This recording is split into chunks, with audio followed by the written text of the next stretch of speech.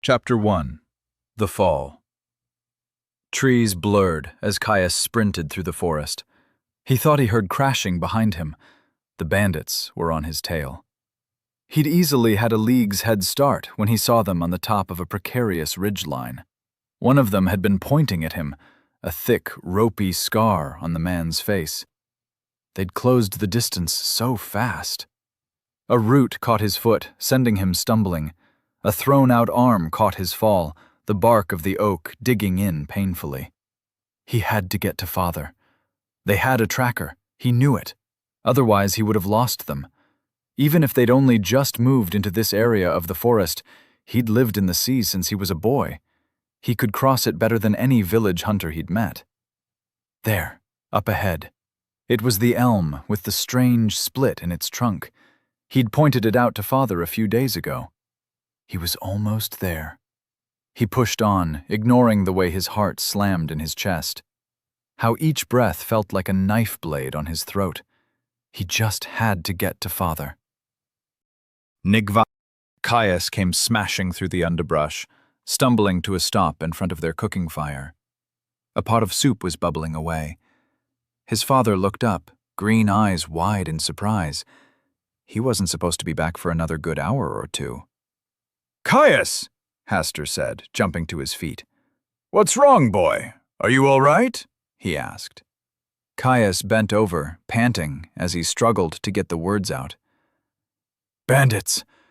Right behind. Think they have a tracker."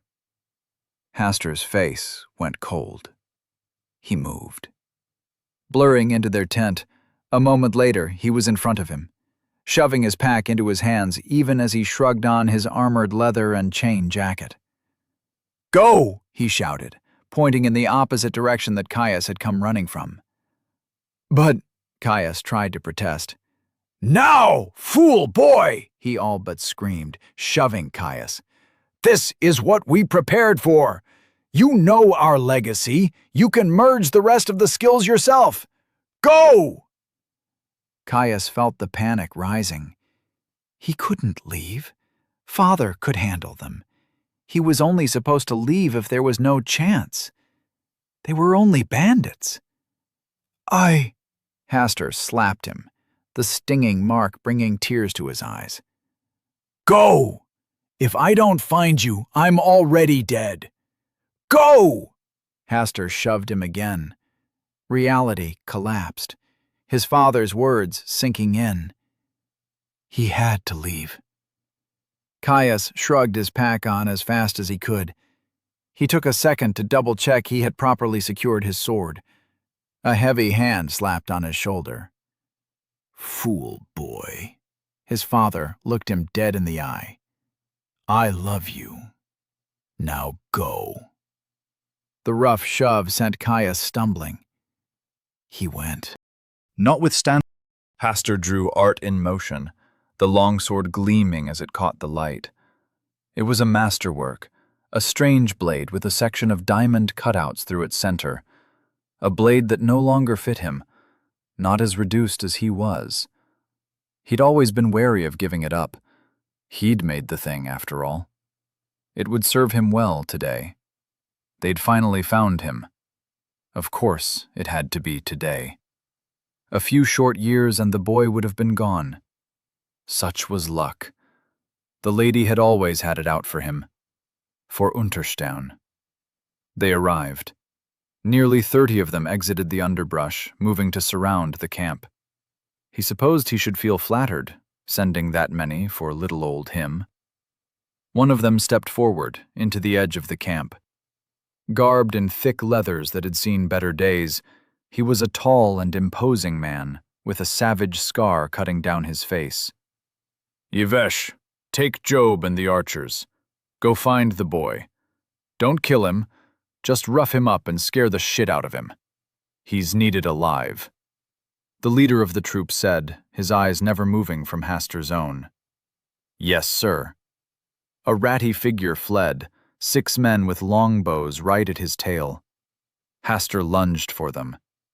The leader of the bandits tutted, moving to block him as the rest of the bandits closed ranks. Hastur growled in fury. I don't know what you want, harassing a hunter and his son like this. If you think us easy prey, I'm sorry to tell you, but you are sorely mistaken, he spat. With a flicker of intent, he focused his true sight on the leader. Level 157. Ame. Haster grit his teeth. No common bandit had an anti-scrying skill that powerful, nor were they that level. They really had found him.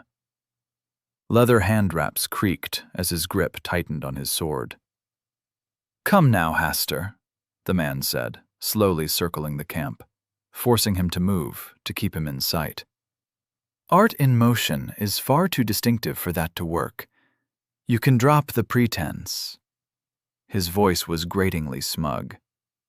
Hells, Haster swore. He knew he should have gotten rid of the fucking thing. I'll admit, you're a hard man to find, the leader continued. I had to search the whole of bloody Vostivar for over a decade before I found a lead in Deadacre. He smiled, sinister and bleak. I guess that's why I'm paid so much. If you know who I am, then you know what I am capable of. I suggest you leave. Haster's voice was flat, hard. Maybe once, Haster. Maybe once. But now? With your class shattered and your body ruined, the man laughed. I think you'll find you are much more manageable. I'm honestly impressed you can even walk after you were poisoned. Soul rend is nasty stuff, after all, he said with a sneer. Haster spat at the bounty hunter, spittle flying to splatter against the man's trousers. He looked down with disgust. Now that's just uncouth. He looked back up. Unbefitting of a risen house of Lacrua, don't you think? I tire of these games, the man continued. Teach me the method for acquiring the Unterstern legacy skills, and I'll let you and the boy go. On my honor as a professional. If you don't, I'll kill you and torture it out of your boy, the man said icily. You can fucking try, Haster ground out. He charged. Branches whipped Caius's face, stinging his tear-tracked cheeks. The depraved men at his tail hooted and hollered. He heard a cry in the distance. Was it his father? Or one of the bandits? Caius wanted to turn back, to stand his ground and help his father defend their camp. He grit his teeth and ran faster. Duty demanded his flight. His father, Haster, had drilled him for this moment for years. The knowledge of their family's legacy skills that they held was too valuable. One of them had to survive, to carry on the legacy. His father should be fine. Even crippled, locked out from the use of his class skills, Haster still had the tyranny of stats to lean on. So he ran. An arrow whistled past his head. That's it! Run, boy! The ingrates were laughing at him, taunting him as they leisurely kept pace. His head whipped back. He glimpsed a figure garbed in ratty leathers that could have been called quality a decade ago. He might know the forest better than their best. It didn't matter. They had a class. He did not. So he ran, faster and harder than he ever had before. Ding! Physical conditioning has reached level 13. Caius ignored the notification, pumping his arms harder. His longsword thumped into his hip with every stride. He longed to draw it and turn on his pursuers. He was practically guaranteed to be the better swordsman. Warforged was his second combined skill. Even if it was low level, its method of creation was a secret for a reason. All the skill in the world would matter little against 5 full-grown men, all of whom would be considerably stronger and faster than him. There was no way any one of them was under level 50. As the trees whipped by him, arrows consistently flew close enough for him to know they could have hit him, if only the archer wanted them to. Caius heard the growing roar of a river. Shit, he swore. He had forgotten about that. Too strong and swift for him to pass safely, it may as well have been a solid wall. The bandits certainly hadn't. They'd been herding him. He had no choice. He would hit the banks of the river soon. Already he could see the spray that was kicked off the rapids as it hit the light. He couldn't go left. The river quickly looped backwards, which would lead him back to the majority of the bandit group's forces. He would have to go right. It might kill him, but that was better than the only other option available to him. Planting his foot firmly on a tree root, he pushed off. Caius heard the muffled curse of one of his pursuers. They hadn't expected that. The roaring of the river grew louder, a cacophony that almost drowned out his pursuit. Sunlight streamed through the trees, revealing the edge of the forest line as it retreated from the banks of the river. Dipping and dodging, Caius wove through the trunks, arrows hitting home with a thwack as they landed around him. The bandits had given up their pretenses and were trying to hit him with real seriousness. He burst onto the riverbank and was confronted by a solid wall of mist and haze. Vision obscured, his only hint of his destination was a violent roar to his front. Ahead of him the land fell away, a sharp demarcation delineating earth and sky, like the ground had been cut free. The river howled as it shot straight over the cliff's edge. Caius's chest thumped as he grasped the enormity of what he was about to do. It was a steep drop. He and his father moved camp regularly. They'd only arrived in this area of the arboreal sea a few days ago. Neither of them had managed to find a path to the base of the falls yet. Even if it was free of rocks, the undertow created by a river of this size was more than enough to drown him. His jaw clenched as he stared at the slice of sky, sprinting straight for the edge. Just a few more long strides, and he would make it. "Job, take him down!" A line of white fire shot through his left leg. Bitter resistance surged through him. He only had one option. Caius threw himself forward, over the edge of the waterfall. The forest stretched out below him, an endless mat of green, vanishing over the horizon as the glistening snake of a river coursed its way through the wild terrain. Then gravity reasserted itself. Caius let out a scream of terror as he plunged towards the watery depths below. Chapter 2. The Great Depths. Bubbles swirled around him, colossal forces pulling him from every direction. Water surrounded him on all sides, stabbing with an icy chill, weighing him down, soaking his traveling clothes. He tried to kick, to force his way upwards. Agonizing heat shot through his leg, the limb flapping ineffectively. It was broken. He was going to drown. Fighting to move, he tried to discern which way was up even as he was thrown and twisted around by the currents. His vision started to tunnel, a deep, burning ache settling into his lungs. "I'm going to drown."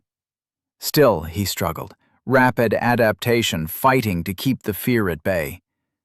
The faintest hint of a scintillating glow rose up from the depths, too blue to be the surface, growing brighter as he was forced down by the hammer blow of water from the falls. It was forgotten in his all-consuming need for air. The black closed in. Then, nothing. Reluctantly, he was falling again. Back hit stone, hard. His head smacked into the ground with a crack that he felt in his teeth. He heard water hit the ground with a splash, drenching his surroundings. The sharp pain rose him to full wakefulness. A cough and a splutter forced out the water in his lungs, leaving him retching. Pushing his sopping hair out of his eyes, he looked around, shocked at his continued survival. Eyes adjusted to a soft light, far dimmer than the sun he was used to, though still more than enough to see by. He was in a damp cavern, the lighting immediately explained by a thin, patchy coating of phosphorescent moss. Roots speared through the light intermittently, bursting through stone and moss alike. It smelled horrible. He pushed himself up into a sitting position, wincing at the pain in his leg. Ever the useful skill, rapid adaptation prevented the pain from paralyzing him, but it did not remove it. Evidently, it hadn't been enough time for his health to regenerate his wound. Looking over the cavern floor, Caius spotted an impressive number of fish carcasses in varying states of decomposition. That explains the smell. Eyes widened as he realized he had no idea if his gear had been ripped off him in his fall. Training took over, his hands searching for the presence of his pack and longsword. Both had a variety of minor enchantments, so they would have been undamaged by the water, if they stayed attached to him in the violent turbulence of the waterfall. He breathed a sigh of relief as he felt both the hilt of his sword at his waist and the top of his pack peeking over his back. Small miracle, that. More importantly, though, where in the hells am I? He looked to the ceiling where he must have fallen from, confused by the lack of water. Caius quickly found his answer in the form of a dull circle of runes inscribed in the ceiling. He recognized them from his father's lessons. He'd had it hammered into him that they were to be avoided at all costs, at least until he was ready. A portal to the great depths. One whose counterpart had ripped him across space to deposit him here. With impeccable timing, the system thrust a notification in front of his face. Welcome to the great depths. Layer 2. Biome. Overgrown graves. Caius groaned as he read the message. Fuck. Layer 2, though. It could be worse. Being on the second layer of the dungeon meant he would be facing monsters with an average level range of 10 to 20. Not the worst, certainly within his capabilities if he was slow, meticulous, and incredibly careful. It wasn't that worried him, however. It was one of the reasons his father had impressed on him to avoid the depths if he ever stumbled on an entrance. A tongue-lashing he had received after getting a little too curious about the glowing circles that dotted the forest above. Firstly, that the entrances were one way, and once used would not be usable again for a period of time that could range from a few minutes to months. Once in, you had no way of knowing how long it would be until you could receive assistance. Which didn't matter if the portal you fell through was at the base of a fucking waterfall. The lesson had only one other component. There was only one way out of the depths. You had to slay one of the guardians that defended a portal to the surface and a portal deeper. You could traverse laterally, moving through biomes to find a favorable matchup. But you had to kill a guardian. Something no unclassed had survived. Ever. Not even on the first layer. Monstrous beyond compare, the Guardians had a far higher level than the layer average, with far more power per level than a common Depthsborn. They even had access to class skills. His father said trying to face them was practically suicide unless you were with a full team of appropriate leveled delvers. Caius slumped backwards onto the damp stone. No problem. I've just got to make history if I want to survive. He put his head in his hands. Still, he was breathing. He had his gear, his training. If he was careful, the danger of the depths should aid him in acquiring and leveling the skills he needed to create the legacy skills he was aiming for. They were a significant force multiplier, and if he managed all 10 before his class selection, he should get offered quite the selection of classes. With a class and a few levels under his belt, it might be enough. He would just have to survive the 2 years until his class selection. Alone. In the depths. Fuck. Okay, immediate plans. Set up a safe base of operations. Father said monsters wouldn't come into entrance rooms, so I'm safe for now. It might take him a few weeks, but he will find this entrance when he deals with the bandits. Stuck in place for the foreseeable future, Caius reverted to his training. His leg still ached from the fall and the arrow wound, but at the least it was no longer broken thanks to the regenerative properties of his health. Step 1 would be assessing his status and how long his recovery would take. Realistically, a few hours at the most. Then, scouting and securing a lasting source of food and water. Based on the biome name, he would most likely be facing a mix of undead types and beast types, or undead beasts, which could cause an issue. Long-term, he would just have to sit tight, work on his training, and wait for his father. If he even survives the bandits, the thought came unbidden. Caius tried to force the fear out of his mind, leaning on his skill to drive off its paralyzing grip on his throat. Hastur, father, would be fine. He was strong. In all their years of sparring, Caius had never even come close to besting him. Even now, he was a man grown, with a unique weapons skill. Father still trounced him easily. After all, he had the same skill at a far higher level, and had far more stats to boot. Hells, the hunters in the frontier villages that bordered the sea tipped him their hats in a deference they showed no others. But if he had a flare-up... The last one happened just yesterday. A racking fit of coughs and muscle spasms that had left him gasping and weak for hours. Caius scrunched his eyes shut. Status and survival first, he thought, letting out a slow and steady breath to calm himself. Status. Name, Caius. Dynasty, Unterstern. Age, 18. Class selection, 1 year, 49 weeks, 6 days. Level, N/A. Race, human, dynastic, +1 free stats per level. Layer reached, 2. Resources. Health, 0/200, 2 per minute. Stamina, 86/190, 2 per minute. Mana, 120/120, 2 per minute. Stats. Endurance, 20. Vitality, 20. Strength, 19. Dexterity, 20. Intelligence, 12. Willpower, -20. Stat points, 0. Class skills, 0 out of 10. Nay. General skills, 10 out of 10. Rapid adaptation, heroic, 10. Warforged, unique, 16. Tracking, common, 20. Sneak, common, 20. Trap finding, uncommon, 20. Orienteering, common, 20. Herbalism, uncommon, 20. Cooking, common, 20. Sense, weakness, rare, 15. Physical conditioning, uncommon, 13. As he had expected, his health was hovering at rock bottom.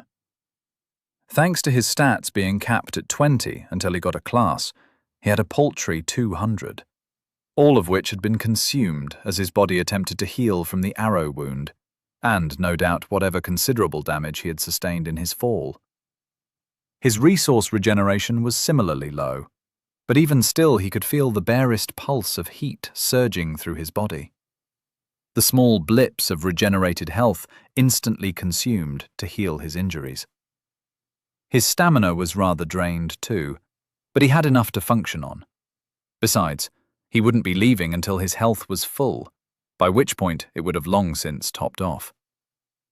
With that done, he scooted over to the edge of the wall, making sure to avoid the manky and very old fish carcasses that dotted the cavern floor. With a heave, Caius pushed himself atop a stray root that seemed to jut out of the floor, lifting himself out of the splash zone of any further potential water drops. He probably could have hobbled over, but Caius didn't want to accidentally re-injure anything partially healed. He didn't want to spend any longer than necessary waiting for his health to fill. Groaning in discomfort, Caius decided to inventory his skills in order to take his mind off his leg. His third legacy skill was coming along nicely.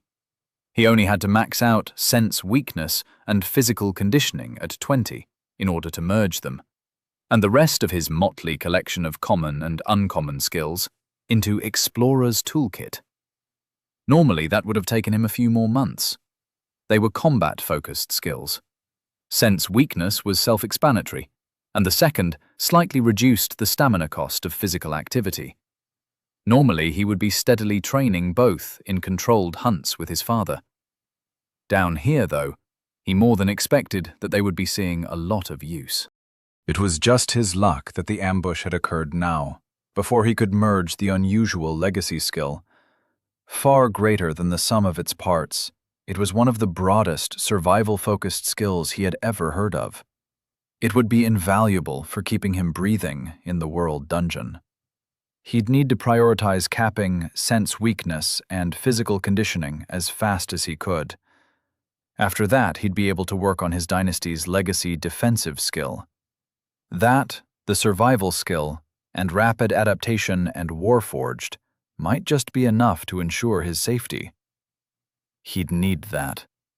He couldn't only focus on just barely surviving. That would make it impossible for him to acquire and merge the component skills he needed for the rest of his legacy skills, especially the 6th and 7th skills in his legacy. They were vital for the plans he had for his class. Without them, there was no chance he would be able to practice weaving and binding runic spell inscriptions to his flesh, something that would let him cast without the channeling time and focus requirements of a normal mage. Without practice, it wouldn't influence his class. Without that influence, he would need to pick a channeling class if he wanted access to magic, which would mean the sway of his close combat legacy skills on his class selection would go to waste. No one used channeled magic in melee. It was suicide. He had one shot at a class that blended magic and blade. There was no way he was going to let being trapped in the depths come between him and his goals. Besides, if he managed to complete the full set of his legacy skills and practice such a unique method of bodily imbuement, he was sure to be offered an unusual, or maybe even unique, class. That would give him just the edge he needed to slay the Guardian and escape. Not exploiting his legacy skills to the fullest extent possible would be a waste and a stain on his family name. Even one merged from only 3 or 4 general skills was worth a noble's ransom. The ones that were part of the limited few that were an open secret, only slightly less so. A good general skill could change fates. Hell, an old hunter who had shared their fire once had boasted that the only reason he felt comfortable ranging so far into the sea was that he had been lucky enough to unlock 2 unusual skills. If only the man had known what his and his father's skills looked like. Unusual was usually the lowest rarity for a legacy skill, though some more common merges of 2 to 3 skills were rare. Yet, despite their power, their frankly insane value, almost no one actively hunted for combinations.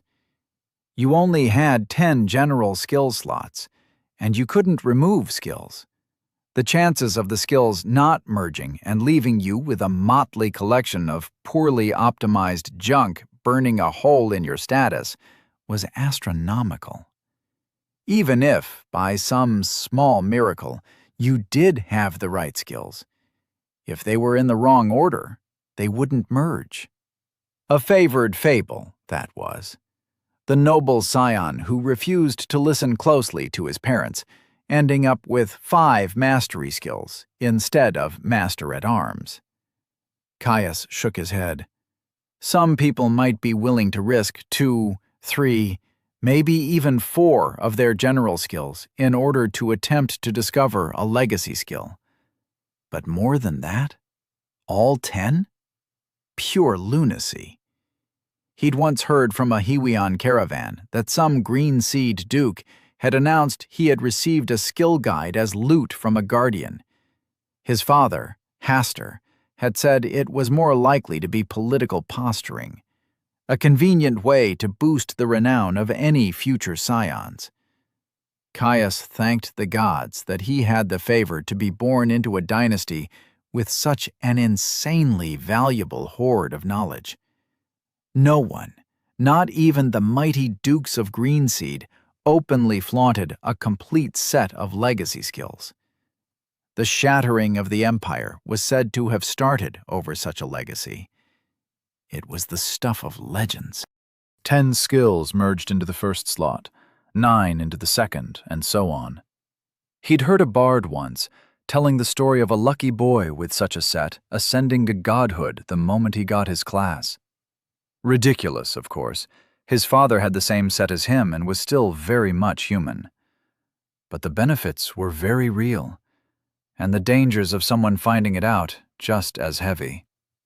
It almost frightened him. People would kill for even one of his skills. Hells, he'd literally overheard more than one disgruntled farmer mutter about kidnapping a noble to secure a legacy for their own sons. Bluster in the face of a noble's might, but the intent was there. Let alone if they found out a full set would lead to a free evolution of your final general skill. He now understood why his father wouldn't even let him out of their rented rooms when they had visited villages when he was a young child. Too afraid he would let the secret slip. Father had always been cagey with exactly how they came to possess such a bounty, nor why they had no hold, clan, sect, or nobility, unlike any other dynasty he had heard of. Why, despite having a king's foundation, they hid like rats in the woods. He had told Caius that their dynasty was old, far older than most. Still, that was the smallest and least difficult of the prerequisites in attaining such a legacy. Neither had his father explained the origins of his bizarre injuries, the ones that inhibited his abilities to use his active class skills, that caused him such agonizing and debilitating flare-ups. It wasn't that hard to guess, though. Someone had found out, and when they did, his father had been forced to flee, to preserve their legacy, much like father had forced him to flee in turn. Caius buried his worry for his father's safety. In the end, as much as it burned him to think, it didn't really matter. Father's condition had been getting worse over time. His father had done everything he could to stoke his desire to become a delver, to explore the world and grow strong, see sights unseen and carry the Unterstern name to lofty heights once again. Promising that, once they didn't have to hide his training, he would settle down in one of the frontier villages and stop pushing himself, in spite of his affliction. He'd just thought he'd have more time. Time enough to finish his foundation, and then later to obtain his class. Time to spend with his father. Days on hunt, evenings setting camp, nights sat around the fire. If those bandits had robbed him of that, there would be a blood debt. One he intended to repay with interest. He just had to get out of the damn depths first. Powerless, a figure lounged on a throne of rough-hewn stone, one leg tossed contemptuously over the armrest. He looked like he was chiseled from granite, all rough angles and hard lines, striated muscle barely concealed from view by a thin robe far too fine to be made of mundane silk. The chair hovered in an endless black expanse, vacuous space only broken by 1,000 dancing lights, moving to some unheard tune. "Report," the figure spoke, words barely scraping free, like he had nearly forgotten the delicate control it required. A light floated free of the swarm, drifting over to phase through his skull. The figure sat unmoving, bored. Integration. Initiated 13,364 years, 9 months, 3 weeks, 1 day, 14 hours, 38 minutes, and 13 seconds ago. Integration. Stage 1. Completed 13,289 years, 3 months, 4 days, 19 hours, 8 minutes, and 42 seconds ago. Integration. Stage 2. Pending. Useless. The words were forceful, bitter, an ancient frustration sending the dancing lights into a swarm of anxious activity. Summary since last report. Another light drifted free from the swarm, pulsing as it approached the figure. The light entered their mind. They blinked, a pensive expression crossing their face. A century of history parsed in an instant. And unclassed in the depths. First time in a few decades. Probably no chance, just more dead meat. Thick fingers drummed against stone, leaving hairline cracks in their wake. They didn't have anything better to do. Full historical analysis, Caius Unterstern. Another light. Another instant. The figure sat up with a start, leg crushing the stone handrest in their haste. They frowned at the distraction. A look of intent, and the stone was whole again. They turned back to the report, digesting what they learned. Maybe. He might make it. Observe the boy. Let me know of his progress. Attempt forced. Observation status? No, the figure hurried. But inform me if he meets the criteria. They leaned back, drumming their fingers into the stone again, dust flying free with each impact. For the first time in millennia, they felt impatient. Come on, kid. You might be my ticket back to the fold. Give me an excuse to put my finger on the scale. Powerless. Chapter 3. Cloudy with a chance of swarms. Hood comfortably cut through leather and bone with ease. Durable, scalpel sharp, and perfectly balanced. Its enchantments only served to reinforce those points. Magics of an unbreaking and self-repairing nature. A honed edge that would never dull. Resistance to the elements and the passing of time. Father almost certainly could have enchanted the blade so the barest of nicks would have rent the life from his foes. At least, the sort of foes that he had any business facing in the first place. That would have defeated the entire purpose of the gift. It was a tool. Reliable and dependable, certainly, but not something that would remove all challenges he would face. Father had sat him down on the very first day he gained the ability to learn skills, explaining it to him. They grew through struggle and strife. The strength of your class offering influenced in much the same manner. There were no shortcuts. Even before he unlocked his access to skills and stats at 15, the entirety of Caius's life had been that of preparation. How to identify food and clean water, how to hunt and kill, 2 hours of running every morning, how to staunch an artery, and more. All with practical examples, though in the case of an arterial bleed, it had been his father who had suppressed his healing and opened his brachial artery. Too dangerous for a boy without health, his father had said. Not that that had made it any less traumatizing. He still remembered the way Father's face had gone slowly white while he was coated up to the elbows in his father's blood.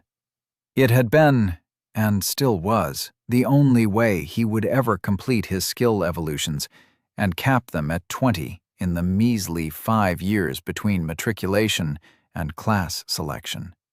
With a good class, he would have had a ticket out of the forest, one that his father had wholeheartedly supported him on, promising that he had something lined up in 3 fields when that happened, that they wouldn't need to hide when there was no chance of somebody spying on his training. He'd wanted to be a delver. Now he had to be one before he was ready. There was no way he was going to let being trapped in the depths come between him and that goal. Hell, given the way skill leveling responded to danger, it would probably even be a boon. He'd had a level up for Warforged in the works for weeks now, and a single level might just be the difference that would keep him alive. A little training wouldn't hurt. Besides, there was no way he was going to explore the depths without his health topped off. He raised his blade into a high guard, flowing smoothly through his stances, weaving between imaginary enemies as his sword flashed out with blurring speed. A swift parry and riposte, twirling into an overhead strike that cleaved through an enemy attempting to sneak up behind him. On and on he moved, working out his feelings of frustration and uncertainty, feeling the rhythms of his movements and the slow burn of his muscles. Between his stamina and his physical conditioning, he continued for a while, a familiar, thrilling heat welling up within him. Ding! Warforged has reached level 17. Warforged, level 17. Unique. The pedigree of slaughter stretches far. From fist and rock to bow and spear, the history of violence reaches to time primordial.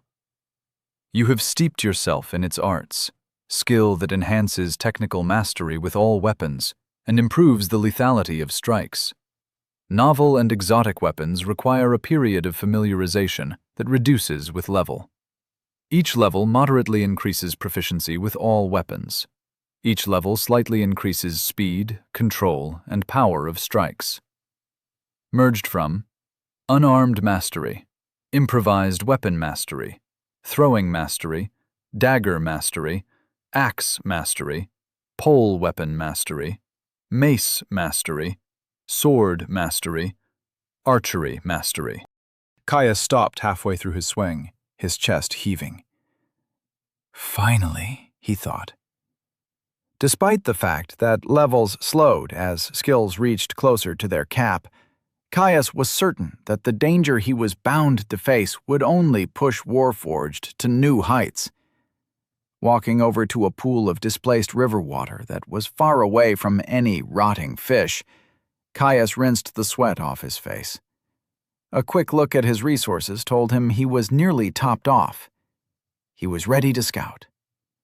Looking into the dim exit out of the entrance chamber, Caius felt a mixture of dread and excitement flow through him. It would be the first time he would be entering danger without his father's watchful eye over his shoulder. Caius felt his breathing steady. Shadows that previously loomed to hide imagined foes, now wrapping around him to hide him in their embrace. Using sneak made him feel at ease, especially in unfamiliar places. Common or not, the way it eased his movements, guided him on how to reduce his presence, was a rare comfort. Poking his head around the cave's edge, he surveyed the area. Much like the entrance room, the tunnel was mostly bare rock illuminated by the odd patch of softly glowing moss. More tree roots that pushed their way free of cracks in the stone, clawing their way across the walls like creepers. If it had been anywhere else, the effect would have been pleasant, almost comely. Growing up in a forest had made Caius rather fond of natural spaces, after all. Unfortunately, this was the depths, and the writhing shadows that the roots threw off in the slowly pulsing light grated at his nerves. Caius held his sword at the ready. Caius wasn't going to bet his life on Depthsborn making their presence obvious, even if it was common. If there was one thing his father had hammered into him, it was that the depths seemed to love breaking its own rules when it would put you most at risk. His father had told him about a brush with death he himself had had when a stone elemental had phased through a wall on the 15th layer. That wasn't the only thing he had to contend with either. Tunnel sections were notorious for being littered with traps. If he hadn't had trap finding, he wouldn't even step foot out of the entrance room. Unfortunately, a level 20 uncommon skill was far from enough to ensure his safety, and he had to leave the chamber anyway. Okay, overgrown graves. Already know that probably means beast and undead types, but from the looks of it, the tunnels are following a natural theme. Probably not going to be artificial traps then, I think. Caius scrunched his brow. His father had mostly focused on identifying the depths and parsing biome themes. Any actual lessons on delving strategies had been supposed to come later, once he'd gained his class. It was supposed to be his final lesson, a long-awaited send-off before his father settled in for the easy life of a runic inscriptionist. Something he could do without his class skills, and without straining his old injuries. Taking a steadying breath, he took a final look at the safety of the entrance room, double-checking that his pack was nestled safely off the floor on an errant route. While it had waterproofing enchantments, he didn't want to risk it being washed away if there happened to be another deluge while he was gone. He'd made all the preparations he could. It was time to leave. The passage ran off from the cavern, quickly splintering into a multitude of directions. He decided to keep left, the Delver's classic. It didn't take long for Caius to hit his first obstacle. A tangled mess of spiderwebs coated the cave from floor to ceiling, thick enough to almost completely obscure his view. Something darted across, crawling deeper into the nest and out of view. Massive, hairy, and black. Wider than the length of his foot. Physically, probably not all that dangerous. There was no way in hell the things were not venomous, though. "Course the first thing I come across is bloody spiders," Caius groaned to himself. He'd always thought they were unnerving. Too many legs and eyes by far. Plus, bugs had no right to have fangs. It simply wasn't right. He shook his head to throw off his nerves. Depths-born spiders or no, it wasn't like him to quake in his boots at the first sign of a fight. Crouching down, Caius scrounged up a few fist-sized chunks of stone, courtesy of the omnipresent tree roots cracking the surrounding tunnel walls. He would make them come to him. Taking a breath to steady himself, he stepped out from behind the bend in the tunnel before pelting the spider's nest with the rocks. The stones sailed through the air, punching easily through the silk webbing. The trail of carnage was followed by an aggravated chittering. Caius calmly drew his sword. The silks are weak, that's good. No risk of being caught up. A single spider crawled free of the ruined webbing, approaching his position quickly. Furious at the invader that had dared to violate its nest, Caius ran forward, the spider raising its forelegs in response. Caius thrust, his sword point piercing the creature's thorax. The hardened steel punched through the bulbous sack of flesh, spilling gray-brown ichor freely across the floor as it clattered against the rock below with a clank. The spider screeched, flailing, desperate to rid itself of the weapon embedded in its torso. Behind it, Caius saw more racing towards him from further in the cave. The numbers grew until they looked like a pulsating mat of black that seemed to bleed up the walls. Caius didn't stand on ceremony. He lifted his sword, spider still firmly impaled, and slammed it against the rock wall to his side.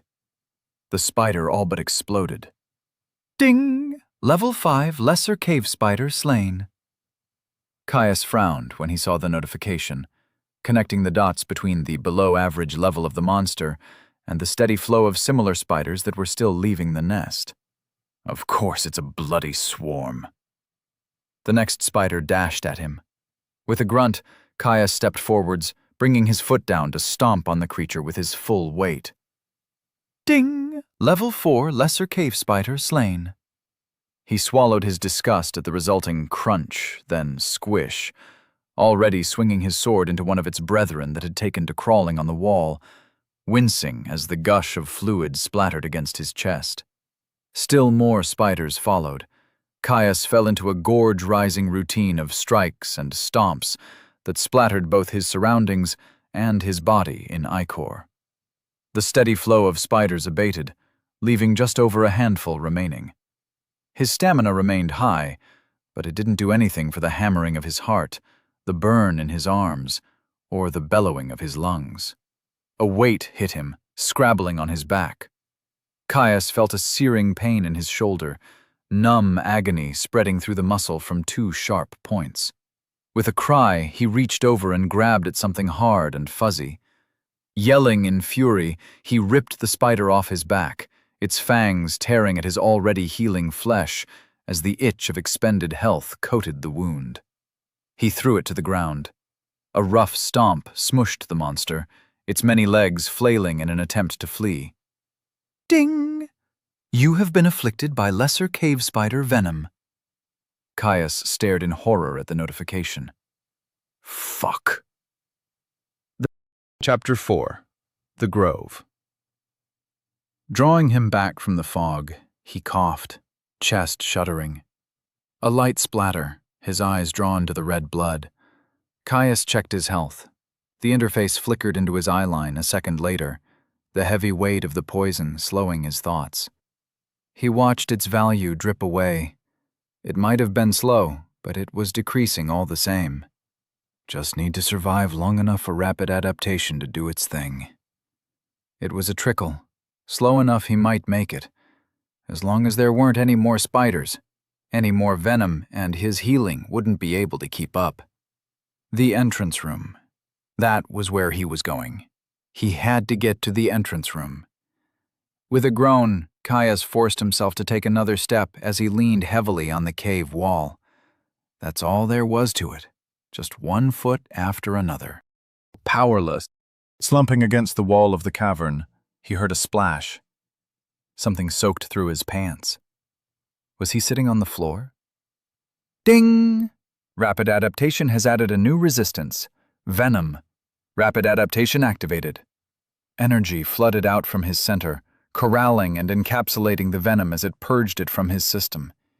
He gasped. The leaden weight on his mind and body retreated quickly. Ding! Rapid adaptation has reached level 11. Finally, Caius thought to himself. Rapid adaptation, level 11. Heroic danger lurks in every corner. Adapt or die. This skill allows you to develop resistances to all damage types and afflictions. Novel dangers require a period of adaptation to develop a resistance. Certain sources of damage are harder to adapt to, such as physical harm and esoteric mana types. Each level slightly increases resistances to dangers you have adapted to. Each level slightly reduces exposure required to adapt. Resistances: pain, fear, poison, disease, fire, water, earth, air, void, ether, venom.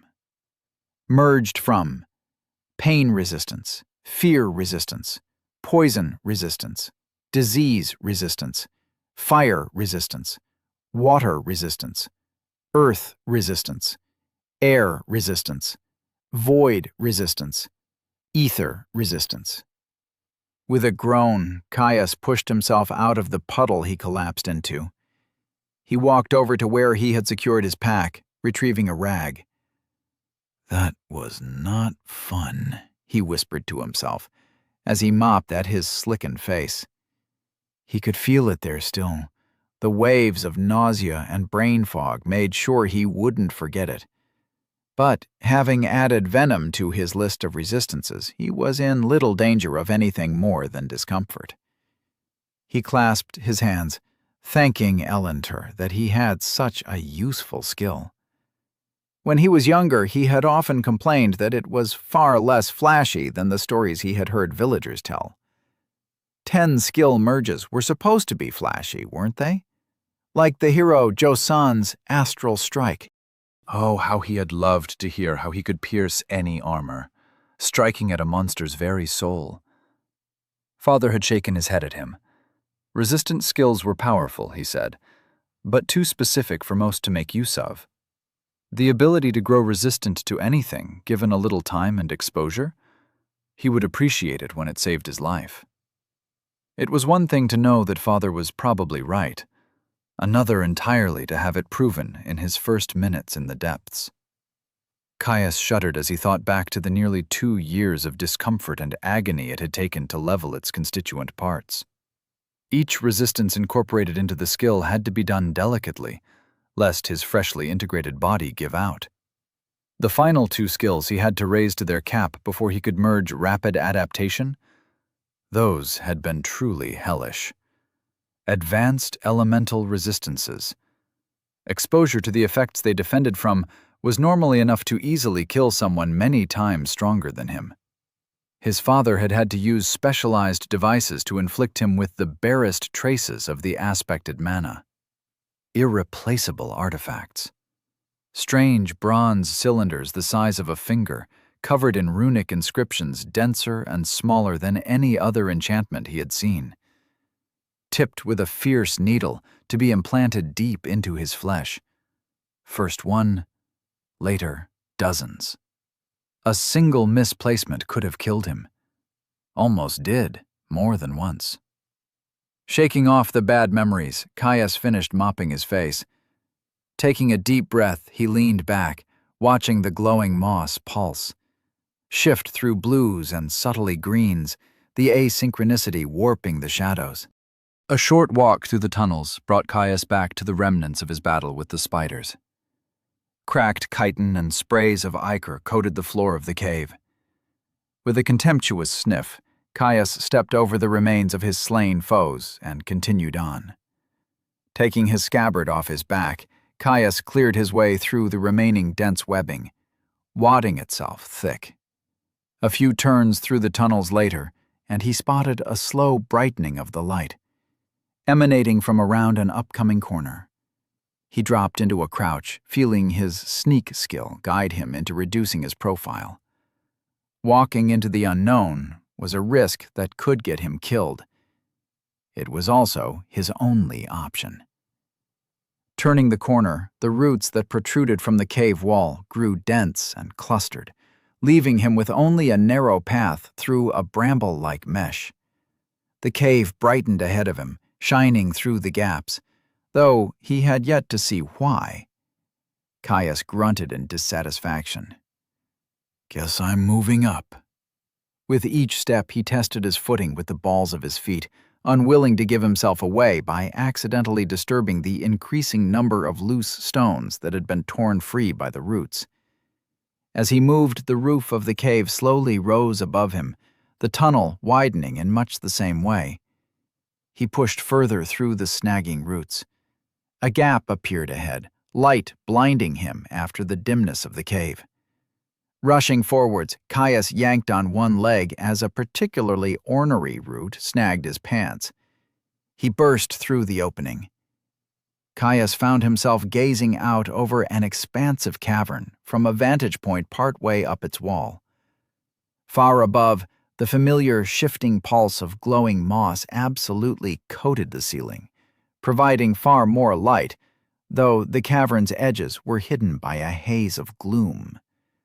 A gentle, if treacherous, slope of scree fell away before him, leveling out to meet the cavern floor. Caius stopped, transfixed, his attention drawn away from the space's immense size to the dense blanket of foliage that obscured his view of the ground proper. The stout tree's leaves glowed a dim green, though with less potency than the moss far above. A sea of green, stretching out further than he could see. A forgotten forest, potentially hundreds of long strides beneath the surface. A shadow of its cousin above, drowned in a strange fey light.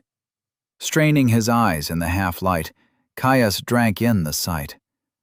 Was that? It was. He could barely make out a dilapidated stone structure in a gap in the trees, just close enough that it wasn't hidden in the gloom. "I'd bet my sword that is where I will find some undead." Caius narrowed his eyes. In the depths, an underground forest meant hazardous wildlife. There was a small chance that he was off base and the wildlife would be undead, but the distinctly living nature of the swarm of spiderlings suggested otherwise. With how long he was going to be trapped down here, that meant he had a food source. The undead themselves were probably the true hazard of this biome. They would be the grindstone he needed to push his skills just that little bit further. Delving was a dangerous profession. You either took every opportunity you could to eke out another iota of growth, or you died. He might have started a few years early, but he refused to fall into the second category. He dashed down the slope, anticipation urging him forward faster than was wise. Chapter 5. Unnatural Encounters. The forest opened up, revealing a battered church that stood proud in a sea of gravestones, a low stone wall guarding the perimeter. While it might have once been grandiose, age had not been kind to it. Shattered tiles covered the roof, barely protecting it from the elements. Thin stone openings dotted its cracked walls, glass long since shattered. Only the rotten remnants of shutters remained to sway in the strange breeze that flowed through the cavern. Buildings were common enough in the depths. Apparently, as you got deeper, it was possible to find entire ruined fortresses, even cities. Rich in artifacts, forgotten language, and lost culture, it was almost impossible to believe that they were all creations of the dungeon. Did the depths create it all whole cloth? The creation of some dreaming intelligence? Or was it simply watching, creating twisted inversions of the world above? Perhaps, in some long-forgotten time, this church had stood in some rich glade of the green-seed dukedoms, only to find itself reflected in the endless depths long after it had turned to dust. Caius moved on quickly from his musings, his eyes moving to the expansive graveyard that circled the church. There was no order to the graves, flat plains of stone rising abruptly from the earth in a haphazard manner, so different from the orderly rows that lay on the outskirts of frontier villages. Wait, was that? It was. A figure shambled out from behind a headstone, plodding its way through the graves. It paused, waiting. It turned in place, seemingly scanning the field in front of it. It found nothing, moving off in what seemed to be a random direction.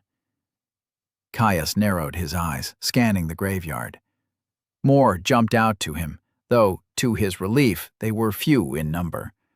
5 in total, and gaunt of frame, the figures shambled around in meaningless circles as they stumbled over hidden debris.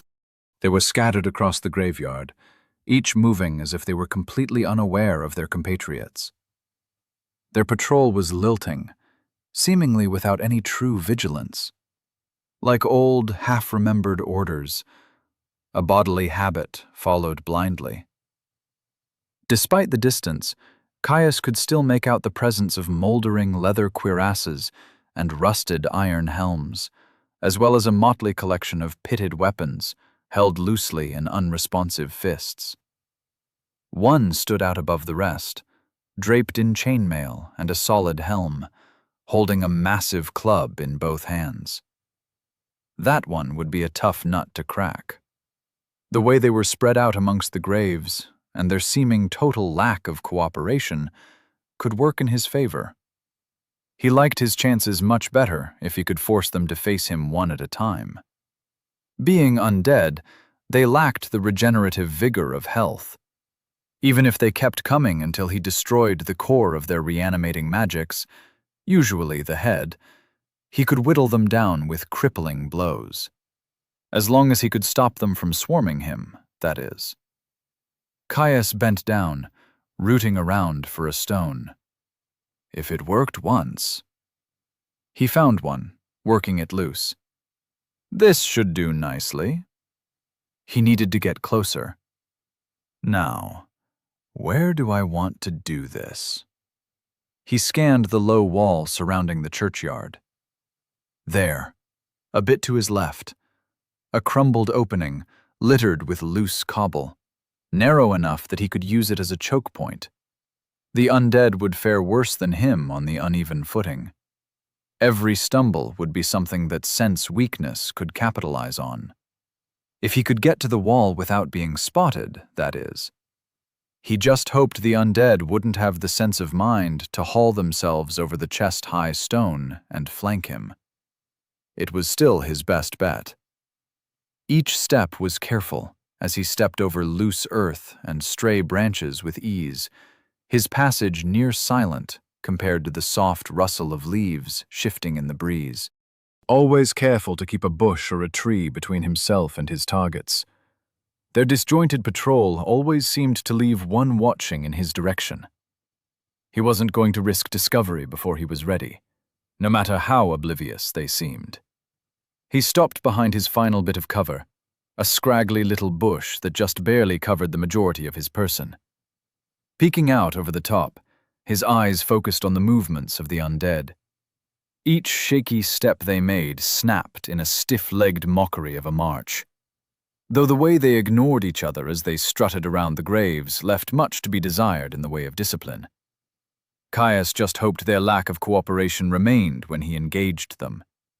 No matter which way they wandered, there always seemed to be one positioned just right that would see him making a break for the fence line. Muffling a curse, Caius suppressed his urge to run into the fray anyway. "You're in the depths, you fool. Being cocksure is how you end up dead." Taking a deep breath, he noticed his forearm had started to burn due to his too tight grip on the stone he had found. Forcing himself to loosen his grip, he settled onto his haunches and began to wait. Powerless. Now! The soft earth beneath his foot gave way slightly as system-enhanced strength and coordination moved him from a low crouch to a dead run in a fraction of a second. He kept himself hunched, trying to minimize his profile. He ran as fast as he could to the obscuring safety of the wall. He shifted his tongue, mouth bone dry as he kept his gaze locked on the undead. It had taken what felt like hours for the entire group to coincidentally face away from him, the time dragging as shimmering half-light and drifting shadows tried to drag his attention from his quarry. He was halfway there. One of the undead, the tough-looking one carrying a half-splintered club, stopped dead, its back facing him. The soft noise of the glade around him seemed to quieten, his gaze sharpening. The world seemed to narrow to the dense pulse of blood running through his veins, and the soft jolt of his feet impacting the ground with every frantic step. He was so close. It was the furthest one away.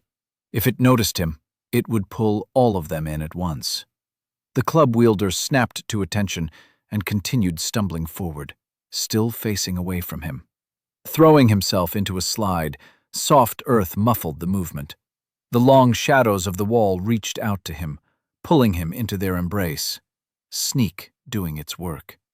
Air rushed out between his tense teeth. Caius forced himself to relax the aching tension in his jaw. He came to a rest in the shadow of the wall, the crumbling gap he intended to take advantage of only a few meters to his left. Shuffling back towards the wall, Caius held his sword ready, straining his ears for any hint of approaching movement, any indication he had been spotted. He got his feet under him, bracing his rear foot against the wall so he could bolt and reposition at the slightest sign he had been discovered. But nothing. With a soft sigh of relief, he set down his sword before unbuckling his pack and resting it gently down against the hard stone barrier. Picking up his sword with his offhand, he snatched the rock with his dominant. It would let him start the confrontation on his own terms. He rose, eyes barely peeking over the chest-high wall, taking in the undead. The closest one commanded his attention, his first target. Just close enough to be in range of his throwing arm. Gaunt and withered, it looked like a 2-week-old corpse had been left out on a smoking rack. Decrepit, but dry. No leaking sludge or flesh-melting sores. No decay. Moldering boiled leather clad its figure, while it clenched a pitted short sword between almost skeletal fingers. Sense weakness nudged him, made his vision drift higher.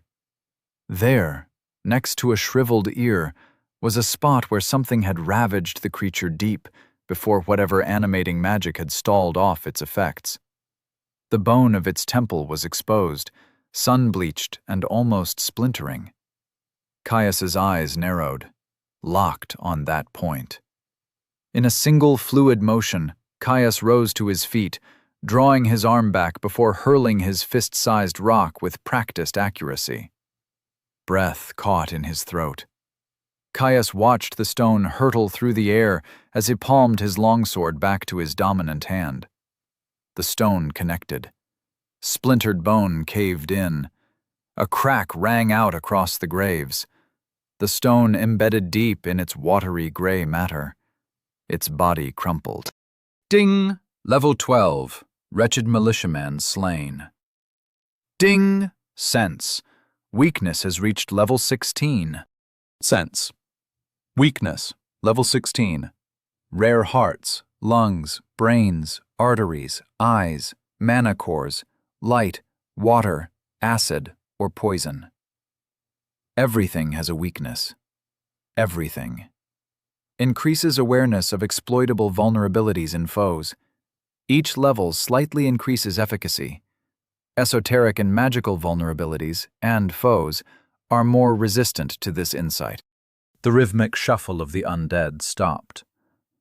The remaining 4, spread out across the graves, turned towards the sound.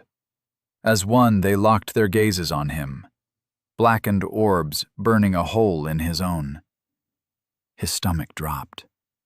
Caius had to fight to keep his grip suitably relaxed for swordplay.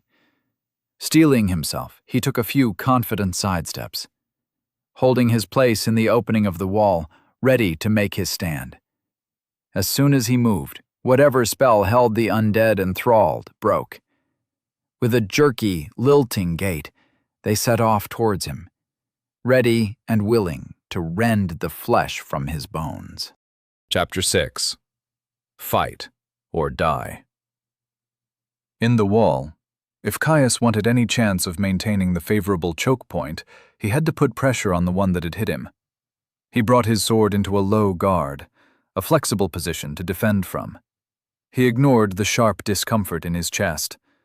The undead came into range, swinging its hatchet. Caius backstepped, allowing the momentum of his foe's swing to pull it off balance. He stepped forwards with a lunge, sword poised to lance the undead through its skull. It pivoted its hips, eyes burning with glee as it returned its hatchet in a spiteful reverse strike. Caius's face blanched. He could abort his strike, attempt to dodge the incoming blow. However, the only way he could do that would be to throw himself to the side, leaving him unbalanced and the initiative firmly out of his hands. No time. He had to commit. He braced his core, twisting slightly to minimize his profile. The blunt edge of the hatchet slammed into his obliques, just missing his lowest rib. Air whistled past his clenched teeth, winding him. His sword punched through the undead's nose, enchanted steel sliding through bone with ease. Ding! Level 11. Wretched militiaman slain. Stepping out of the lunge, Caius forced himself to ignore the radiating ache of his side. It was quickly joined by the crawling, dull itch of his regeneration. He forced himself to take a deep breath, his diaphragm spasming. The rest of the undead had arrived. He brought his longsword up, hilt pulled in tight to his armpit, floating point trained on the head of the leading militiaman that advanced on him. This one armed with a derelict straight sword and buckler. Right behind it, a companion encased in a pitted breastplate and wielding a spear. The final one trailed behind them, still making its way across the graves. The one with the straight sword entered first, its reinforced buckler held out front to ward off blows. The one with the spear fell in behind it, hovering and ready to attack from behind its vanguard. Caius grit his teeth. "I've got this," he reassured himself. He stabbed forwards. The leading undead reacted instantly with a speed that contrasted its withered body. Its buckler knocked his sword away from its head, following through with a running stab towards his chest. Sense, weakness twinged. Muscle memory and war-forged enhanced skill capitalized on the burst of intuition. Caius took a half-step back, the dirty point of the militiaman's straight sword coming within a hair's breadth of his tunic.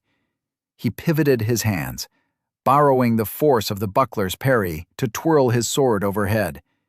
He was too far back on his rear foot to cave in the undead's brain pan, but the point of his sword ripped through the undead's ratty leather armor, cutting clean through its leading bicep. Treacle-like blood welled up from the wound, spilling slowly free. Reanimating magics or no, the creature was still primarily of flesh and blood. It needed muscles to move. Its arm fell weakly to its side, sword held in a limp-wristed grip. Immune to shock and pain, it did little to stop the undead. Stepping forwards, it twisted with its hips, throwing its whole weight into a wild haymaker. Neither did its spear-wielding companion give him a moment to breathe. Even as Caius stepped back again to avoid the vanguard's reckless attack, the rear undead thrust forward, pressuring him with its spear. Fear shot through him. He shifted his head to the side to avoid the blow. A fire split his cheek, blood spilling free to wet his neck. The pitted blade had exposed his gums to the tepid air of the underground glade. He sucked in a breath. Air stung his open cheek, mouth filling with blood. He didn't have a moment to think. Health would deal with it. He had a fight to finish. Swallowed blood coated his throat. The leading undead was still off-kilter from its full body swing. Caius attempted to stab forward to finish off the foe. Its companion gave no quarter, a flurry of thrusts preventing him from finishing off its ally, forcing him to focus on parrying. They danced like this for some time, Caius narrowly dodging clumsy, half-disabled swings from the leading undead as its spear-wielding companion locked down his advance. Every wasted second, another that the final undead with the club drew closer. Each party was in a deadlock. If it joined the battle, the tenuous balance would be broken, and not in his favor. He had to do something, and fast. Worse, he was not fueled by indefatigable magics. His muscles burned, his chest bellowing with great gulping breaths, each one grating at the two almost healed chest wounds, every aggravation slowing down the healing process.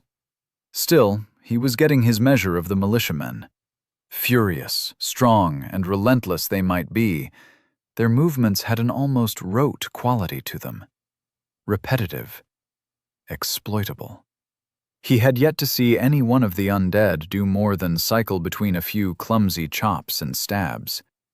With every stab and wild swing, sense weakness and his own combat knowledge shed light on more and more vulnerabilities. The leading undead threw its whole body into a swing once more. Its limp arm and the awkward weight of its sword pulled it off balance on the uneven terrain. Another opening. One he knew would be defended by yet another stab from the rearguard undead. Caius's focus contracted, blade spinning to parry the spear thrust that he had seen coming. Borrowing force from the collision, he pivoted his sword into a downward slash, taking the off-balance undead clean through the neck. Decapitated, its body fell limp. Ding! Level 14. Wretched militiaman slain. Without pause, his sword whipped back up, parrying yet another probing strike. And another. He advanced now, putting the pressure on the undead spear wielder. It retreated, attempting to gain sufficient distance to bring its weapon to bear. A stab, then another step, then a stab. Repeat. If he moved to attack, the spear came up. Warding its face, he twitched. Jerking his sword forward in a false stab, its spear came up. The moment was here. Caius slashed low. Blade met desiccated flesh, shearing through its knee. The undead pitched over. He carried his cut through to whirl into an overhead strike. His blade buried itself in the undead's brain pan. Ding! Level 12. Wretched militiaman slain. Ding! Sense. Weakness has reached level 17. Triumph washed over him. his mouth splitting into a feral grin that twinged the slowly shortening cut through his cheek. His eyes stayed trained on the sole remaining undead, tonguing the rent, feeling the air as his flesh writhed as it re-knit itself closed. Wielding a great club in both hands, it was garbed in a long shirt of surprisingly well-preserved chain, while a dented and dirty steel helm sat on its head. This one might be a tougher nut to crack. Caius took advantage of the momentary break in battle to survey his resources. Resources. Health, 94/200, 2 per minute. Stamina, 0/190, 2 per minute. Mana, 120/120, 2 per minute. Caius winced as he took in his drained stamina. With his frantic pace through the dungeon, he would have entered battle without it topped off. The resource drained far faster in mortal combat compared to casual exertion, something he had had to learn the hard way in his first spars with his father. He would have to rely on his bodily fitness from this point out, something luckily supported by both stats and skill. Hopefully I get a level of physical conditioning out of this. Caius squared his shoulders and advanced on the approaching undead. Sword point was held low in a guard of false openings, hoping to bait a parryable swing. The final militiaman reached the breach.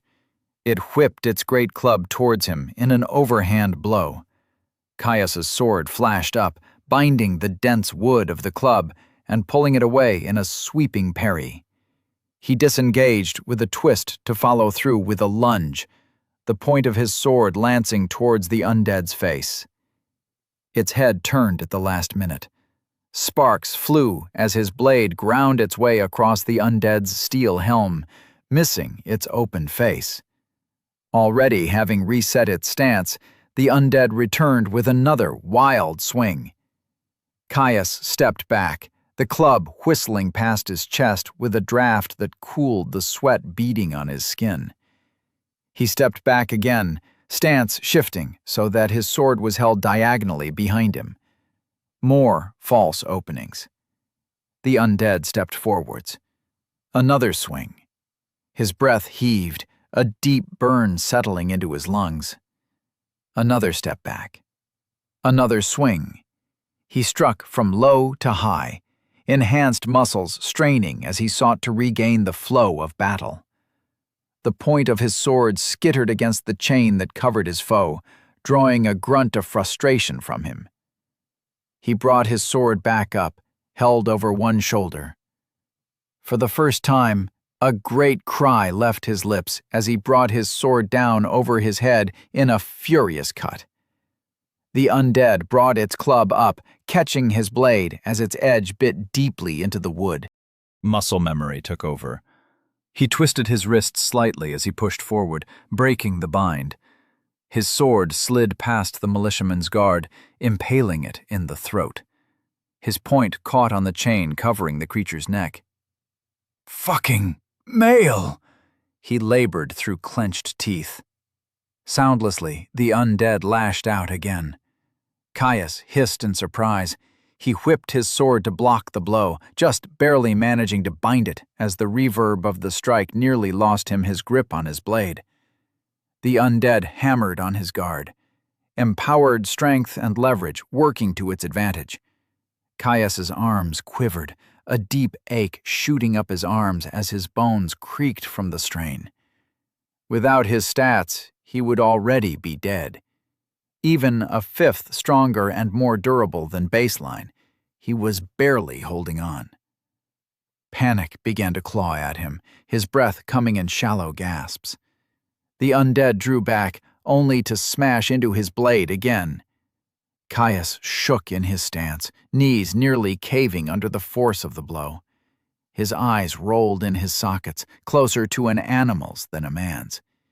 He needed to do something, now. The club rose again, and Caius broke.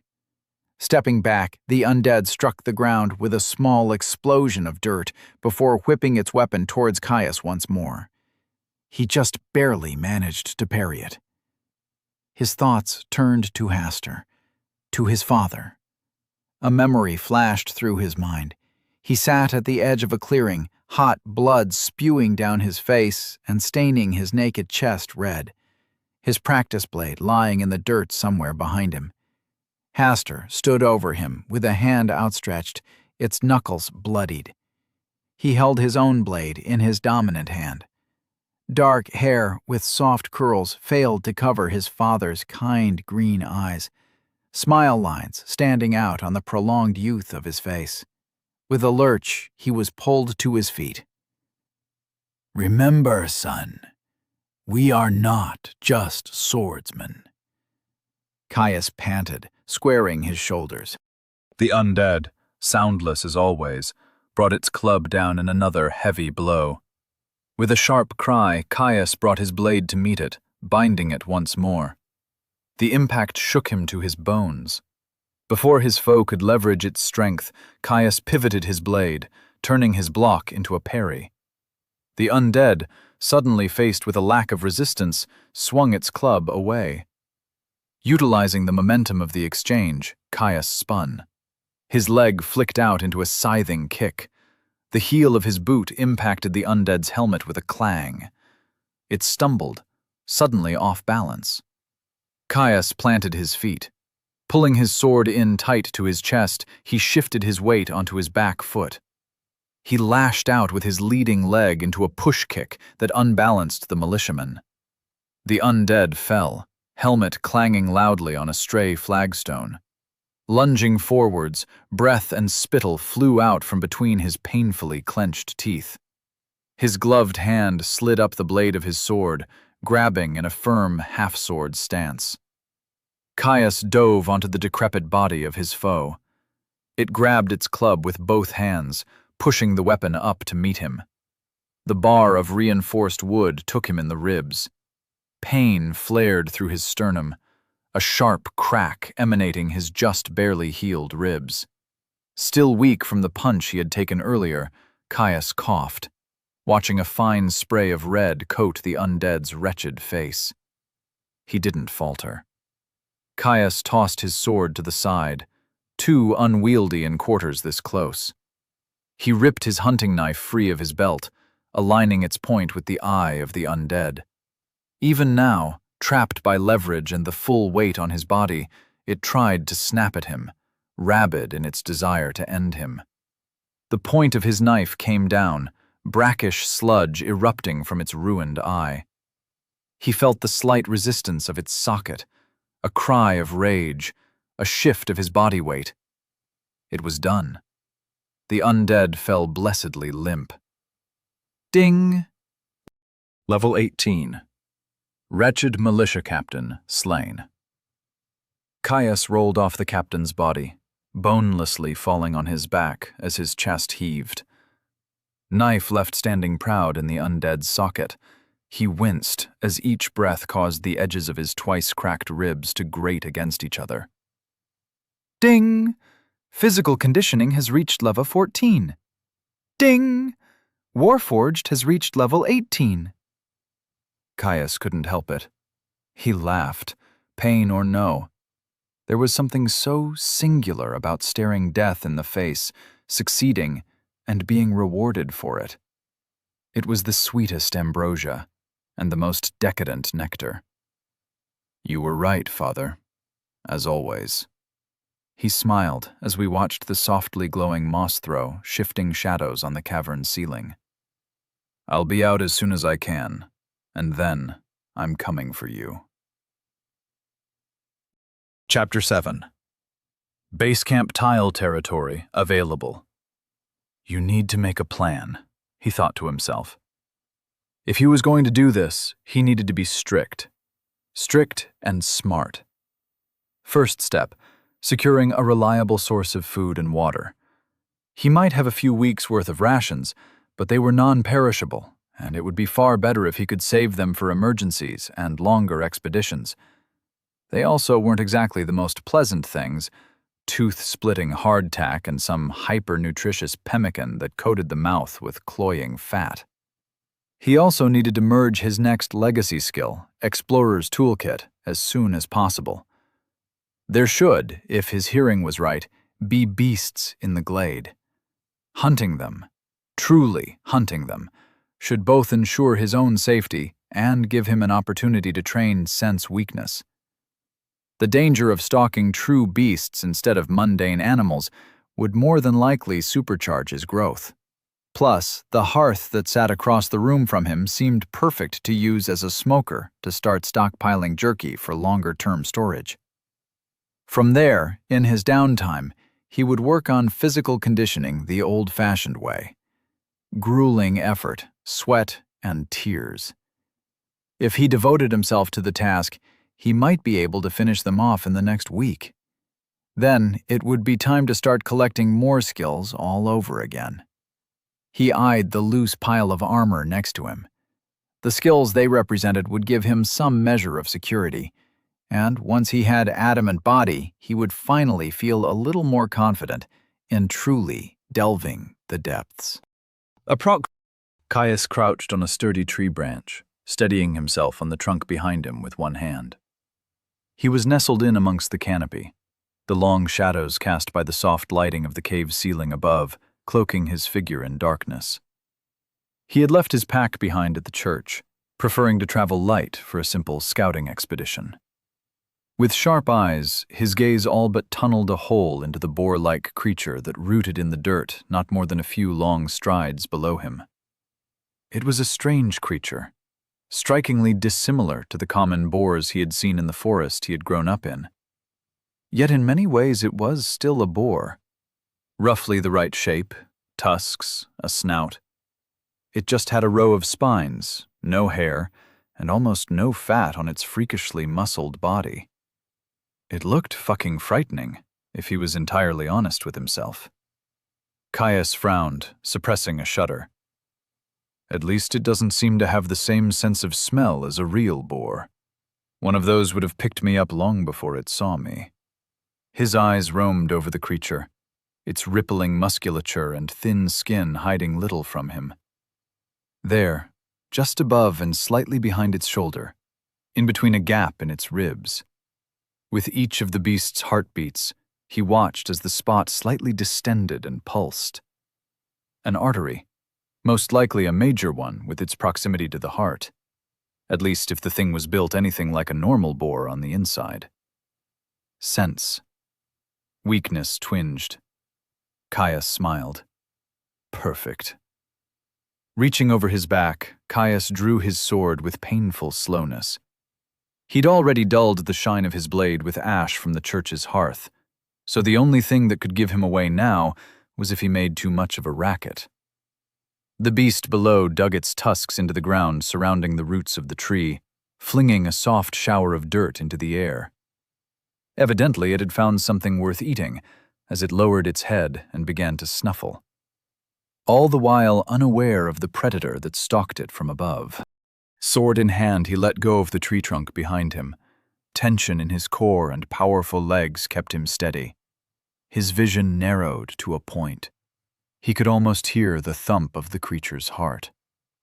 The soft background sounds of the glade faded from his perception, the point of his sword leveling at the spot that pulsed. He leapt. As the ground rushed up to meet him, his stomach dropped away. What if he missed? Sprained his ankle and found himself sprawling in front of some hell pig that would no doubt gore him at the first opportunity. His sword pierced the thumping gap in the boar's ribs, passing cleanly through its chest before lodging itself deeply into a tree root below the beast. A sharp jolt shot through his legs as he landed. Caius dropped into a backwards roll to disperse his momentum, coming up in a crouch with his hunting knife drawn in a smooth, flowing motion. Tense, ready to act at the slightest movement. The boar surged. At the sudden pain of being run through like a copper-piece skewer, the boar launched into a frenzy. It found itself stuck fast, mouth opening to let out an enraged squeal, yet all that escaped was a wet gurgle as a torrent of red flowed from its mouth. A steady stream of blood trickled down his sword. The disturbed earth quickly turned into a rusty-colored mire as the beast tried and failed to free itself with rapidly weakening legs. Even as its health burned, the mindless creature only continued to widen its wounds with its struggling. Soon, even that preternatural vitality gave out, and it collapsed to the floor, limp. Caius watched the creature, tension leaving him as he recognized his success. A sense of solemn duty fell over him. He had been hunting with his father as long as he could remember, and he knew that no good hunter left a creature in pain longer than was necessary, even if his quarry was a depth-spawned beast. He approached swiftly, a firm grip on his knife. Taking one of its spines on its neck in his hand, he drew his blade across the boar thing's neck, severing the carotids and its remnants of life. Ding! Level 14. Dire boar slain.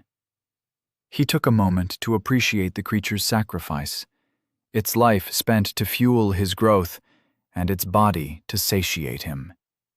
The moment passed, and a wide, jubilant grin split his face. With this, he had secured enough food to well and truly start stockpiling. Though, glancing at the lean musculature of the creature, he might need to find something with a bit more fat if he wanted to stave off protein starvation. Pemmican might have been mediocre, but it fueled the body well. Pulling his sword free with a heave, he cleaned his blade before hauling the boar's body up by its hind legs to help the meat bleed. After a few limb-burning minutes, Caius gutted the carcass before hauling it onto his shoulders and setting off for home. After all, he didn't want to stick around to wait for something else to come and investigate all the blood. Caius tended to a small, but very smoky, flame at the base of the hearth. Luckily for him, whatever real-world place the church had been modeled after had had a massive grill spanning the upper third of the open hearth.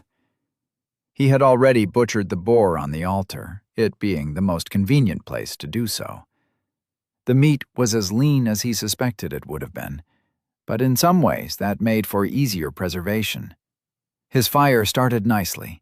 He quickly moved over to the altar and began hanging slices of meat off the rails in the grill, securing them in place with whittled wooden skewers.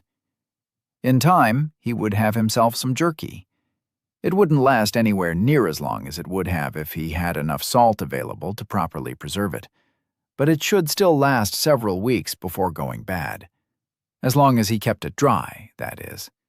Neither of his remaining skills really required him to actively hunt down opponents to progress, so unless he was ambushed or ran into undead, he would need to be careful to avoid scouring this glade of its denizens. Large the glade may have been, it was still a creation of the depths, and as such, only a facsimile of an ecosystem. Once he had hunted the creatures it contained to the last, that was it. No more food. Caius nodded to himself in satisfaction as he secured the last strip. In a few hours, this batch would be preserved enough for him to switch it out for the next one. Moving over to his bag, he quickly untied his lightweight camping pan from where it was secured its front. The creature might have been lean, but it still had some fat. Most of it layered in its belly meat. He'd saved that for himself. After one of the most eventful days of his life, he was due for a hot meal. Besides, if he cooked it right, he should be able to render out some of the fat and save it in one of his spare containers. If he pounded out some of his jerky, he might be able to make some pemmican after all. Nestling his pan at the edge of the hearth's lightly smoldering coals, Caius waited for the pan to preheat before throwing on the slab of belly. A soft sizzle entered the room, and Caius couldn't help but close his eyes and salivate as the scent of cooking pork wafted over him. He needed to refuel. After that, it was time for some hard training. He was determined to finish off physical conditioning as fast as he could. Chapter 8. Lightweight. Clee taken over by the burning itch of regeneration.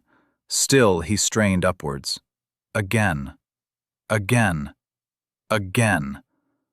His legs refused, one shaking knee buckling inwards as his legs totally gave out. His mind blanked, his narrow cone of vision and the ringing in his ears subsuming all of senses for just a moment. The stone slipped from his limp hands.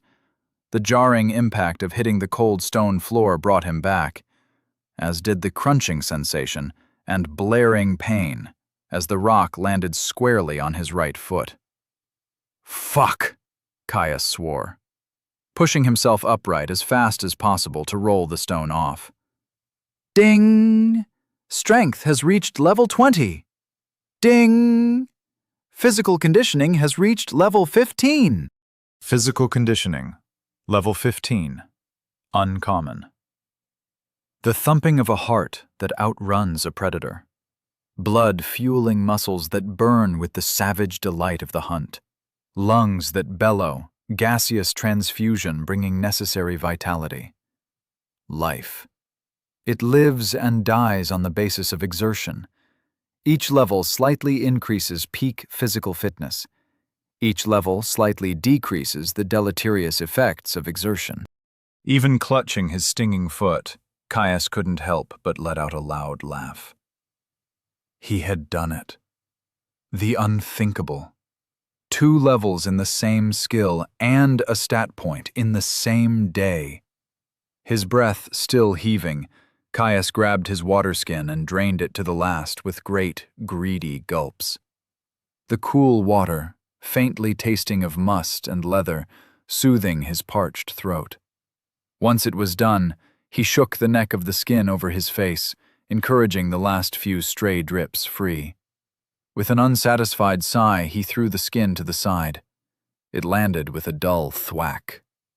"Well, now that that's done, I guess it's time to find a water source." He winced as he shifted his leg, wounded foot and thrashed muscles complaining loudly. "Maybe once I've recovered." Caius then eyed the slowly smoking hearth, and the nearly complete batch of jerky hanging above it. "And maybe once I've tended to the fire and put on some more meat. Wouldn't want to risk it going bad, after all." He flopped onto his back, the cold support of the stone ground feeling like a prized feathered mattress to his overworked body. Ding! Physical conditioning has reached level 20. Caius lay on the floor, his naked chest heaving. Each ragged gasp he made scraped uncomfortably against his bone-dry throat. 2 days. 2 bloody-minded, grueling days. He'd worked himself until he puked, and then he'd picked himself up to do it all over again. Every type of exercise he could manage with his body and a few torturously heavy stones, switching things up to avoid monotony. A supernatural effort. The human body simply wasn't designed to push itself to true exhaustion even once, let alone consistently and repetitively. Sure, with the regenerative properties of health and stamina, it was possible. But the mental strain alone to push through the pain and fatigue was a demon in its own right. Caius was sure that without rapid adaptation and the resistance to pain that it brought, he would have had no chance. Certainly, the pain had been enough to push that skill up a level as well. Even then, even with his Herculean effort, it should have been impossible. Caius frowned. People just don't gain 5 levels in one skill and 1 in another in 2 days. I've pushed myself to the brink for years, and it still would have been tight to keep the pace of a skill level a day that I need to fully cap myself before class selection. Father mentioned that classes increase skill leveling speed, somehow. But I don't have one. It can't be the combat multiplier either. He thought. It was a conundrum, a question with an answer he had no way of discovering. Caius sat up, reaching for one of his spare shirts to mop the sweat off his face and body. In the end, it didn't really matter. Whatever the cause of his increased growth, it was something that could only be beneficial for him. Besides, if this was something that happened across the depths as a whole, it would be something that was widely known, especially amongst the large community of risk-takers that plumbed its expanse. Whatever it was, his father must have kept it from him for a reason. Honestly, it wasn't even too hard to guess at. If it was a depths-wide effect, which he couldn't be sure of, he completely understood why the information was withheld from him. He would even understand if it was some greater taboo to share with people before they had a class. He had been brash at times when he was younger. The process of planning a full stack of general skills, acquiring them, and then leveling both them and your stats was an incredibly grueling process in the 5 years between matriculation and class selection. In many ways, it was far worse for those with legacy skills, and according to his father, most people with means had at least some access to an incredibly limited selection that were more widely known. He himself would be making use of a few of those. The fact he had a complete set of legacy skills was incredibly lucky, not just because of the sheer bloody rarity and power of it, but because, as a full build, it was an incredibly wide and flexible base. Not so specialized he was locked into anything, and not so disparate that he felt like he had a single tool from 10 different professions. It meant his path to classing up was relatively laid out, and he really only had to think about his final skill and the spellcasting experimentation he would have to do later. Even with all that, and a consummate prodigy of a father as a round-the-clock trainer, he had often felt like he was floundering when he was younger, that he wouldn't make it in time. If he'd known that he could accelerate it all, even if it meant he would be in immense danger, he couldn't lie and pretend he wouldn't have been tempted. And what if I was a poor peasant boy with grandiose dreams, pressured by my father to take the skills needed to have a stable life, taking over the farm, surrounded by monotony when all I really wanted was to live the life of those I heard in the solstice bard songs? Yeah, I can see why this would be kept secret. Overconfident young men and women would inadvertently kill themselves in droves. He thought. Caius pulled himself up, lurching with a wry smile as his overworked legs made their protest known by buckling slightly at the knee. Groaning in discomfort, he forced himself through a series of gentle stretches. He knew that recovering his stamina would fully do away with his state of weakness, but as an unclassed, his regeneration was painfully slow. He may as well make himself a little more comfortable while he waited. After that, he would set off. He was overdue for a full scouting of the glade. With luck, he might find himself some more undead. Sense weakness was getting close to its cap, after all. Caius moved through the trees with a surety and confidence born from a lifetime in the forest. His senses were fully in tune with the environment around him as an unexplainable breeze rustled through the canopy overhead. Without conscious thought, he tuned the noise out, vigilant for any sign of beast or undead. In some ways, it was far easier to do so than it had been in his forest home.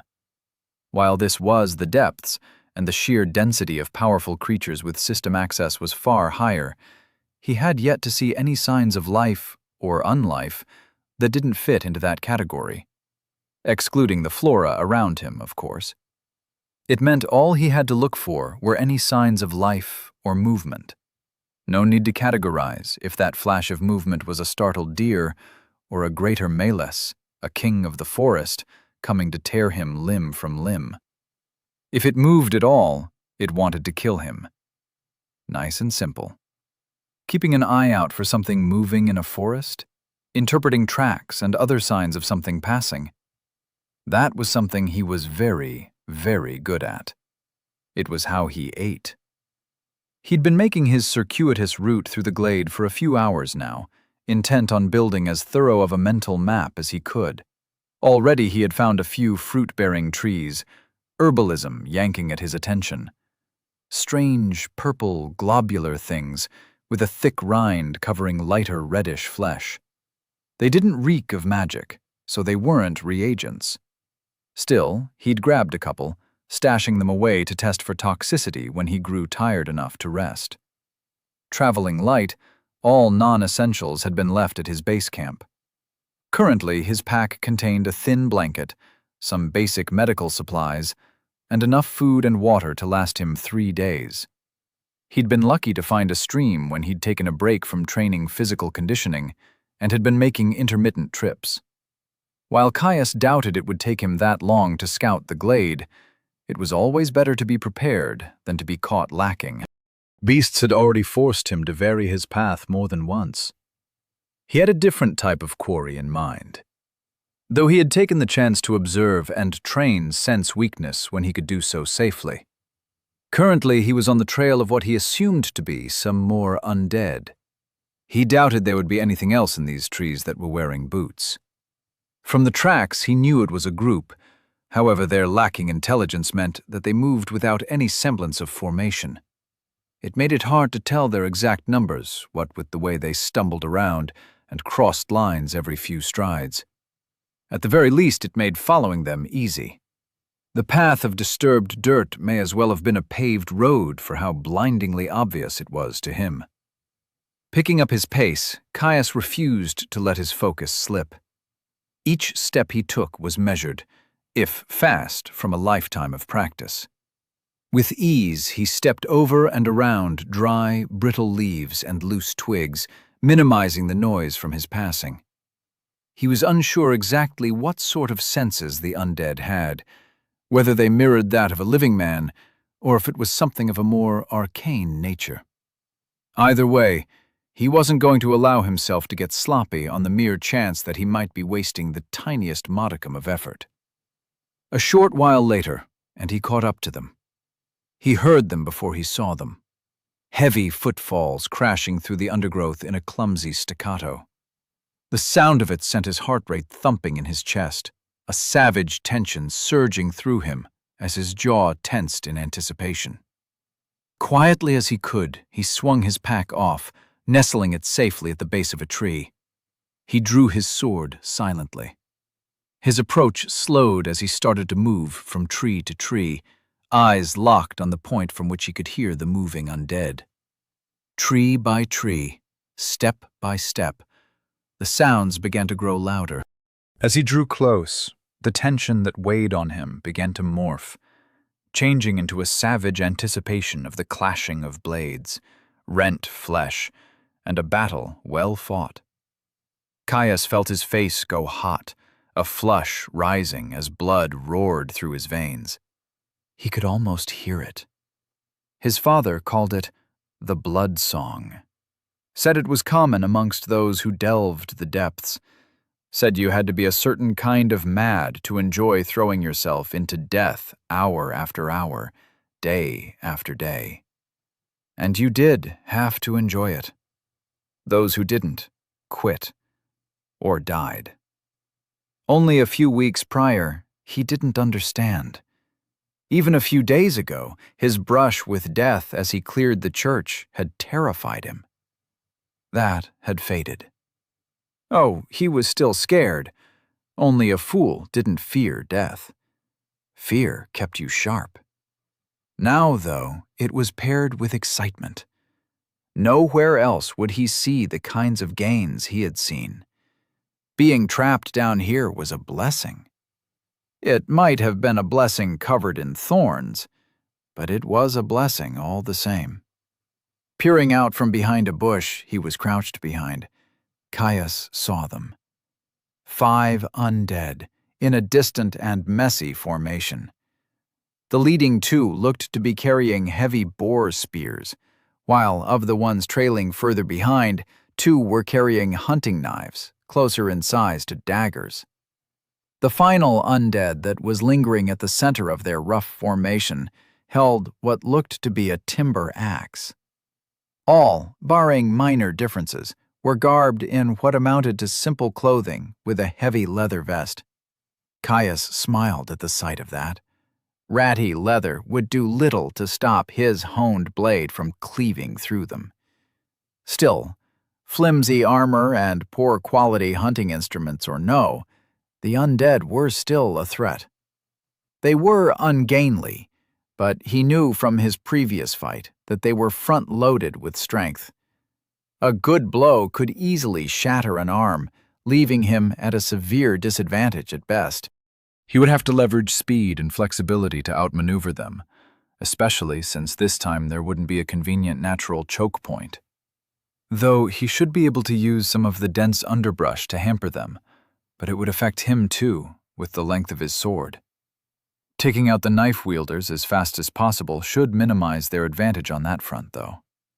Caius set his eyes on the rearmost undead, one of his first targets, still brainlessly wandering forwards.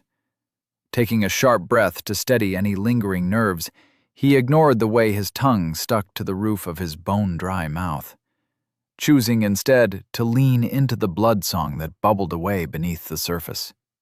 With silent steps, Caius moved past the bush he had been hiding behind, his pace accelerating as fast as he could still remain silent. He brought his sword up into an inside guard, pommel pulled into his armpit as he pointed it directly towards the walking corpse he had set his eyes on. The ground flew beneath him, Caius quickly closing the gap. Soon he could make out the thin, limp hair that dotted the undead's withered scalp. With each step, it let out a dry, rasping gasp. Forced to make a mockery of even the most basic of life's functions. Somehow, some way, it sensed him, tensing once he was within a few scant, long strides of its back. It stopped, beginning to turn as it let out a rattling gasp. A facsimile of a mind knowing that it should call out to its compatriots, but its expired flesh was unable to act on the half-remembered instincts. The other undead continued on, unnoticing. It made an about face, Caius locking gaze with its glassy and soulless eyes.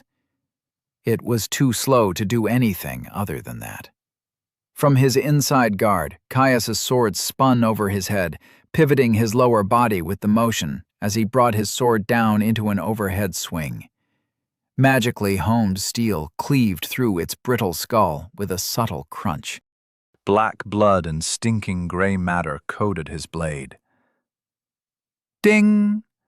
Level 13, Undead Huntsman slain. He pulled his sword free, lurching into another run as he advanced on the next undead that held a knife. It was less than 10 long strides away, the gap closing fast. Behind him, the slain body of the first undead hit the ground with the sharp crack of a splintering twig. Caius winced at the sound. Almost as one, the remaining group stopped dead, slowly turning to investigate the sound. The remaining knife wielder saw him, a soft rattle of a war cry leaving its shrunken lips. It stepped towards him with its hunting knife held high. Caius didn't stop. It swung. He planted one foot solidly into the loamy soil, bringing himself up short. A sharp jolt of force shot up his leg, but the slight pain was quickly forgotten as the undead's blade sailed past his chest in a narrow miss. The failed swing left it wide open. Caius didn't hesitate. He speared it through the nose, a cold spray of jellified fluid catching him in the face. Ding! Level 13, Undead Huntsman slain. The heat of battle washed over him, a manic grin growing on his face as blood boiled in his veins. Spinning on his lead foot, Caius pivoted to face the rest of the undead. Slack-jawed and expressionless, they had wasted no time thinking on the death of their allies. No moments of panic or shock slowed their responses. They simply advanced on him, led by the one wielding an axe. Caius flicked his sword, rotten brain matter splattering onto a stray pile of leaf litter. The two undead holding boar spears had their points leveled at his chest, slowly advancing. The axe wielder had no such compunctions, working itself up into a stiff-legged run. Caius settled into his stance, happy to let the undead build some distance from its allies. It reached him with the fury of a runaway bull, swinging its axe in a savage horizontal swipe. Caius simply stepped back, letting the axe sail past him harmlessly.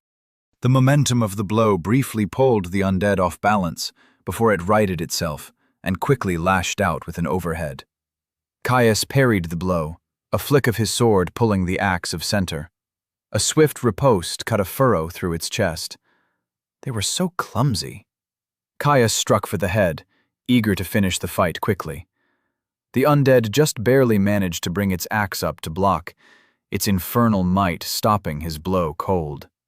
Shoving back against his guard, it broke the bind, shifting its hands to bring its axe down in a short chop. Openings screamed to him. Strength, and a certain awkward speed it might have, but without control, without technique, it was useless. With a flick of his wrists, Caius brought his blade back around, binding the axe once more. A slight turn of the blade and a forward push, and he slipped through the undead's guard, impaling its head on his blade. Ding! Level 14. Undead Logger slain. Ding! Sense. Weakness has reached level 18. The corpse dropped like a puppet with its string cut. Caius's chest rose with each deep inhale, the exertion of battle impossible to avoid. Still, the burn in his muscles felt good. Seeing the undead lie inanimate once more, shattered and broken, felt good. Knowing that each one he put down was another step closer to his goals made his blood sing.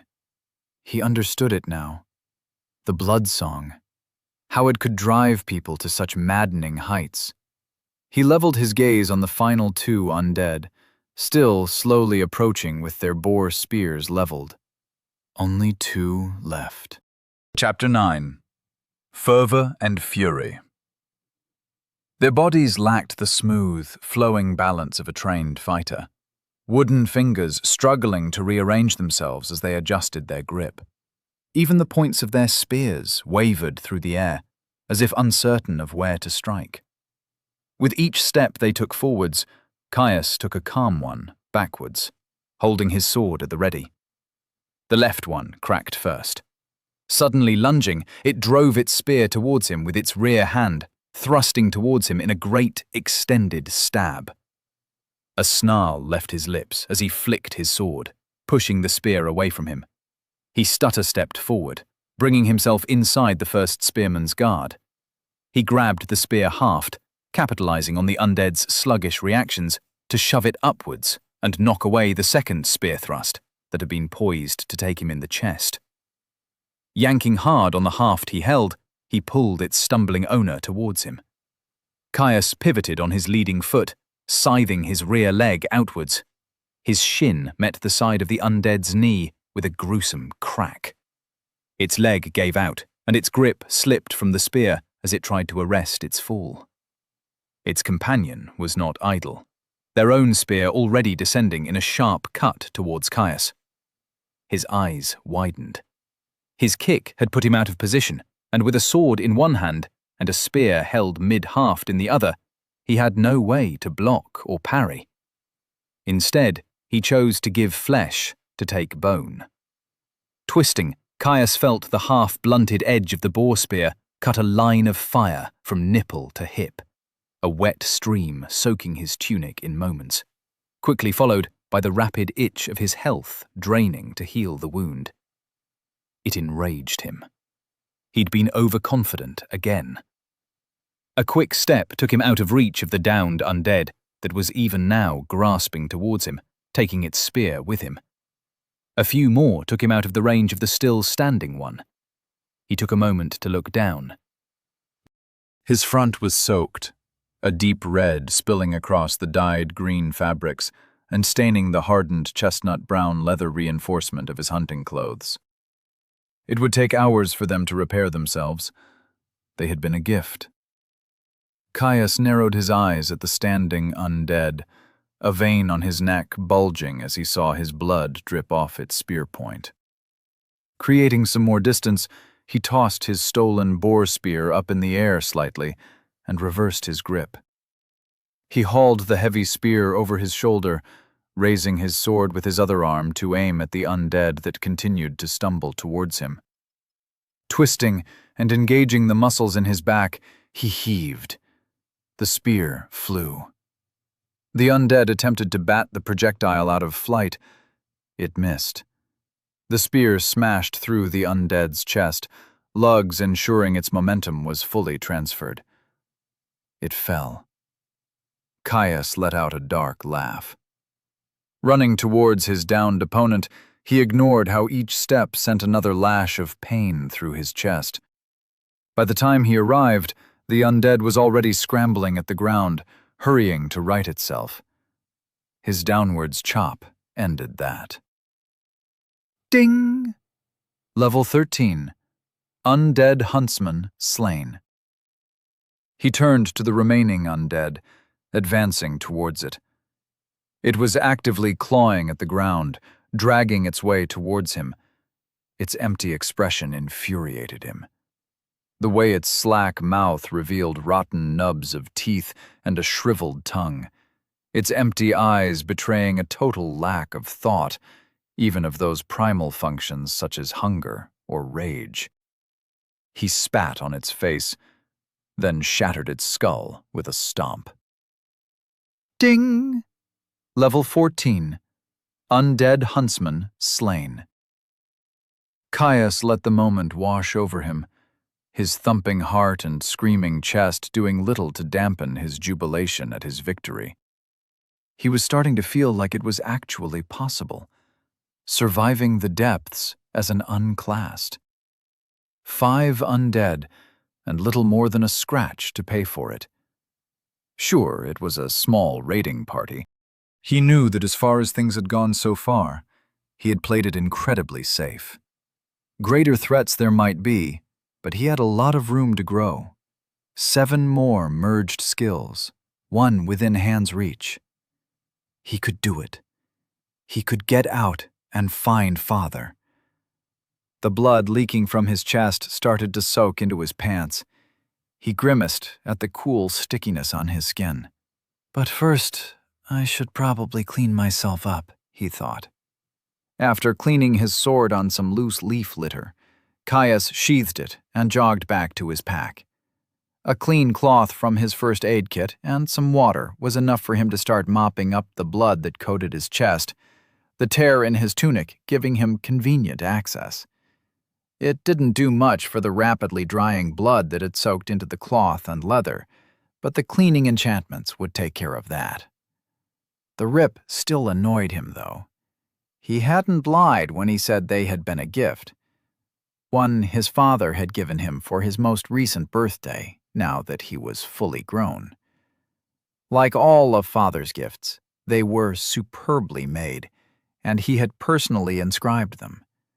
Strong but simple inscriptions, meant to keep the garments in perfect repair while providing some minor resistance to the elements. Still, self-repair was a notoriously complex enchantment, a testament to Father's skill. They straddled the line between hard-wearing hunter's clothes and armored leather.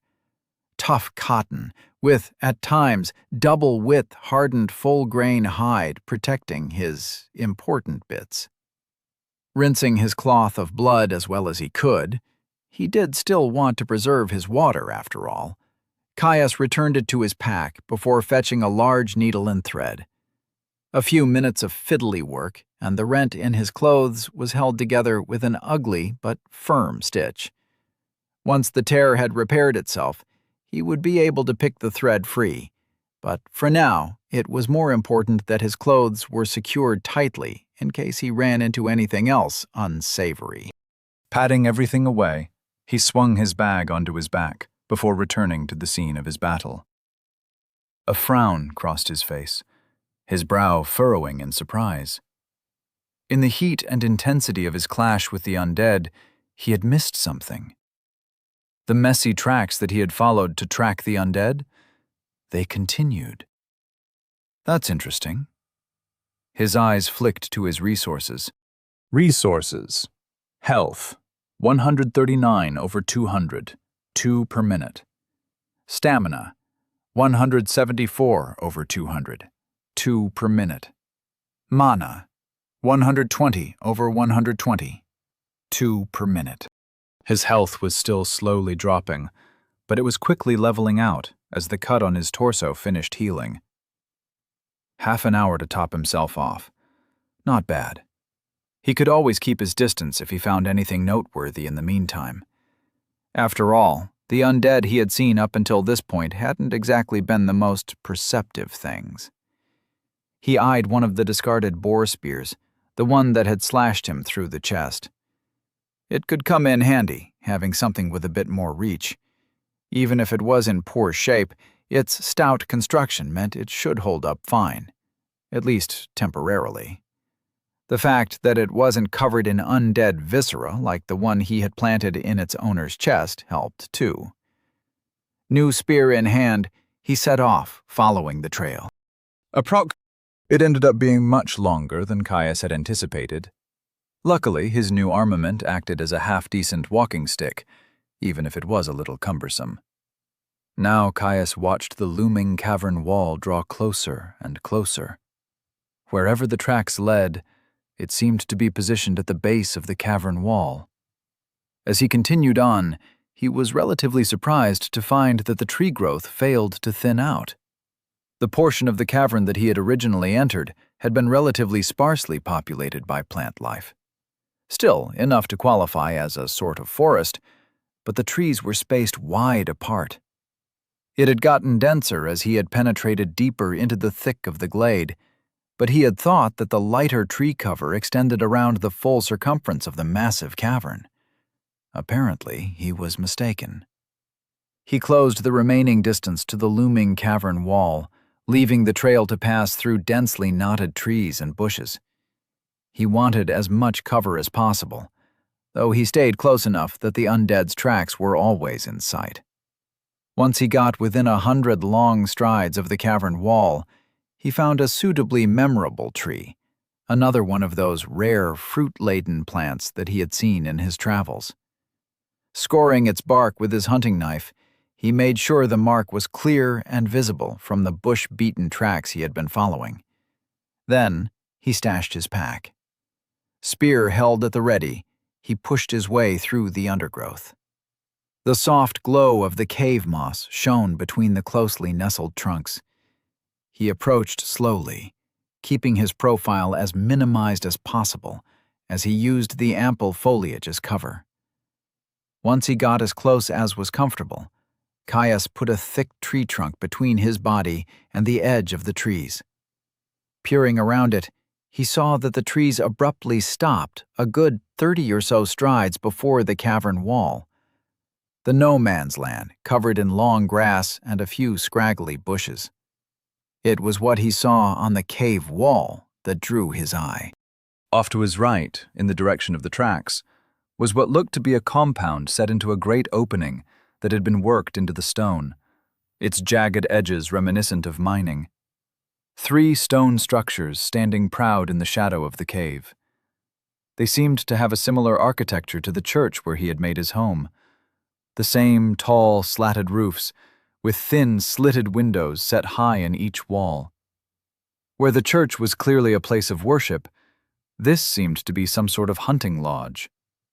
The main building, situated at the back of the shallow cave, was a wide and squat building. A veranda spanned its front face, columned stone holding up its awning. Across its paved surface, numerous drying racks were set up, ratty and hole-ridden fur pegged in place. The other 2 buildings were smaller in scale. One was set close to the entrance, a large smokestack jutting out slightly from the cave and rising above its lip. The most likely reason for its positioning, he supposed. If he was to guess, it had to be some sort of smokehouse, though he was in no rush to see whatever meat stores were kept within. The final building was a small but over-engineered building, set just off to the side of the main lodge. From the little Caius could make out through the dark shadows that drenched the cave, it had no windows, and its heavy-set door was barred tight with several chains. The sight of that set Caius's heart thumping. It wasn't just the blood song and the wealth of experience available that sent so many into the depth's embrace. Monetary reward and otherwise unobtainable resources did that enough all on their own. Artifacts, rare materials, and strange alchemical ingredients could all be found here. Often they were tied to some depths-born construction, from what he had heard. Just like a secure, locked building attached to a hunting lodge built into the side of an impossibly sized cavern. There's just one problem, he thought to himself. The entire place was crawling with undead. Chapter 10. Kiting the loot that made the risk so enticing, however. The pressure and push of facing so many foes at once would force him to the edge. He would have to capitalize on every single mistake the undead made. The urge to merge his next legacy skill had been a constant buzz in the back of his mind. Every one he completed would make him just a little safer, give him another powerful tool to work with as he tried to survive in an environment he had no right to be in. The battle ahead was sure to level Scent's weakness, in all likelihood more than once. He needed that. Needed the edge his next legacy skill would bring him. Needed to start on the next one after that would bring him some much-needed survivability. Tightening his grip on his spear, his knuckles went white. Caius launched himself forward, pushing off a root and shoving the trunk he was hiding behind to bring himself up to full speed in a burst of acceleration. The light brush standing between him and the end of the tree line whipped against his legs, quickly forgetting the stinging mark of their passage as he bent his mind to the singular goal of closing the gap between himself and the closest of the wandering undead. He brought the point of his spear up and level, turning his run into a charge. Soft breeze covered his advance, the rustling of leaves enough to drown out his heavy breaths, and the soft thumping of his feet on soil. He was almost there. Some of the undead, those who just so happened to be looking in his direction, had already noticed him. Ambling limbs readied glorified farm tools as they drew in his direction on stumbling. His target did not move, too dim-witted to experience even vague curiosity at what had riled up its fellows. Caius grinned, surging blood making his face grow hot. The point of his spear rammed into the back of its head with the force of a charging bear, driving deep into its liquefied brain. Black blood sprayed out as the undead was flung forwards from the force of the collision. The machete it held in its hand tumbled to the ground. Ding! Level 12, Undead Scout slain. Vibration shot through his spear and into his arms, stinging the palms of his hands. He was forced to plant his feet, sliding in the soft earth to arrest his charge. Ripping his spear free from the body of the dead scout, he turned to face the rest of the undead, now well aware of his presence. In an instant, he assessed their composition. They were still spread out, those first few who had seen him, only now just beginning to cross the courtyard between the lodge's buildings. He still had time. Unfortunately, whatever mindlessness impeded the undead's senses and cooperative abilities also seemed to make them impervious to surprise. They all just seemed to notice he was there and then got ready to gut him where he stood without taking any time to think about it. The closest to him was a trio who had been standing in the shadow of the smokehouse.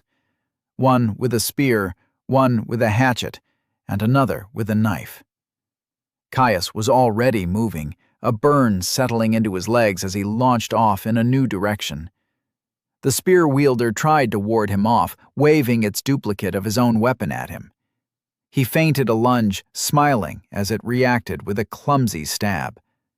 Lashing out with his spear, he batted away the threatening point of the weapon. Committing to his riposte, his spear point sank into the undead's shoulder with a sickening crunch. It tried to bring its spear around for a slash, but its shattered joint inhibited its motion, achieving nothing better than a slow, shaky slide. Caius pulled his spear free from the joint and pivoted on his front foot, stabbing out to catch the nearby undead knife wielder full in the chest, utilizing the lugs at the base of his spear point to shove it backwards. Black blood sprayed from its chest as Caius ripped his weapon free from the second undead. He whipped his spear back around to his first target, the leaf-like blade tearing a path through the spear wielder's quad. It collapsed onto one knee. While the knife-holding undead was scrambling its way up from the ground, the last of the immediate undead charged at Caius. Happily kicking over its ally that struggled to rise with a partially severed leg, he stabbed its face. It parried, pushing his spear point down with a savage chop of its hatchet. Moving with the strike instead of contesting it, Caius stabbed the undead in the hip. Reverberations resonated up his spear's haft as its point ground along bone, making a mess of the joint. After he ripped his blade free, it took a slow, haltering step forwards on its injured leg. Satisfied the wound had hampered it enough, Caius lunged towards the one with the knife, who had almost fully recovered from their fall. Organ damage or no, the blow to its chest hadn't done much to slow it down. His spear point punching through its undefended face solved that. Ding! Level 14, Undead Huntsman slain. The initial pack dead or disabled, Caius looked up to survey the rest of the lodge. The front-runners of the remaining 11 were getting uncomfortably close, with the rest not far behind. He decided to fall back, unwilling to tangle with such a large group while leaving even crippled allies at his undefended back. A few quick stabs left deep cuts on the remaining standing undead, nicking the muscle of its arms and hampering its movement. He would have liked to drop it where it stood, but it would take time to work his way through its guard. Caius jogged backwards, parallel to the cavern wall. Neither of the two still living undead he had engaged were able to follow him, their damaged knee and hip hampering their movement. He looked past them, focusing on the mob that rapidly reached where he had just been standing, the shambling staccato of their feet striking a discordant note with the strong and even beat of his heart hammering in his chest. The leader of the pack held an axe. Taller than most, it struck an imposing figure. Caius no longer feared them, though. Any anticipation he held as he watched from the tree line was washed away by the roaring rhythm in his blood and the savage joy of combat. Caius had gotten their measure now. Disgusting creatures they might be, but no real threat. Too clumsy. Too many openings. The large undead reached him, a stumbling chop, swinging wide and leaving it overextended with a simple backstep. Sense, weakness screamed at him.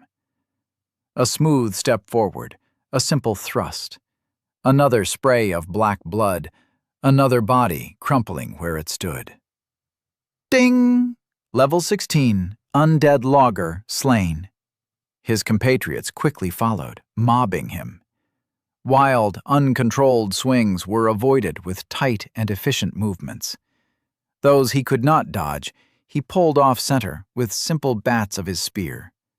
The undead's numbers quickly began to work to their detriment, ungainly strength and dim-witted minds turning the rabble into an unreasoning pit of aggression more than any cooperative fighting force. None tried to force him into a corner. None tried to attack in unison or create openings for a fellow. Caius feinted, an undead with an axe taking a wild swing, only to elbow a fellow undead holding a knife, sending it reeling. A quick stab caught the flat-footed undead, returning it to the embrace of true death. Ding! Level 14, Undead Huntsman slain. Caius continued to back up, making use of the strip of open space that separated the veil from the edge of the cavern. So mindlessly aggressive, he thought to himself, as a spear wielder's botched swipe slapped an undead holding a machete who had committed to a thrust at the wrong moment. Unfortunately, the blunder didn't leave either of them opening for a killing stroke. Too many of the mob still standing, A committed lunge would leave him far too open to a strike from their allies. It didn't, however, mean he did nothing. A light thrust scoring a line across the offending undead's forearm, hopefully deep enough to hamper its grip. His retreat from the mob was slow, measured. All he had to do was wait. He had already seen so many openings. Sense weakness remained silent, no more than a low-level hum in the back of his mind. Too many opponents for him to capitalize on the failure of a single individual. Still, his time would come. He just had to be patient. Another avoided wild swing. The dance continued. An axe wielder struck, its terminal arc ending with a violent crunch in one of its allies' knees as Caius dodged the blow.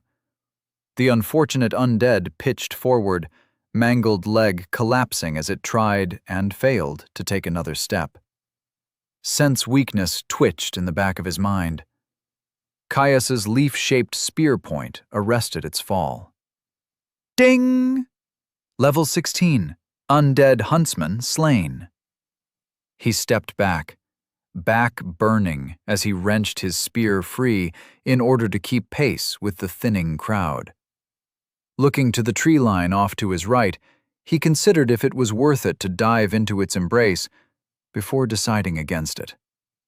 While his heart thumped and his legs burned at his continual giving of ground, nothing had yet to turn against him. Caius took his time, allowing the uncoordinated mass of limbs and flesh that pursued him to work to its own destruction. False openings were seen through as he trusted in sense weakness to lead him right. It wasn't perfect. He was sure if it was a higher level, it might have been able to direct him to capitalize on more delicate openings instead of only the most obvious.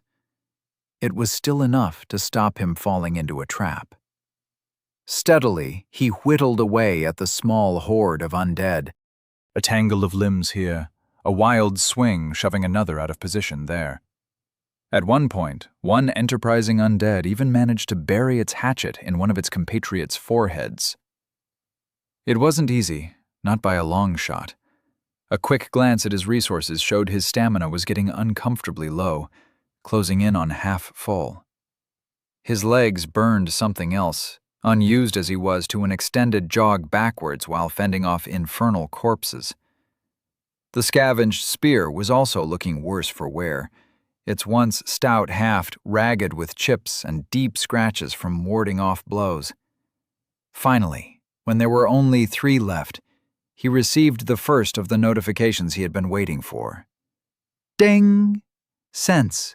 Weakness has reached level 19. Took long enough, he thought, as a grin split his sweat-streaked face. Chapter 11. Unpleasant Surprises. In an attempt to gut him where he stood, Caius pulled his haft in tight, and the undead's machete swung past, leaving it flat-footed. Experience and sense weakness drove him to action, a thrust puncturing deep into the underside of the undead's jaw and erupting from the crown of its head with a crunch of shattered bone. Ding! Level 15. Undead huntsman slain. Caius maintained his momentum, ripping his spear free to flow into a tight cut at the next closest undead. It brought its machete up in a block, catching the haft of his spear before it could cleave through its skull. Breaking the bind, he pulled back, then thrust with a rapid flurry of stabs, alternating between targets. The undead did their best to ward him off, but decrepit nervous systems hampered their attempts. One, looking almost frustrated, tried to physically chop through his haft. Caius grinned, stepping back to let the axe swing past and pull the undead off balance.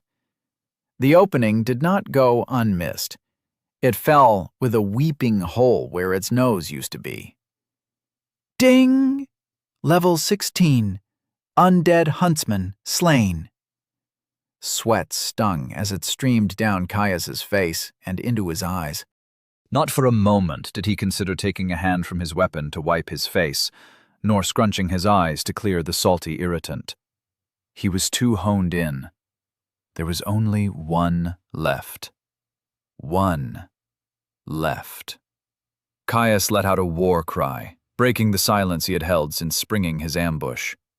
The savage reverberations stabbed at his throat, heightening his aggression. He swept his spear up before slamming it down into the undead's guard. It stumbled at the sudden force, before rallying itself to jump toward him in mindless fury. Switching his grip, he momentarily held his spear like a quarterstaff, before slamming its butt into the undead's machete, knocking the weapon away. A reverse strike drove his spear point through the creature's neck, a torrent of black soaking its ratty leathers in moments. He carried through the strike with a push kick to the undead's chest, sending it sprawling prone. Caius planted his foot and smiled at the scrambling thing. 15 doesn't seem so bad anymore, he said, eyes cold despite his grin. He slammed his spear home, planting its leaf-bladed point in the monster's skull, and leaned his full body weight into the spear. Pulling it free, he walked away from the messy pile of blood and viscera before slouching over as he gasped. That had been rough, but so much fun. As the unnatural wind cooled the sweat on his brow, Caius looked at the destruction he had left in his wake. A line of black, evidence of the dozens of wounds he had inflicted on the mob. A grisly trail leading to the hunter's lodge far in the distance, interposed every so often by the limp corpse of a downed foe. Gods damn them, that was tough, he panted, using his free hand to massage one of his calves. They still burned something fierce, strained from his hapdash retreat over uneven ground. He squinted, seeing an undead slowly shamble its way closer to him, shaded in the half-light of the cavern. One of the crippled ones, hampered by its injured leg. It promptly stumbled, falling over face first. The absurdity of it jolted, a soft bark of a laugh escaping his lips. Well, best not leave a job unfinished, he said with a shake of his head. Standing up straight, he planted his spear point first into soft soil below, allowing it to stand freely. He bounced lightly on the balls of his feet, shaking loose the accumulated tension in his arms, before bending over to stretch out his legs. A groan slipped out as the burning ache in his legs intensified behind his knees and the back of his thighs. That's a bit better, Caius mumbled as he stood back up. He took a look at his spear, its mangled haft and blood-drenched tip. He frowned. Probably best to just grab a new one. He looked back to the distant undead, now risen again and limping in his direction, patting the hilt of his longsword for reassurance. Keeping a comfortable pace, he set off the way back the way he had come, one eye trained on the tree line for any sign of beasts that may have come to investigate the noises of his battle. Thankfully, there were none. He kept in line with the trail of his battle, walking around the leaking corpses of his slaughtered foes. Though unfortunately he was not entirely able to ignore their fetid stench now that the heat of battle had left him.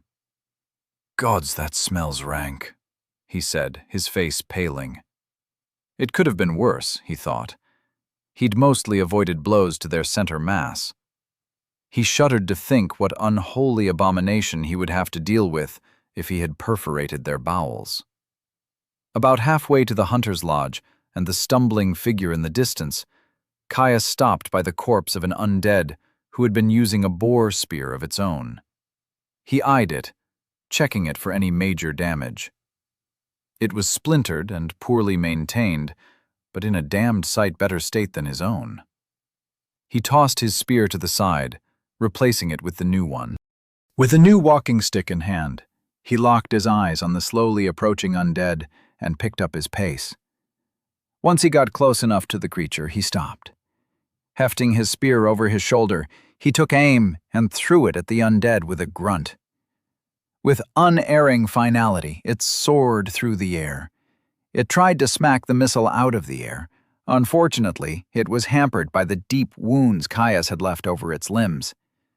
The spear slammed home into its face, the blade sinking down to the lugs as the weapon's weight sent its corpse sprawling. Ding! Level 15. Undead huntsman slain. Caius let out a hoot of success, pumping the air. Bullseye, he said with a grin. Reaching the corpse, he yanked his spear free. Only a short walk from the lodge that had been set into the cave, Caius could see the final undead struggling as it clawed its way across the ground, a shattered knee preventing it from rising. Pathetic things, aren't they? Caius said to himself, as he watched it haul itself across the dirt on one good arm. Finishing it off took even less effort than the walk over to it. Ding! Level 14.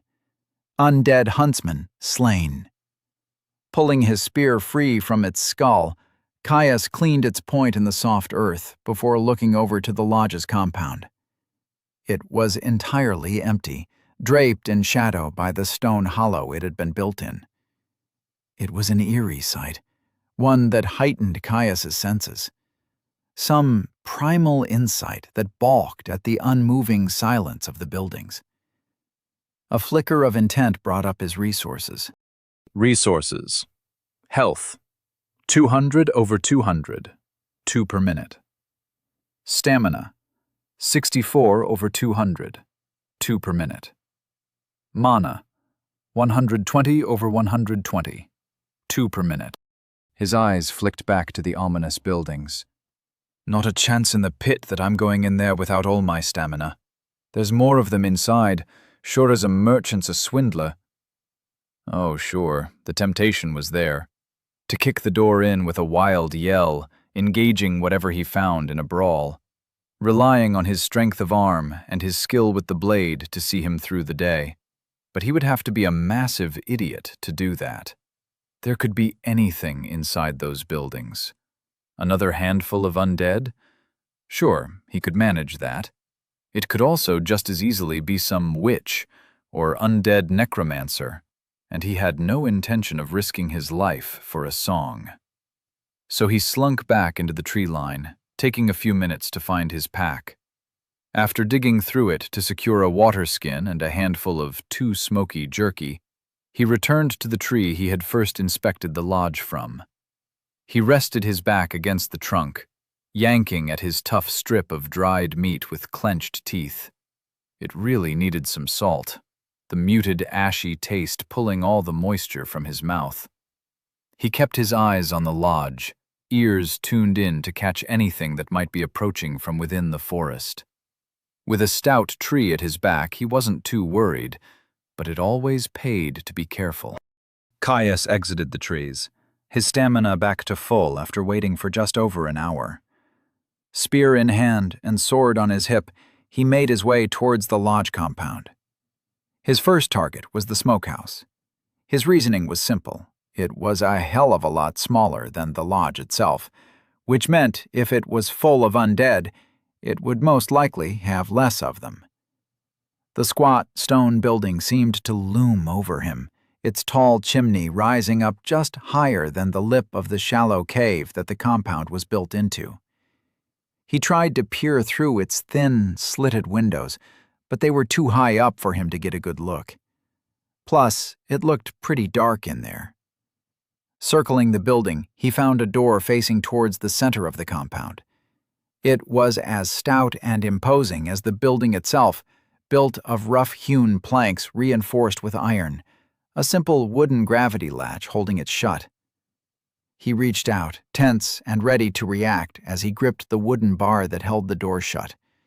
He lifted the mechanism in a quick jerk, shoving the door open as he leapt backwards and leveled his spear at the now open entryway. It swung inwards, hitting the wall behind it with a clatter of wood and stone. Caius furrowed his brow, peering into the dark interior of the building. Judging by the lack of sound, it was empty. He still didn't trust it. Holding his spear at the ready, he stepped through the shadowy threshold. his mouth flattened into a tight line as he drank in the interior. Whatever strange intelligence formulated the biomes of the depths certainly did have grim sensibilities. In the center of the smokehouse, there was a burnt-out fire pit, metal butchery hooks attached to the rafters above. Humanoid limbs hung suspended, desiccation unable to hide the grisly evidence of consumption. He certainly didn't miss that some were noticeably smaller than the others. Caius spat on the floor, a hot rush of anger suffocating his disgust. He turned on his heel, marching out of the smokehouse as he pulled shut the door behind him. He knew it was a set piece. It was common knowledge that while the depths often contained some shattered mirror reflections of things that existed, or once did, it twisted them to fit whatever strange logic was behind its biomes. There were a dozen campfire stories of delvers coming across some truly twisted regions. It still didn't sit right with him. He was no stranger to blood and guts, but it just wasn't right. He shook his head to clear his thoughts. He still had another building to clear. If the smokehouse was free of undead, the lodge sure as hell would have some. He approached the wide stone veranda, picking his way through the fur tanning racks that dotted its expanse. Not that the things stretched across the frame could ever be considered so valuable a good, what with the blatant strips of dried flesh and massive holes. A few of them he moved, clearing them away from the path to the door. He winced as their brittle frames clattered against the floor, waiting for some clamoring horde to fall on his head at the noise. Thankfully, the cave and buildings within stayed blessedly silent. He approached the entrance, made of the same rough-hewn and reinforced wood as the previous one. Though no less ready than the first building, his heart stayed steady as he grabbed the latch. A final, steady breath centered his mind. He flung the door open. The interior was shadowy and dark. To his surprise, the building was completely open on the inside. He entered cautiously, spear held at the ready. The moment his foot crossed the threshold, ensconced torches flared to life, throwing the interior of the building into stark relief. Caius's eyes widened, momentarily blinded. Blood pulsed, throbbing in his neck as his heart rate accelerated. A soft grunt grabbed his attention. Whipping his head around, he focused on the source of the sound. There, at the head of the hall, sat a great monstrosity. Enthroned on a seat of rotting fur and splintered bone, its black eyes drilled into him. The grotesque sneer that split its face, conveying a level of contempt that chilled his blood. Its muscle-bound body had more draft than a draft horse, a complete lack of body fat revealing every single striation in its musculature, to the point it looked almost flayed. At least, the definition that wasn't marred by its diseased and pockmarked skin. Its black, unblinking eyes never left his own as it slowly reached down, grabbing a blood-stained cleaver that must have been the size of his thigh. A slow and purposeful rise brought it to its full height, the overly thick leather apron that covered its front rustling with the movement. It towered over Caius, easily a stride and a half taller than him, and he towered over the villagers he had met at a strapping 6.5 strides tall. This was no mere mindless undead. It smiled, rotten teeth poking out from behind scarred lips. Ding! You have challenged a champion, the Hungry Butcher. Shit. Chapter 12. The butcher's grip on his spear, firm but loose. Great gray fingers gripped the top of the lodge's doorframe, aged wood splintering as the sausage-sized digits clenched. Caius's stomach dropped as the champion stooped, bowing its head to fit through the building's entrance, its cleaver dragging along the floor with a terrible screech of tortured stone. It crossed the veranda, tanning racks shattering like kindling in the passage of its inexorable bulk. Standing at the threshold, it stared at him again, cold malevolence glimmering in its eyes as a rictus grin split its diseased face. Caius took a sharp breath, stoking the forge of battle lust that had been growing within him over every brush with death he'd had since getting trapped in the depths. "Meat," it spoke. The words rumbled across the intervening space, a timbre of tortured metal rattling deep in Caius's chest. The champion lifted its oversized cleaver with a slow grace, slapping the sharpened slab of iron into its opposing palm with a great thwack. A wooden stair splintered as it kicked off the veranda, the champion charging him with the unhindered momentum of a raging bull. Caius kept his eyes locked on the undead, ready to react. Its great strides ate up the distance between them quickly. It was fast. Raising its cleaver high, the champion chopped. Caius danced to the side.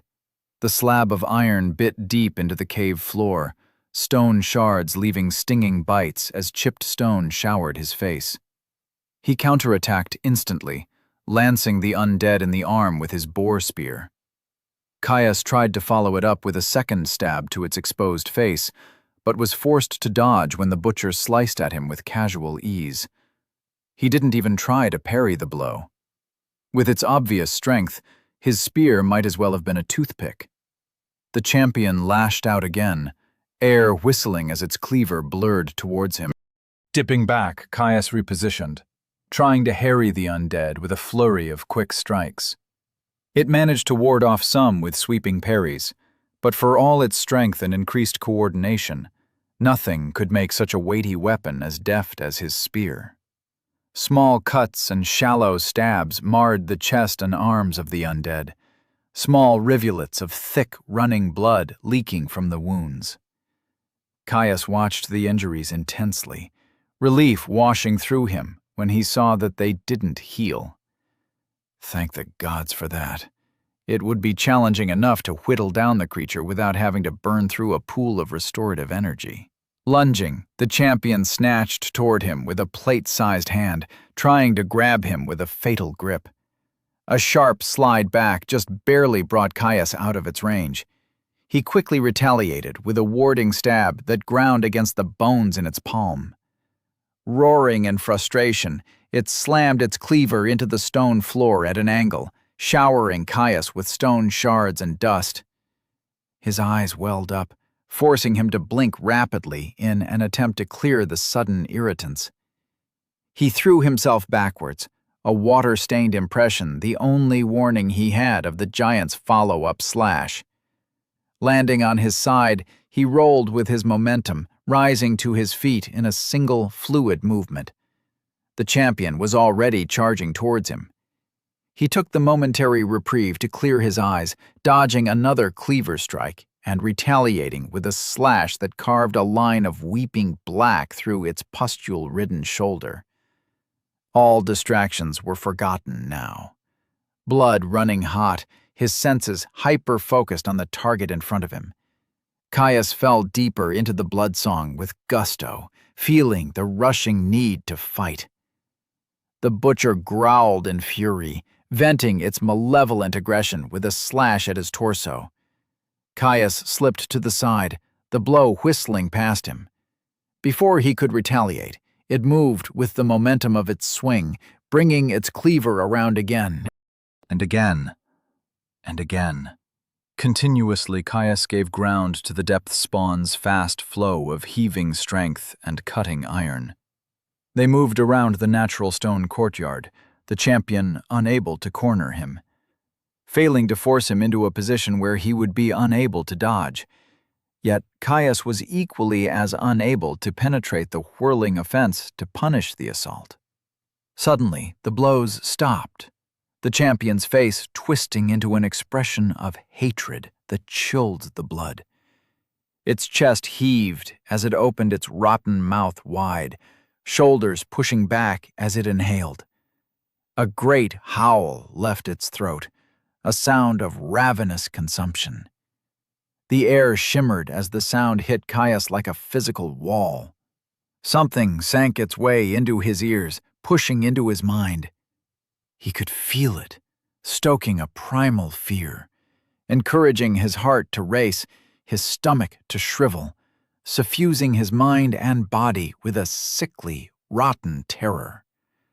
Calling to mind the final paralyzing moment when the beast tears into your entrails, and you know there is nothing you can do to fight or run.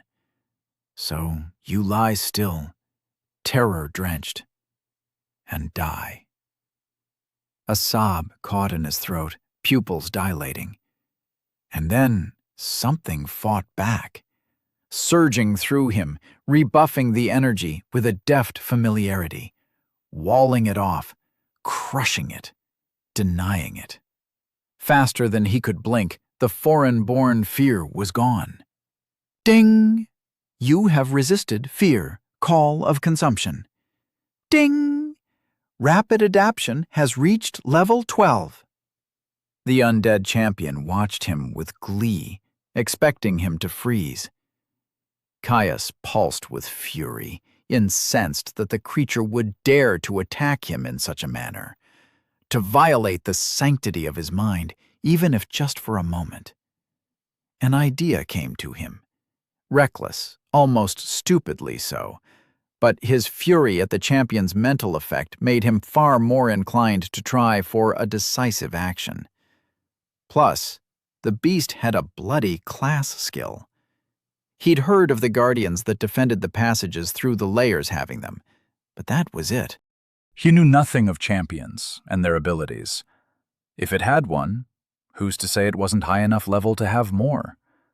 Or that next time its roar wouldn't paralyze him, or send him fleeing in terror.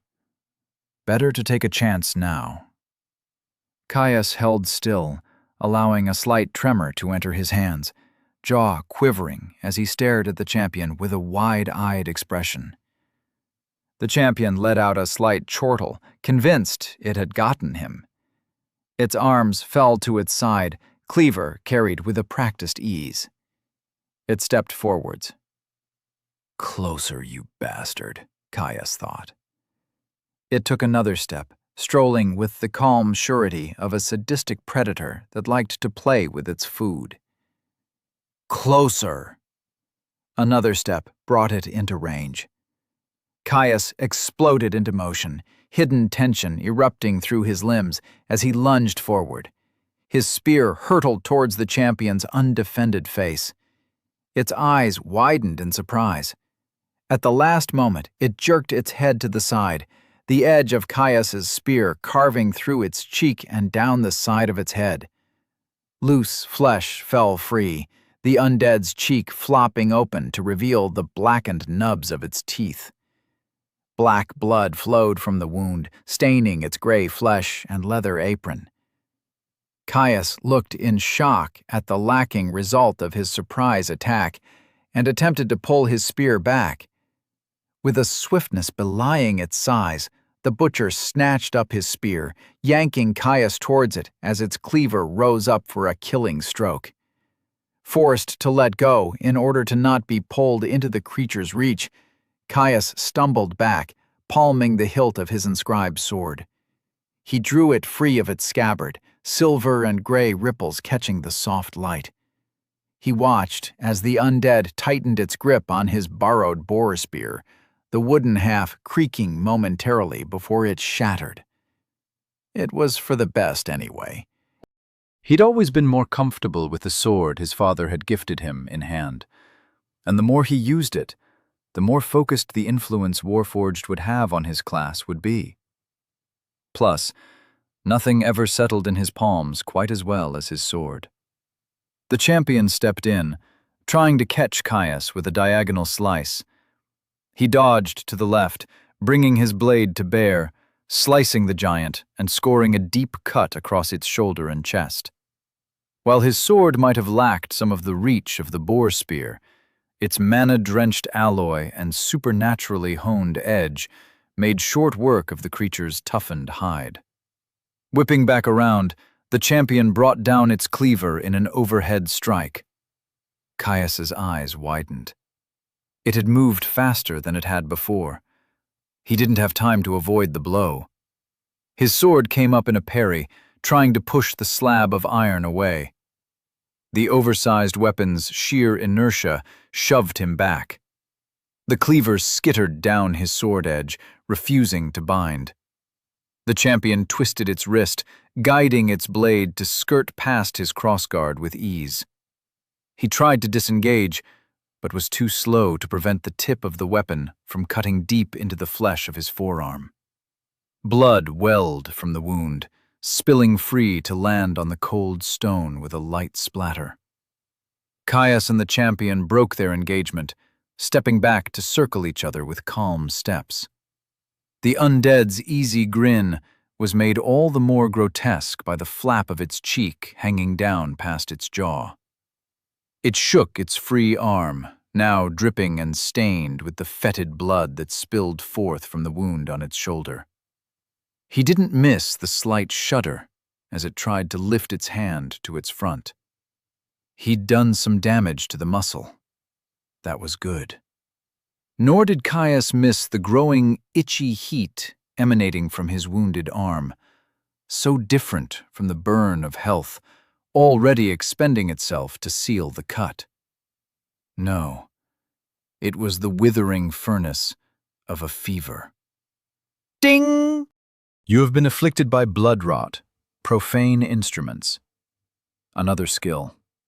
That was bad. No less because he had no idea what blood rot actually did.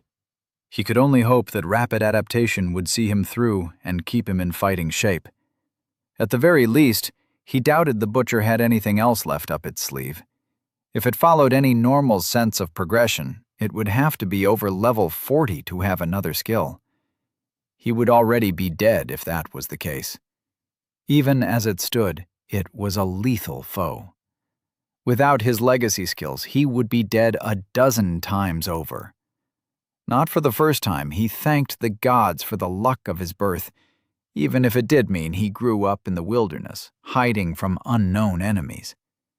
He could feel rapid adaptation working, its bolstering energy flowing through his body to taste and sample the new threat, devising the best way to adapt and neutralize the deleterious force.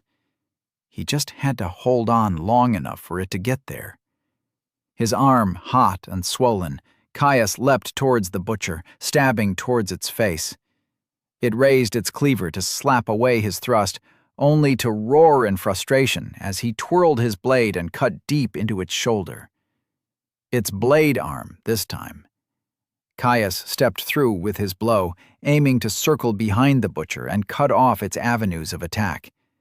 The undead whirled on him, lashing out with a cut that ripped another line of hot fire through the thin layer of fat that covered his belly. Ding! Affliction, blood rot, profane instruments strengthens. An explosion of pain that radiated out from the cut, followed by a welting and sickly heat. His abdominals tensed uncontrollably, and Caius felt his skill start to probe the new location. Continuing to taste the flavor of the energy, trying to take its measure. He could already feel the tendrils of rot seeping up his arm from the previous cut. Snake-like, using his veins as highways to ravage his body. He had to finish this. Fast. Chapter 13. Victory or Death. The butcher's cleaver followed its terminal arc. Wounded arm unable to control the momentum of the monstrous weapon with as much ease as it had before. The wild swing left it open. Caius was remiss to let the opportunity go to waste. Every second was another that his afflictions would continue to weaken him. Stepping forwards, he brought his sword down in a heavy overhead strike. The butcher lashed out with its free hand, trying to ward off his strike. It was successful, partially at least. Knocked off-center, his blade bit deep into its clavicle with a spray of rotten black blood. The undead howled, infuriated by the injury. It lashed out with its fist. trying to leverage its size and strength to crush him. Caius flicked his sword, biting deep into the butcher's forearm as he turned the blow, grating against the bone. He didn't fully escape unscathed, his wounded arms surging with agony from the force of the collision. A hiss escaping his throat, Caius disengaged. His health had already sealed his cuts, but whatever the undead's skill-enhanced cleaver had inflicted him with was fighting against the purifying energy, forcing a constant expenditure to keep the wounds closed. Something he couldn't afford. He barely had a pittance with the cap on his endurance. Drawing in another great breath, the champion released another fearsome roar. This time, the ability washed over him as pure, hateful noise. Rapid adaptation working quickly to rebuke the power before it could get its hooks into him. Ding! You have resisted fear, call of consumption. Caius moved through the wall of sound, swiftly engaging the creature while it was enraptured in the execution of its natural magics. He needed to cripple the beast, slow it down. He needed to go for its legs. Before it could snap its jaws shut, he lunged. The tip of his sword lanced straight the thick rope of muscle above its knee. He withdrew and disengaged, watching as its leg buckled slightly under its prodigious weight. The champion's roar petered out with a squeal of pain and anger. It lunged, trying to sever him at the waist. The blow was still fast, still backed up by monstrous strength, but it was slower, more manageable. He watched the heavy blade waver slightly as damaged muscles failed to work as they should. He saw an opening, his skill twinging. Sidestepping the swing, he cut. His blade deepened the cut on the butcher's shoulder, parting flesh to grate against bone. He dragged the cut, stepping through to lengthen the incision and wrap it around the meat of the joint. Ding! Sense. Weakness has reached level 20. Caius ignored the notification, all his attention focused on the battle. The ruined remnants of its shoulder tore, and the butcher's swing collapsed, arms slapping weakly against its chest before dropping to its side. The massive iron cleaver clattered against the ground, the champion no longer able to lift its arm effectively despite keeping a firm grip on its weapon. With a howl of frustration, it swung at him with its free arm, stumbling slightly on its wounded leg. Caius turned the strike with the edge of his blade, allowing the undead's own strength to carry through the cut, biting deep into its forearm. He danced back to disengage, watching the champion's fingers on it grow lax. He must have severed the ligaments. Rapid adaptation surged, finally stalling the creeping affliction in his veins, getting its measure and stopping it dead. Slowly, it pushed back, consuming and destroying the corruption hair's breadth by hair's breadth. Finally, the battle had turned in his favor. Caius turned his attention to his resources, more than aware that the corruption instilled by the butcher's contagion had wreaked havoc on his health, forcing the energy to expend itself to ward off its deleterious effects. Resources. Health, 48/200, 2 per minute. Stamina, 109/200, 2 per minute. Mana, 120/120, 2 per minute. His eyes widened, shocked at how low it had gotten. It was well and truly a race now. With how quickly the blood rot had drained his pool of regenerative energy, it would wreak havoc on his body as soon as his health ran out. He could only hope that rapid adaptation would be able to purge the disease before that happened. The butcher scowled at him, thick, hairless brows scrunching over its unnatural black eyes. "Gonna eat you," it ground out, straining as if each word was a challenge. The champion lurched towards him, decidedly slower on its wounded leg. Caius slipped around a clumsy swing of its cleaver, the undead leaning into the momentum of its body to attack. He cut into the calf of its uninjured leg as he pressed an opening in its guard. More black blood joined the growing pool covering the stone floor. The butcher was unfazed. "Gonna flay you." Throwing its whole weight into a heaving swing, the undead's weakened leg slipped on the blood-slickened stone. It stumbled. Caius darted in, ducking under an outstretched arm poised to pull him into a deadly embrace. As he passed, he sliced with his sword, severing its hamstring. The champion fell. It tried to push itself up, only for its leg to buckle under its weight, returning it once more to the cold stone. "Crack your bones. Drink your marrow," it hissed, staring at him in open hatred. Caius watched the creature, face twisted with rage at the sick fantasies it had lost itself in. Abandoning its cleaver, it hauled its bulk forward on wounded arms, lame legs kicking weakly in an attempt to assist the movement. It didn't try to flee, lost in its own mindless hunger. "Split your skull. Mash your brain. Tear your veins. Drink your blood. Feed me," it wailed in impotent starvation. "Just fucking die," Caius screamed, the exertion making him feel lightheaded. Ding! Rapid adaptation has reached level 13. The notification flashed through his mind, joined by the sensation of his skill bolstering, burning out his infection with renewed vigor. It was almost there, close enough that he knew he would purge the effects of the champion's skill before the last vapors of his health dissipated. It didn't make the process comfortable. He could still feel the noxious power curdling in his veins, a feverish red heat radiating from the site of his almost healed wounds. Breaths came heavier than they should, and his limbs felt leaden. Each swing, every parry and dodge drained him, made his vision close it like he had run a dozen miles without stamina. He shook off the cloying lethargy, squaring his stance against the crawling champion that left a trail of black in its wake. "Meat," it said, staring into his eyes. Caius took a steadying breath and walked towards the butcher, careful to keep the point of his sword trained on the monster. The champion came closer. Closer still. Close enough.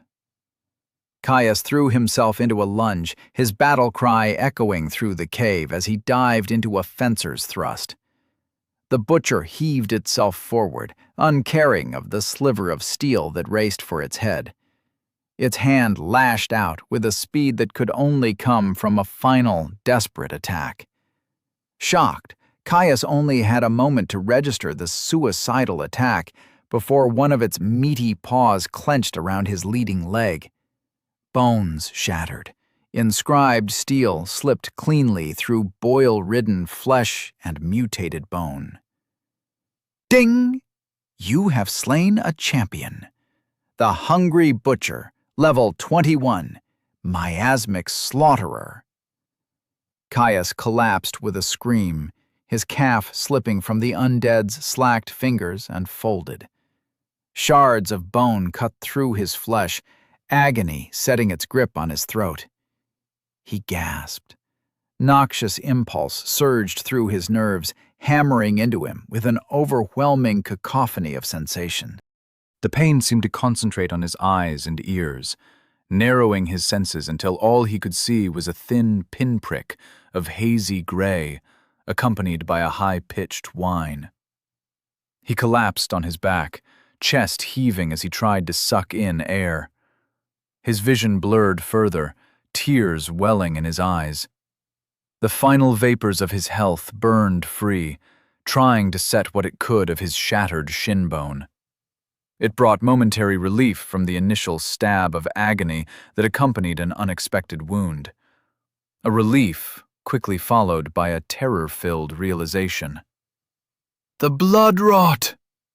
His attention dove inwards as he pushed himself up onto his elbows with a start. He relied on the innate awareness that every thinking creature had of its soul space to search his body for the champion's magical disease. He found nothing. Rapid adaptation had cleared the inflection. Caius slumped back down with a sigh of relief, yelping as his jostling moved his still shattered leg. He looked at the twisted limb and winced. While he could just leave it to heal on its own, at least partially setting the break would drastically reduce the amount of health required to recover.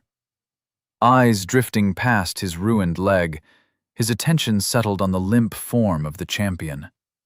His sword was still stuck fast in its head. A growing pool of black blood seeped forth from the corpse. He needed his sword. Injured as he was fucked if something came across him in this state and he had no way of defending himself. Caius growled, staring at his weapon. This is going to suck, he sighed.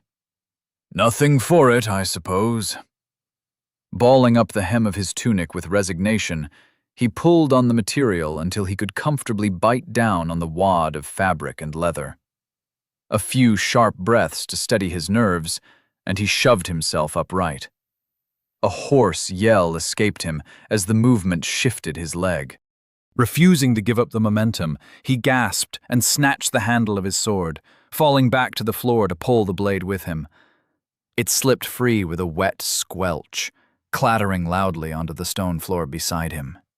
Just a little more. You can do this, he thought. He pulled himself up into a seated position and shuffled backwards, biting his wadded tunic so hard he half expected to hear the crack of a breaking tooth. Finger length by agonizing finger length, he hauled himself away from the growing puddle of blood that expanded from the butcher's corpse. Once he had made it a couple of long strides away, Caius collapsed back down, with tears streaking down his cheeks. He let go of his sword, preparing himself for what he had to do next. He sat back up, staring at his twisted leg with dread. He reached out towards it before freezing halfway. A frustrated growl was dampened by the fabric in his mouth. Last bit, then you're done. A sharp breath brought him focus, and he lunged towards his foot, twisting it back into position. A half-strangled scream sounded in his ears as if from a great distance, agony coursing up through his leg and shorting out his mind. Caius collapsed back down with a whimper. He spat out his tunic. Fuck me, he ground out, panting between words. Despite the agony, he couldn't help the low, rumbling chuckle that started from deep within his chest. Even if he did wince every time the movement jostled his slowly healing break, he had no right to have come out on top. The bastard even had a class. What the fuck was that? He'd never heard of champions in his life. He'd killed it. Killed something with a class, something that was supposed to be as close to impossible as you could get, the advantage of stats and skills too high to overcome. Oh, sure, he knew that the guardian he was eventually doomed to face would have one, and would be exponentially harder than this battle. However, he had only planned on that with all of his skills in place. Even then he had mostly planned on waiting until he had his own. Yet here he was, broken, bleeding, but well and truly alive, after facing something with a class. Unbelievable, he whispered. The encounter had shown him something, that the depths held hidden dangers far beyond what he was taught. For the first time in his life, Caius felt dissatisfied with Father's traditional methods. Sure, if all had gone as expected, He would have never in a million years stepped anywhere close to the depths before his father had given him sufficient lessons on its hazards. Lessons that were supposed to happen in the final months before his class selection, with practical training following it. Yet here he was, nearly 2 years early. Of all people, Father should have known to plan for the unexpected. Or was it a simple coincidence that they lived deep in the forest, weeks' journey from the closest small frontier villages, while having a perfect set of legacy skills? Caius snorted at the thought. Father had always been cagey, but he supposed the knowledge of exactly what had happened to their dynasty was another lesson that had been left until he was older. It hurt to think of his father's failings, after all he had done for him. But it was just so frustrating to think how different his approach would have been if he had known that champions existed. For one, he probably would have waited until he had merged his fourth skill. He might not have gotten so injured with adamant body. Caius's eyes widened suddenly. His skills. He'd leveled sense weakness. He was finally ready to merge the skills. A wide smile split his face. He couldn't do it here, of course. It required a centered mind and a period of meditation in his soul space to feel how all the pieces flowed together. Something he felt very little confidence in doing here. For one, it would be impossible to do while dealing with a broken leg. He was also a little worried about beasts coming to investigate the blood and noise. No, it would need to wait until he was in the relative safety of his base camp. He also had something a little more pressing on his mind, other than healing his leg. Caius turned his head, twinkling eyes landing on the stout stone building that sat to the right of the lodge proper. Loot. Chapter 14. Rewards. He limped towards the large stone and wood building where he had first encountered the massive undead, the torches inside filling its hall with an orange, flickering light. As he crossed the threshold, he inspected the seat where the butcher had sat. Up close, it was even worse than the quick glance he had gotten earlier. Nearly as tall as he was, it was perhaps more accurately described as a throne than a chair. Though if it was to be a throne, its monarch had been a gruesome one indeed. Rotting, uncured furs coated the seat, damp secretions leaving an imprint where the butcher had lounged. The sight and the images it brought to mind made Caius wince. Turning his attention away from the nauseating sight, Caius explored the massive hearth behind the seat that stretched across the head of the hall. It was dusty, with low, glimmering coals slumbering inside. He'd missed it entirely on his first look, captivated by the threat the champion had presented to him. Above its mantel, a great deer skull was mounted, larger than any of the many thousands he had seen in his years living in the forest. He looked at its rack in awe. It must have been a truly impressive specimen in life, if it had ever truly lived. Finally, tearing his gaze away from the ornament, he scoured the mantel-top, where a glint of firelight on metal caught his attention. A key. Overly large and crudely wrought. Hopefully, it would be what he was looking for. Caius snatched it up and hurried his way outside of the building as fast as he was able. Returning to the chained storehouse, he grabbed at the thick padlock that held the door shut fast, interesting the key with a slight tremble. He jiggled it briefly as it got stuck. The lock clicked, the joyous sound sparking a short laugh of success as he popped it open. Chains rattled as he hurried to weave them out from the door's latch. He cast them aside, the links clattering as they hit the stone floor of the cave. Barely containing his excitement, Caius worked the latch and threw open the door to reveal a dark room. The only light entered through the open doorway, drenching the interior in shadow. He took a furtive step forward. Hidden sconces burst into flame as he crossed the threshold. Their flickering light revealed a lone plinth at the back of the room, topped by what looked to be some sort of strange rectangular belt bag. Caius approached quickly, snatching it up and turning it over in his hands to inspect it closely. Perhaps 2 handspans wide and half that deep, it was an interesting thing. Made of some sort of hardened leather that held firm in his hand. He rapped it with one knuckle, a soft knock resonating through its interior. It was a dark, burnt umber in color, a lighter trim capping its edges. The bottom 4 corners were capped off in brass, while it was held closed by a sturdy buckle of the same material.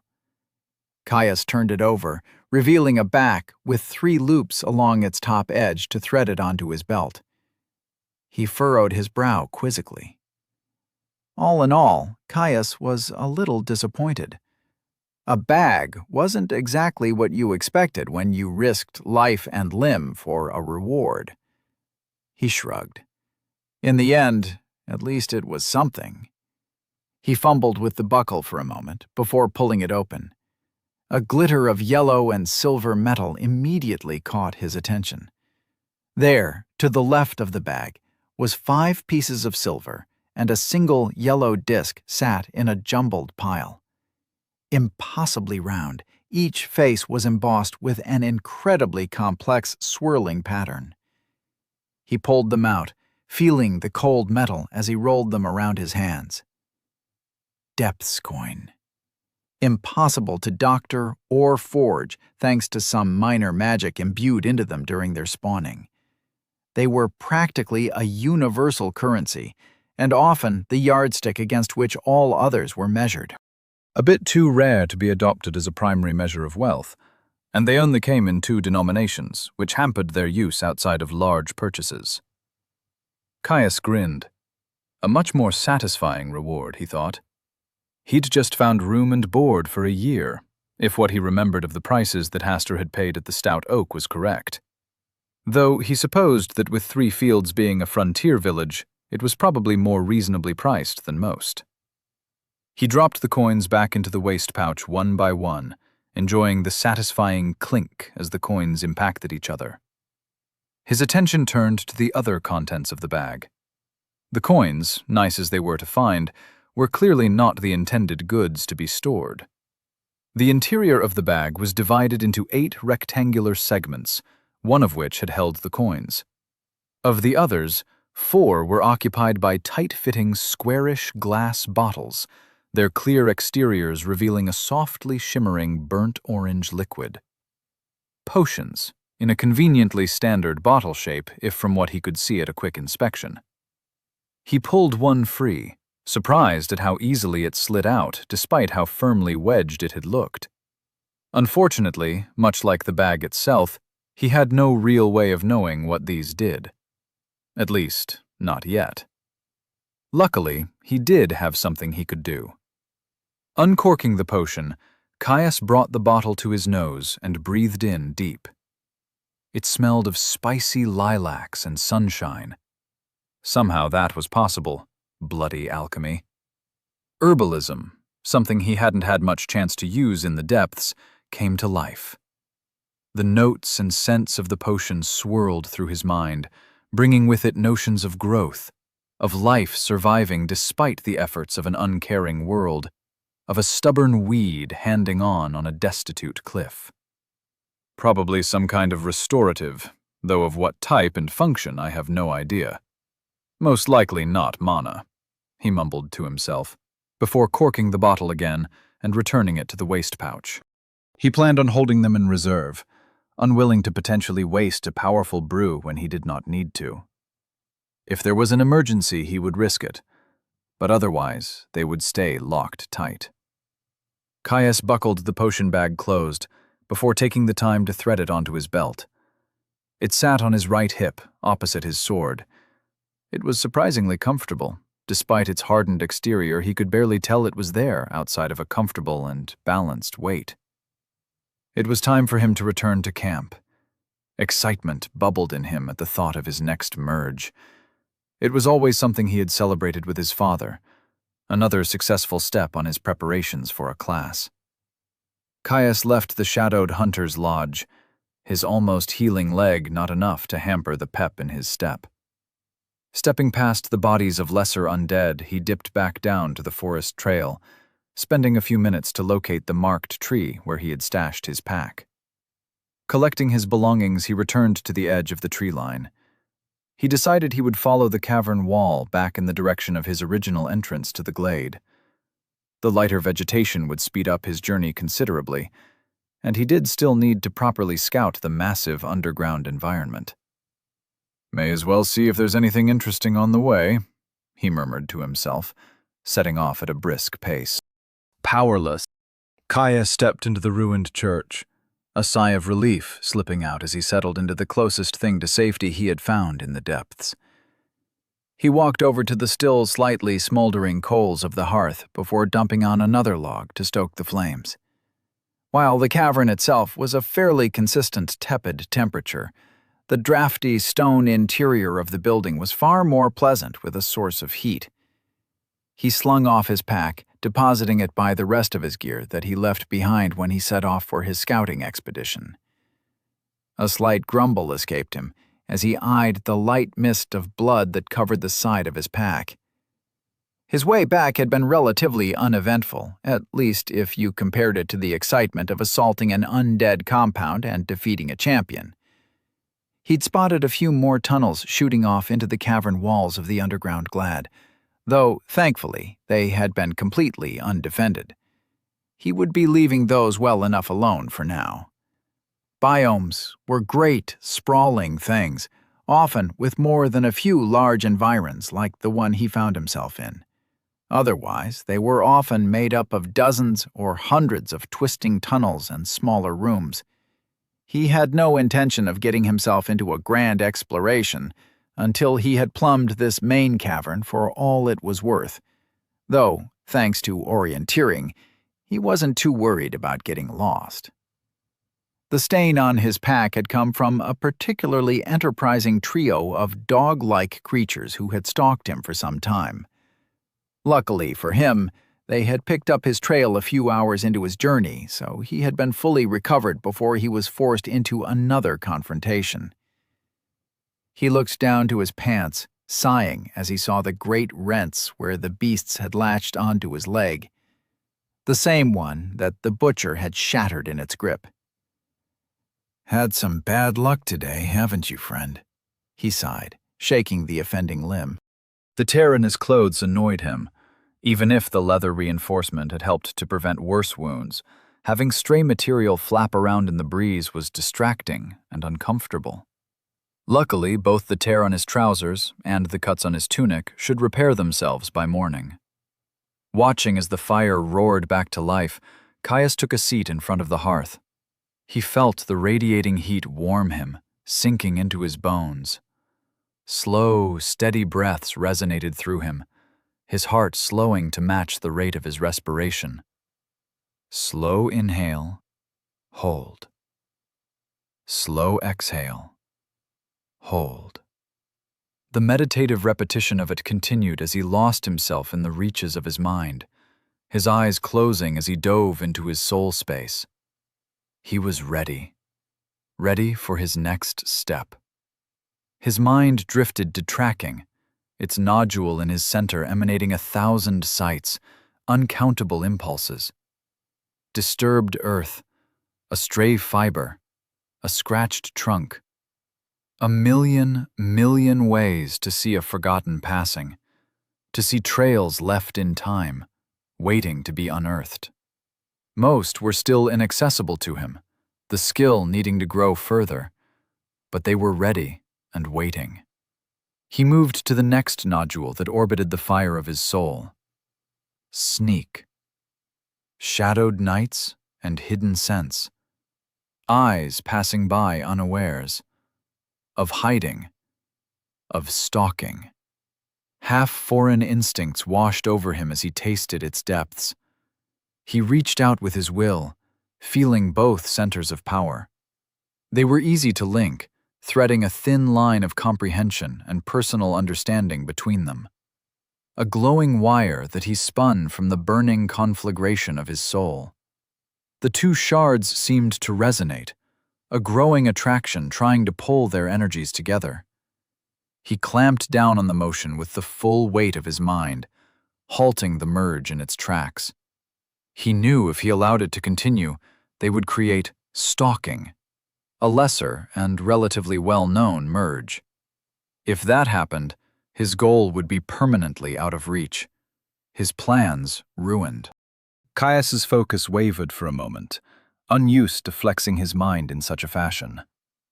The two skills wavered, fighting back against him in an effort to move together. He grabbed at them like a vice, forcibly stabilizing them again. It was the first time having to do such a thing, his first two mergers not having another valid outcome to contend with. He wasn't worried. He'd spent months of practice in guided meditation with his father, as much as they could squeeze into their usual fireside rituals. Not just on the mental skill needed to hold the merge stable, but the understanding of the ultimate result. The mindset and comprehension needed to link so many disparate parts. This, at least, he'd had practice with. Once he threaded in another, he wouldn't need to worry.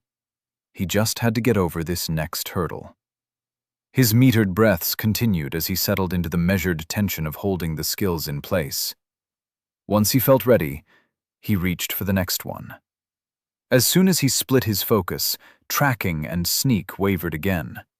Sweat beaded on his now furrowed brow. The third thin thread of power reaching out from his soul slowed, undirected without his focus to push it forward. He gritted his teeth, inching it forward as he tried his best to hold the first two skills steady. They rattled precipitously, screaming against his hold on them, professing their desire to merge into a new form. His soul touched the third skill. Chapter 15. Insight and Growth. Caius just managed to prevent tracking and sneak from merging, the skills rattling against his control as his soul touched trap-finding. Instantly, the previous two skills settled down, no longer having an easy route to merge their energies through the conduit of his soul. Trap-finding tasted of tension and exploration, the joy of exploring new mechanisms, and the fear of the deadly payload they held. 1,000 sights washed through his mind, most of them hidden deep within the depths, but not all. Bank vaults, siege defenses, mechanisms, physical, magical, and biological. How to identify likely placements. A suspicious mound of disturbed earth or a flagstone not quite flush. A necessary skill for those who would delve where they were unwelcome, those who sought to survive and thrive where others dared not to tread. His soul threaded his comprehension into the previous two. However, the link felt incomplete, a kit with missing tools. Next, he reached out to orienteering, something for one to feel at home in the depths and the vast wilds that coated the world above it. The stars above, the way water flowed, distant scents carried on the air, and an ever-growing mental map. So many things to be used to center oneself in an expansive world, to always know the way forward and the way home. It slotted into his growing picture, fitting like a glove. A way to find his path. Another thread of his soul reached out, connecting to herbalism. It represented a wealth of resources to be found. Not just food, but restoratives, mending balms, and 1,000,000 different ails soothed. A way to keep the journey going, and a reward in addition to the simple beauty of the journey itself. The skill clicked into place. Caius couldn't help himself from sighing in relief before returning to his measured meditation breathwork. Just a few more, he thought to himself. The burning fire of his soul sent out its sixth flickering thread, connecting with cooking. The smell of roasting meat over a campfire. Freshly baked bread steaming as it left the oven. The roaring cacophony of an overworked kitchen as hands blurred, layering a dish of exquisite beauty. Cooking was something universal, something that the poorest beggar and the richest king relied on every day of their life. It represented succor, a revitalization, a way for a weary traveler to rest, recharge, and reflect on the last leg of their journey. It tasted of exotic spices discovered in the furthest reaches, of comfort, of experimentation, something that brought a little bit of home with you on a long expedition. The skill snapped in place, flaring as it joined the growing chain of power. Sense. Weakness felt different from the rest. A ruthless edge and undercurrent. A quality of violence. Eyes that sought the rhythmic pulse of an artery, that spotted the idle strap that left a gap in the armor. No journey was free of danger, Caius thought. Stepping into the unknown required surety of your own capabilities, a mindset to strike fast, strike hard, and know that you would succeed against all odds. The depths was the greatest frontier of them all, and any who delved its reaches without an awareness of what they faced was a fool. This skill brought that to the table. After all, everything has a weakness.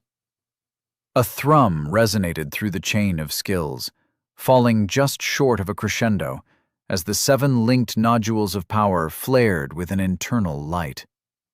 Caius couldn't stop a grin from forming on his face. Just one more, and he would be done. Caius reached out a soul thread to physical conditioning, the link of power snapping directly to the skill as if magnetized. Impressions flooded through him. The burn of exerted muscles, a heart slamming in his chest as it pushed oxygenated blood through his veins, fueling the vehicle of his power. An untiring body, unfailing through a lengthy journey, never failing, never stopping, just step after measured step, taking him to the next horizon. A soft chime resonated through his soul space, all 8 of his linked skills flaring with light. They pulsed in his internal mind's eye, slowly sliding together. Their inexorable attraction was inevitable. Even if he wanted to, he was sure he didn't have the mental control to stop their conglomeration.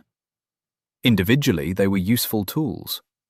Together, they represented a breadth, something that would support him through any journey or exploration he went on, helping him find his way, like it had for his family for generations. It wasn't as flashy or as combat-driven as many of his other skills would be. Instead, it was dependable, something that would support him in the background for many years to come. An explorer's toolkit. Ding! Skill merge detected. Would you like to proceed? Caius's eyes flashed open, his cheeks aching as his smile spread even wider.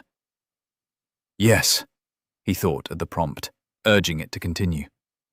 He felt the skill nodules orbiting his soul draw ever closer together, flashes of energy buffeting his soul as they began to brush together. Some force outside of his control flooded through him, aiding the mixing of disparate forms as the balls of contained energy dispersed. Threads began to extrude from the vacuous gas that emanated from the site of his prior skills, weaving into a new, denser orb.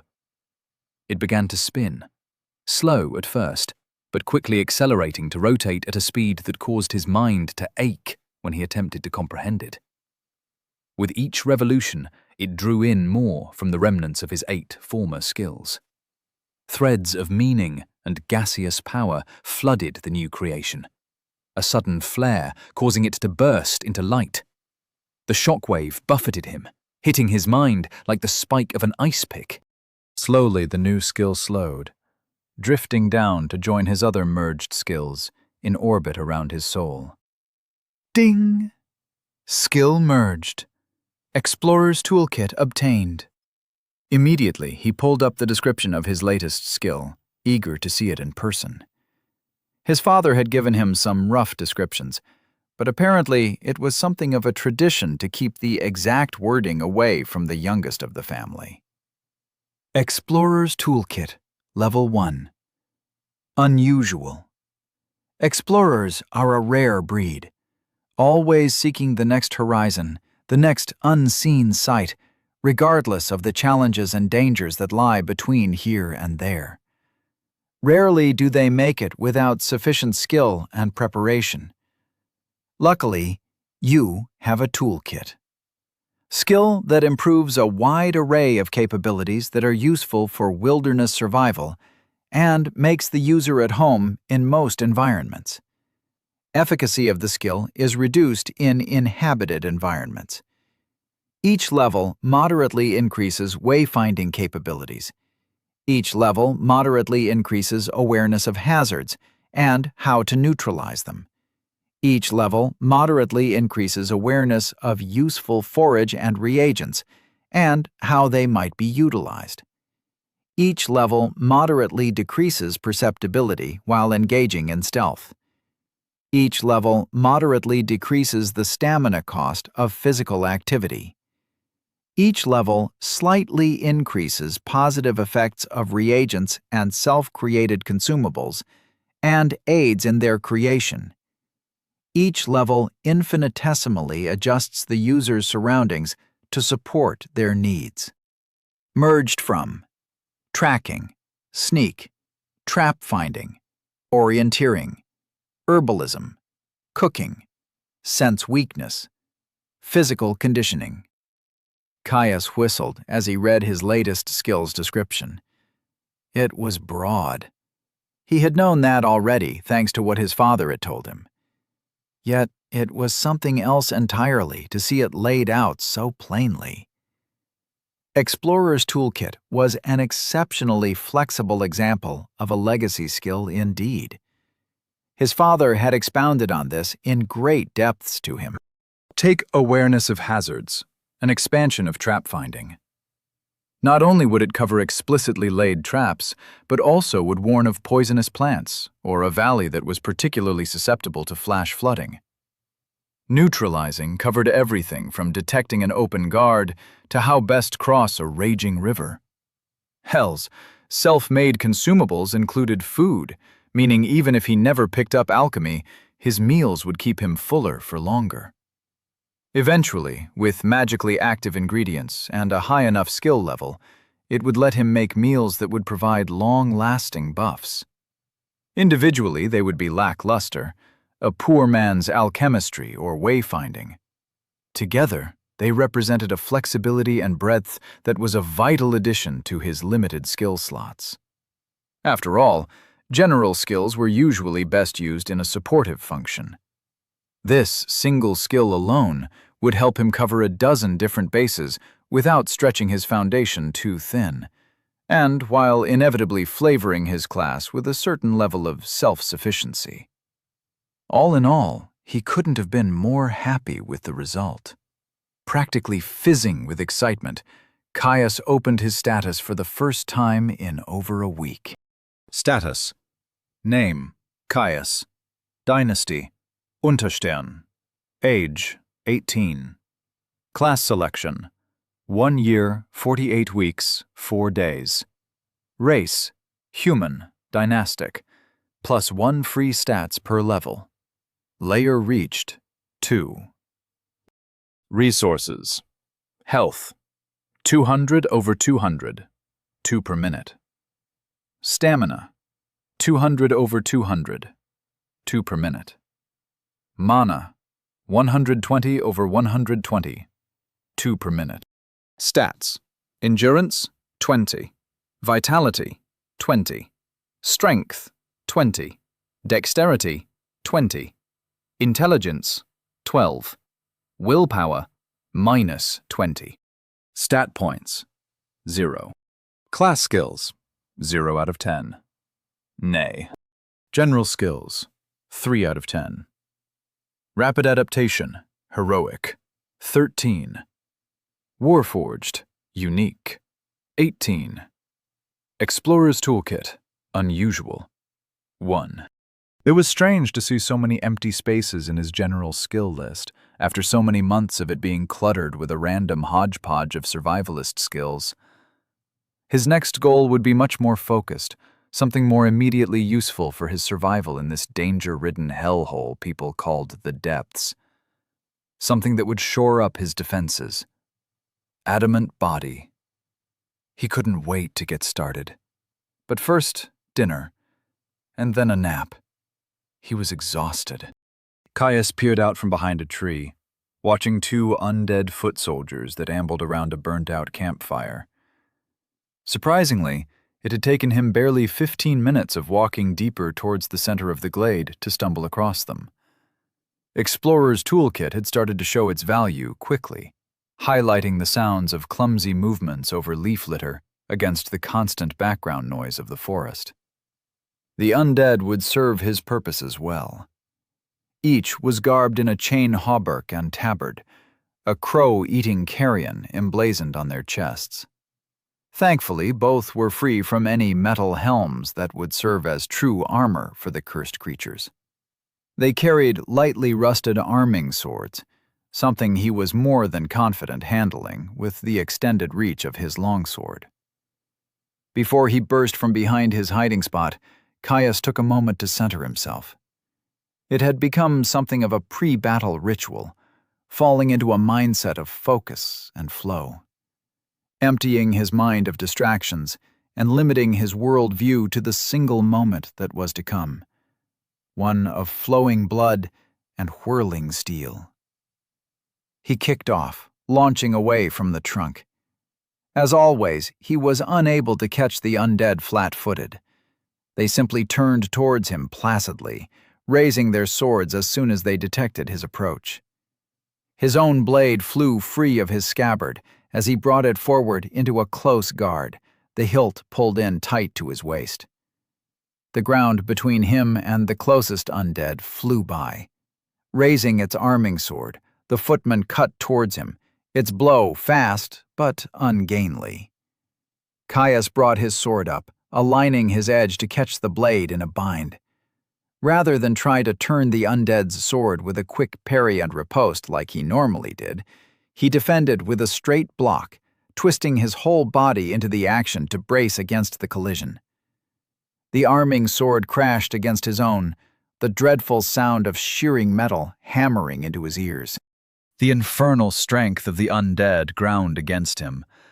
Before it could batter through his guard, Caius stepped back and disengaged, whirling his sword into a heavy overhead that tore through the footman's crown. Ding! Level 17. Undead armsman slain. Caius turned on the remaining soldier, blade flicking out to turn the blow that had been heading for his undefended flank.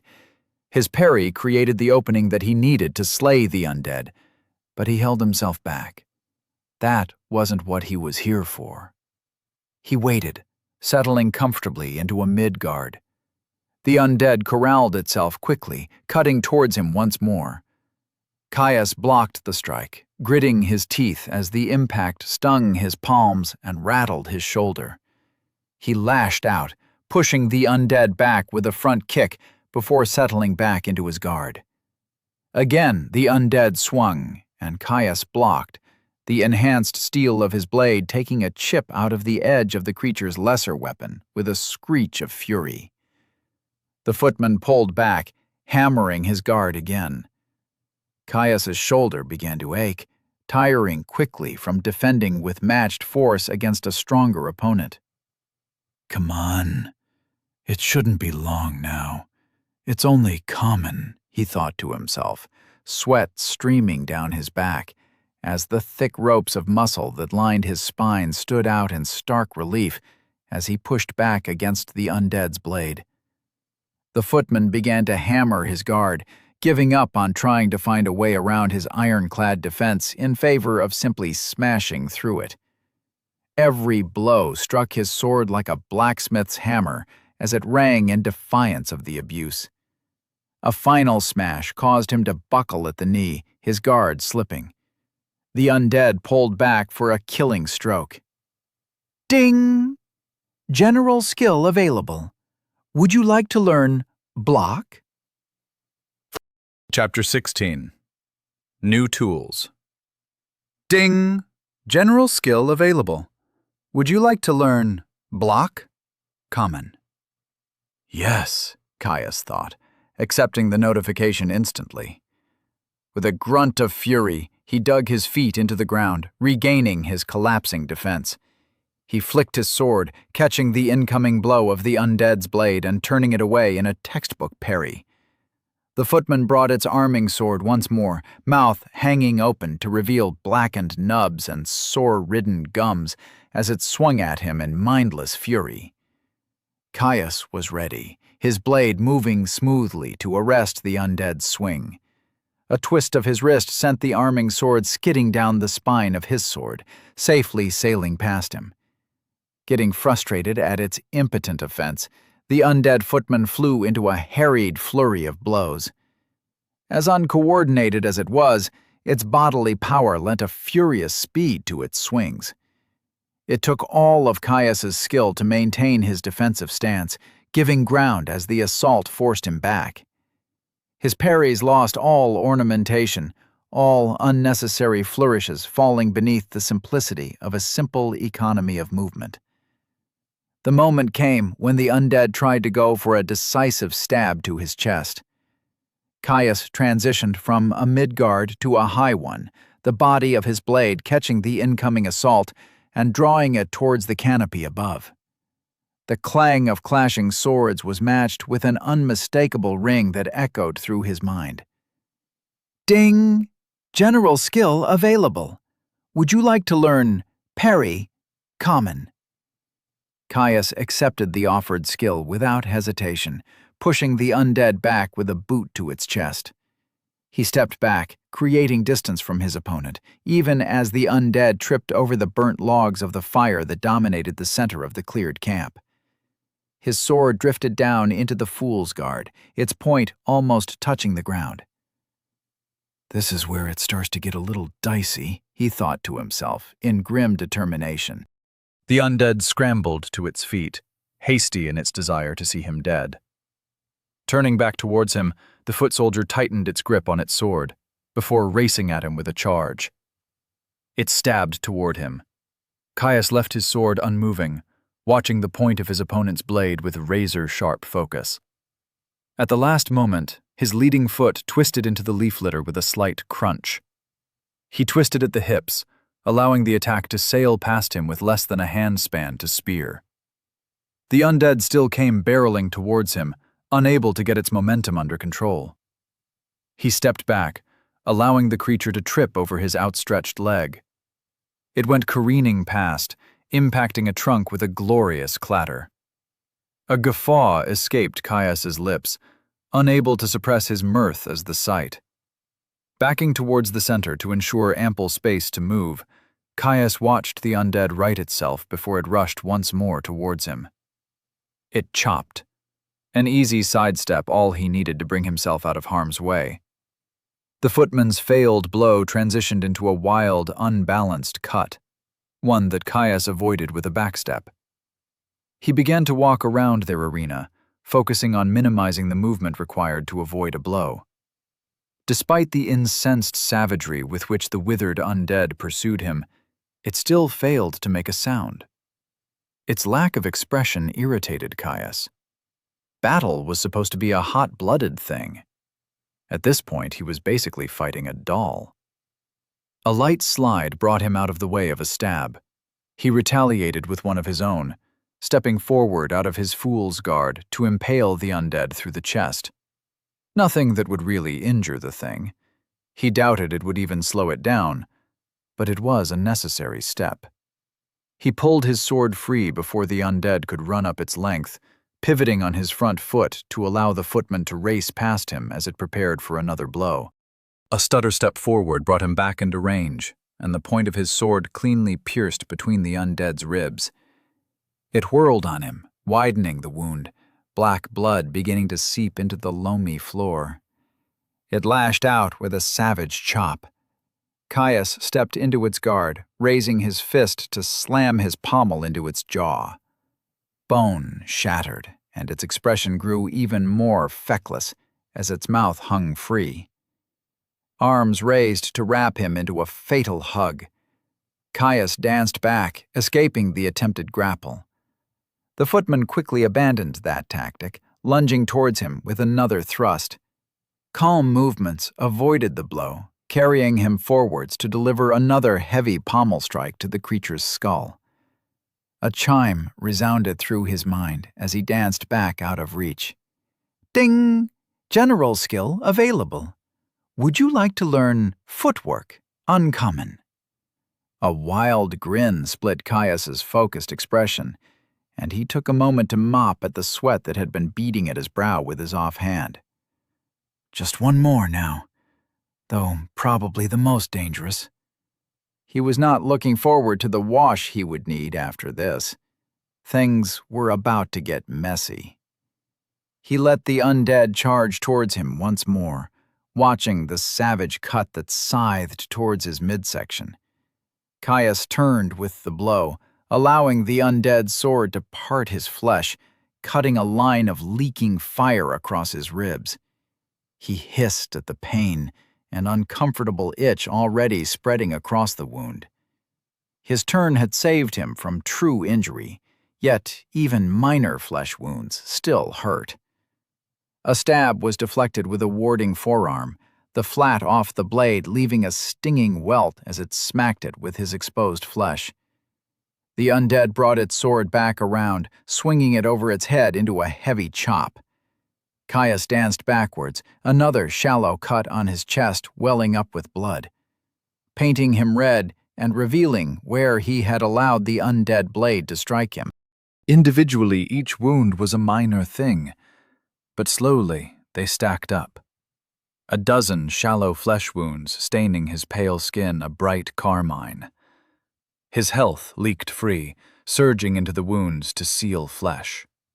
Sweat mixed with congealed blood, pale pink rivulets cutting tracks through the gory veneer. The undead seemed to notice the change in the battle, its swings coming faster and more wild with every stroke. Second by second, Caius's minuscule health pool dipped lower. His body moved with every strike that the undead made, twisting and pulling, only ever allowing its sword the slightest purchase on his flesh, minimizing wounds so that they left him unhampered, the only danger a slow, creeping risk of blood loss. Even without his health, he would be able to fight unhampered, which was a lucky thing, as he had to keep this up beyond what his pool could sustain. Finally, the dreadful full-body itch of his regeneration abated, its store of power fully spent. Caius continued his macabre dance with the undead. A quick cut nicked his shoulder, followed closely by another to his palm as he slapped away a stab. His chest was riddled with the evidence of a dozen close calls. He could feel the exhaustion creeping up on him, more than the physical exertion his stamina could fuel. Each slow drip of red from his body felt like another hour he had gone without sleep. Another hour spent running at a full clip. Finally, it happened. Finally, he got the notification he had been waiting for. Ding! General skill available. Would you like to learn Toughened Physique, Rare? Yes! His breath came in great, heaving gasps, but it did not stop him from drawing in a breath and screaming at the undead full in the face. He was so goddamn tired of letting the monster wail on him like he was a training doll, regardless if it was of his own volition. He had been watching the undead for what felt like hours, dissecting the way it moved, the mindless swordplay it leveraged against him. Everything. It may as well have been as undefended as a freestanding stick. Ding! Explorer's Toolkit has reached level 2. For the first time in a long time, his sword flew from the fool's guard, circling up before he sliced towards the undead's undefended knee with his full body weight behind the blow. Enchanted steel cut through desiccated skin and brittle cartilage, separating the extremity from its body.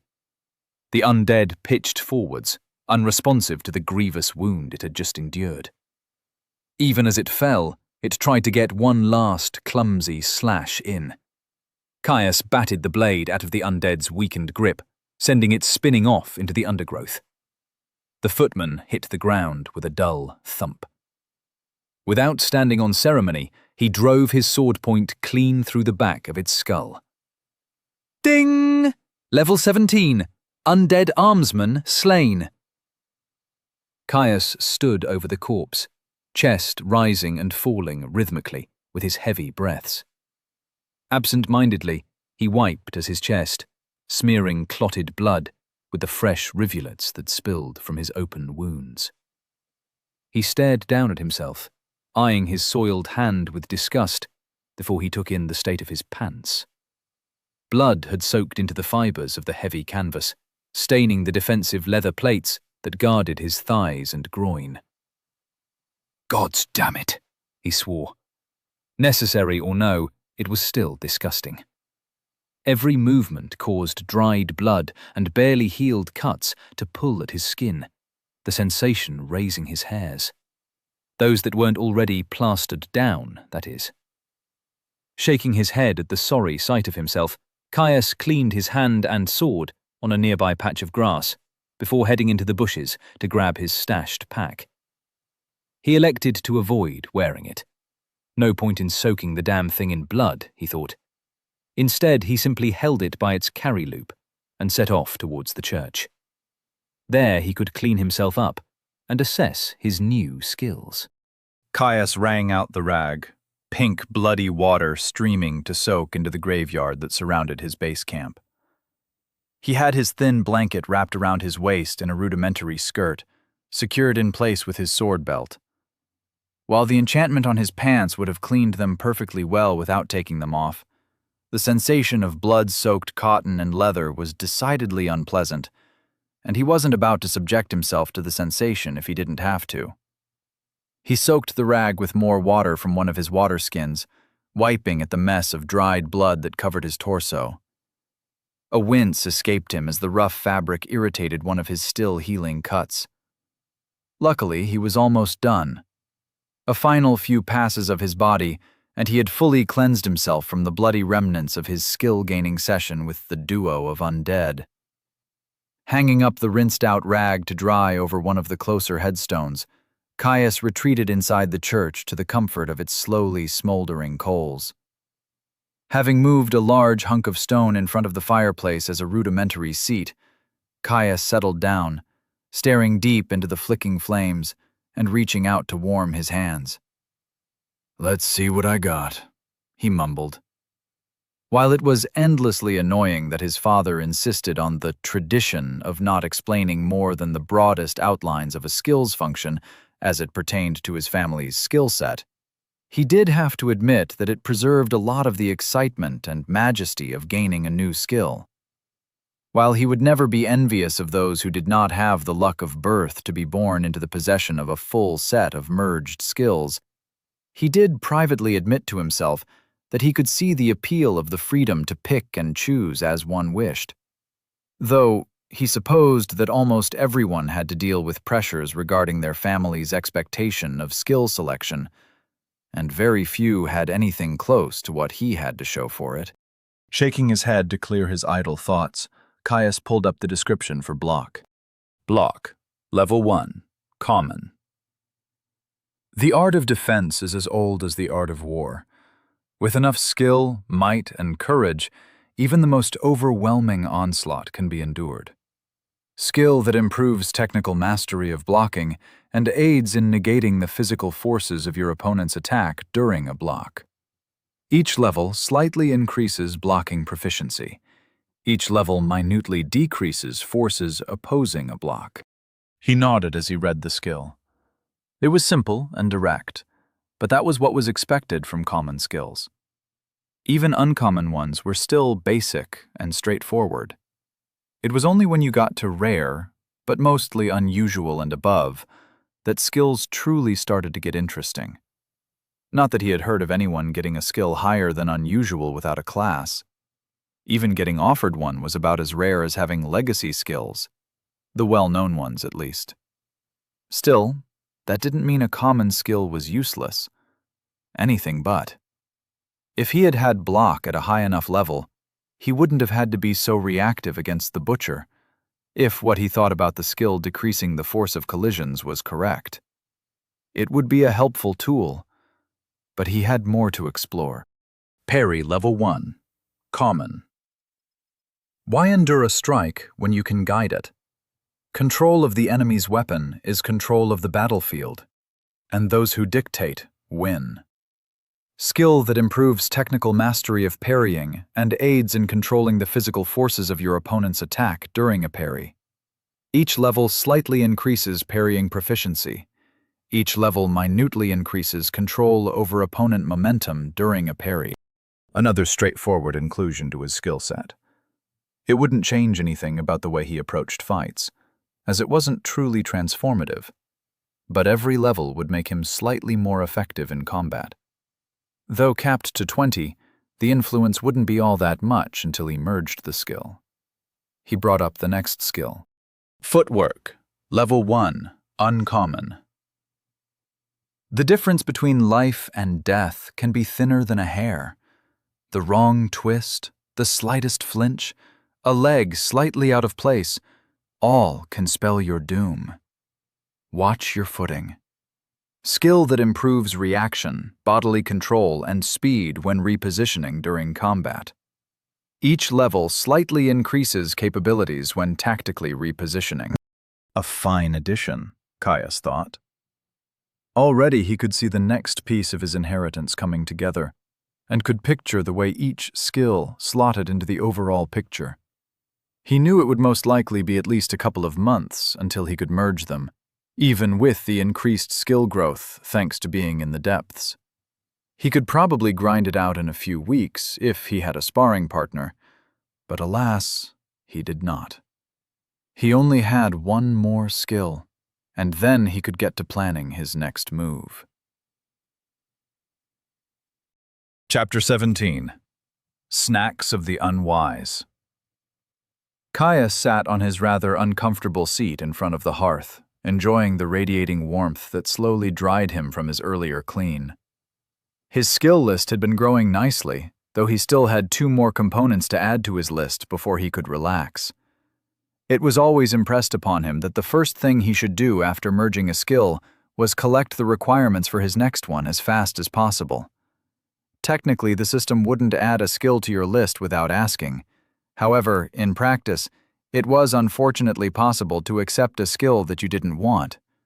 Spending so much effort to not think about accepting an unwanted skill could potentially generate enough of a mental impulse for it to occur. That was not something he was interested in letting happen. Even if it was just a folk myth, there was no reason to risk it when all it cost to avoid was a slight inconvenience. With that in mind, once he had gone over the last of his recent gains, Caius planned on getting light, medium, and heavy armor mastery as soon as he could. Though maybe not by hunting through the center of the glade, he thought to himself. He hadn't missed that as soon as he had pressed towards the center, he had seen undead that were stronger than the others he had fought, and better equipped, too. He was still a little nervous of running into something like the Butcher again, after all. Better to wait until he had all the pieces in place before he went off gallivanting and taunting death directly to its face again. A circumnavigation of the glade would be better. Open sightlines would allow him to pass by any obvious encampments, thanks to the seemingly poor senses of the undead. Running into any stray beasts wouldn't be an issue. If anything, it might help with gaining his last few remaining skills he needed. Caius nodded to himself, happy with his rough plan, and brought up the last of his most recent skills. Toughened Physique, Level 1, Rare. Sometimes you are forced to take a hit. Those of weak will flinch, allowing the attacker to land where they may. Others lean into the blow, a heart strike skittering across hardened ribs. Flesh is given, but death is avoided. Skill that increases the body's resistance to injury and increases speed and control when the user is unable to avoid injury, aiding them in receiving the injury to non-fatal locations. Each level slightly increases the chance to divert attacks to non-fatal areas. Each level minutely increases the effectiveness of endurance to bodily integrity. Caius grinned as he read the description of the skill. This was something that would make an immediate difference, even if a small one at first. The boost to endurance was significant, but would be of little utility until he was much higher level, at which point he would have merged this skill anyway. However, the instinct to divert unavoidable blows to turn them into minor wounds was huge, especially because, if he was correct on the wording of the skill, it would still work while wearing armor. Standing with a smile, Caius stood up and retrieved his pack, as well as the slightly rusted chain shirt that he had scavenged from one of the undead guards that had originally surrounded the church. He returned to his seat, facing away from the fire to dry his still damp back. Fumbling with the buckle, he eventually opened his bag before pulling out his folded, reinforced tunic and laying it out by the fire. He was going to put it back on shortly anyway, so he wouldn't hold himself back from small creature comforts like pleasantly warmed clothes. He then moved to the chain shirt, folding it up as best he could. It was big enough to fit over his tunic, and he needed it for medium armor mastery.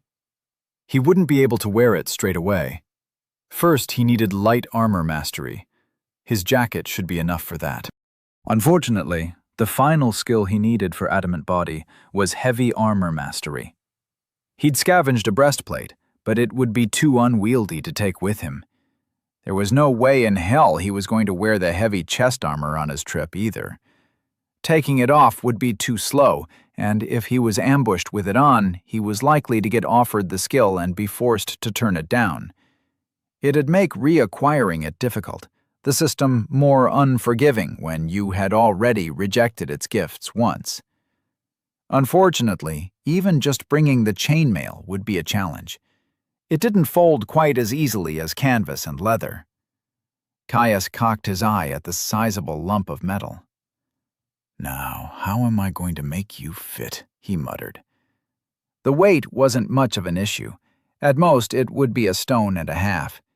It was his pack that was the issue. It was a big bag, large enough for him to carry all he needed for an ongoing journey. He still needed to empty it a bit first. Caius reached into the bag. The first thing he decided to leave behind was his bulky medical kit. While it was a vital resource, he ultimately still had his natural health regeneration. Plus, he thought that in a true bind, he could always gamble on one of the potions he had gotten for defeating the butcher. Next was a redundant water skin. While he was definitely bringing it with him, he could always string it to his belt. As Caius pulled the water skin from his bag, something rolled free with a soft thunk. Peering in curiosity, Caius spied one of the strange purple fruits he had found in the glade. Pulling it out of the bag, he tossed it in the air, appreciating its solid weight as it impacted his palm with a satisfying thwack. "I'd forgotten about these," he thought to himself. In all the excitement of clearing an undead encampment and slaying a champion, it had completely slipped his mind. Setting the fruit down in front of him, he reached back into the bag, rummaging for its compatriots. 4 more of the almost fist-sized orbs joined the first one. They certainly didn't look dangerous. A thick, almost scaly exterior showed a virulent purple through the cracks. Caius tore at one with his hand, a light and almost bready flesh bleeding a soft violet juice as it revealed a cluster of slimy seeds at its center. He sniffed. It smelled sweet, almost like an apple, but more floral, with a strong, robust, earthy undercurrent. Explorer's toolkit tickled at the back of his mind, pulsing a low and lazy warning about the fruit. Caius eyed the fruit with suspicion. Normally, at least with herbalism, a truly dangerous fruit or berry almost screamed out at you. He licked at a thin trail of juice that had rolled down his arm, an indescribable sweetness radiating across his tongue. Explorer's toolkit pulsed another warning, almost lazily. Caius decided to risk it. He bit into the soft interior of the fruit, a trail of sticky juice streaming down his jaw. As the soft, delicate flesh of the fruit hit his tongue, his eyes widened. It was delicious. Like jellied stone fruit, like a summer orchard in full bloom. Ding! You have been afflicted by glade plum lethargy. His jaw half distended. Halfway through his next bite, Caius stopped dead. He sent his focus inwards, surveilling his inner realm. The poison seemed to be doing nothing. He pulled up his resources. Resources. Health, 11 over 200, 2 per minute. Stamina, 84 over 200, 2 per minute. Mana, 120 over 120, 2 per minute. His health ticked up before his eyes. Whatever the poison was doing, it wasn't damaging his body at all. Even something as indirect as slowing his breathing would expend the resource in an effort to fight it off. His stamina, however, was dropping prodigiously. That was fine? His attention turned to the surge of rapid adaptation, already racing to contain the strange poison of the fruit. It seemed to have it well in hand. Caius had a stupid idea, a grin spilling across his purple-stained face. He took another massive bite of the glade plum, moaning as its floral and sweet juices rolled across his tongue. Barely chewing, he swallowed the bite and took another. And another. Quickly, all that was left of the fruit was a pile of slimy seeds. He snatched up another, devouring it with similar gusto. After weeks of dried jerky, the succulent glade plums may as well have been godly ambrosia for how their sweetness enveloped his mouth. After a few minutes, he moved to the next one. The growing well of mild toxin built up in his stomach, slowly overwhelming the containment that rapid adaptation had created. His stamina bottomed out, and by his third fruit, his eyes began to droop. By the fourth, every limb felt like it was weighed down by a particularly hefty oxen. Even chewing became a struggle. Caius could help but let out a large yawn. Slumping off his seat, he sprawled out in front of the hearth, the fire-warmed stone feeling as soft as a fleece-filled pillow. As his eyes drooped closed, Caius's thoughts wandered. I hope this works. Underestimate. Ding! Rapid adaptation has reached level 14. Ding! You have resisted glade plum lethargy. Caius groaned, rising to wakefulness with agonizing slowness. His eyelids felt like they had been cast from lead. His whole body did, really. Forced to squint, he blinked rapidly in an attempt to clear the indistinct blur that coated his vision. He lifted his head, straining against the weakness that held him stuck to the floor. Slowly, control of his body returned to him as his skill eliminated the last remnants of the poison that had incapacitated him. He shook his head to clear the drowsiness, clicking his tongue against the bone-dry roof of his mouth. Need water.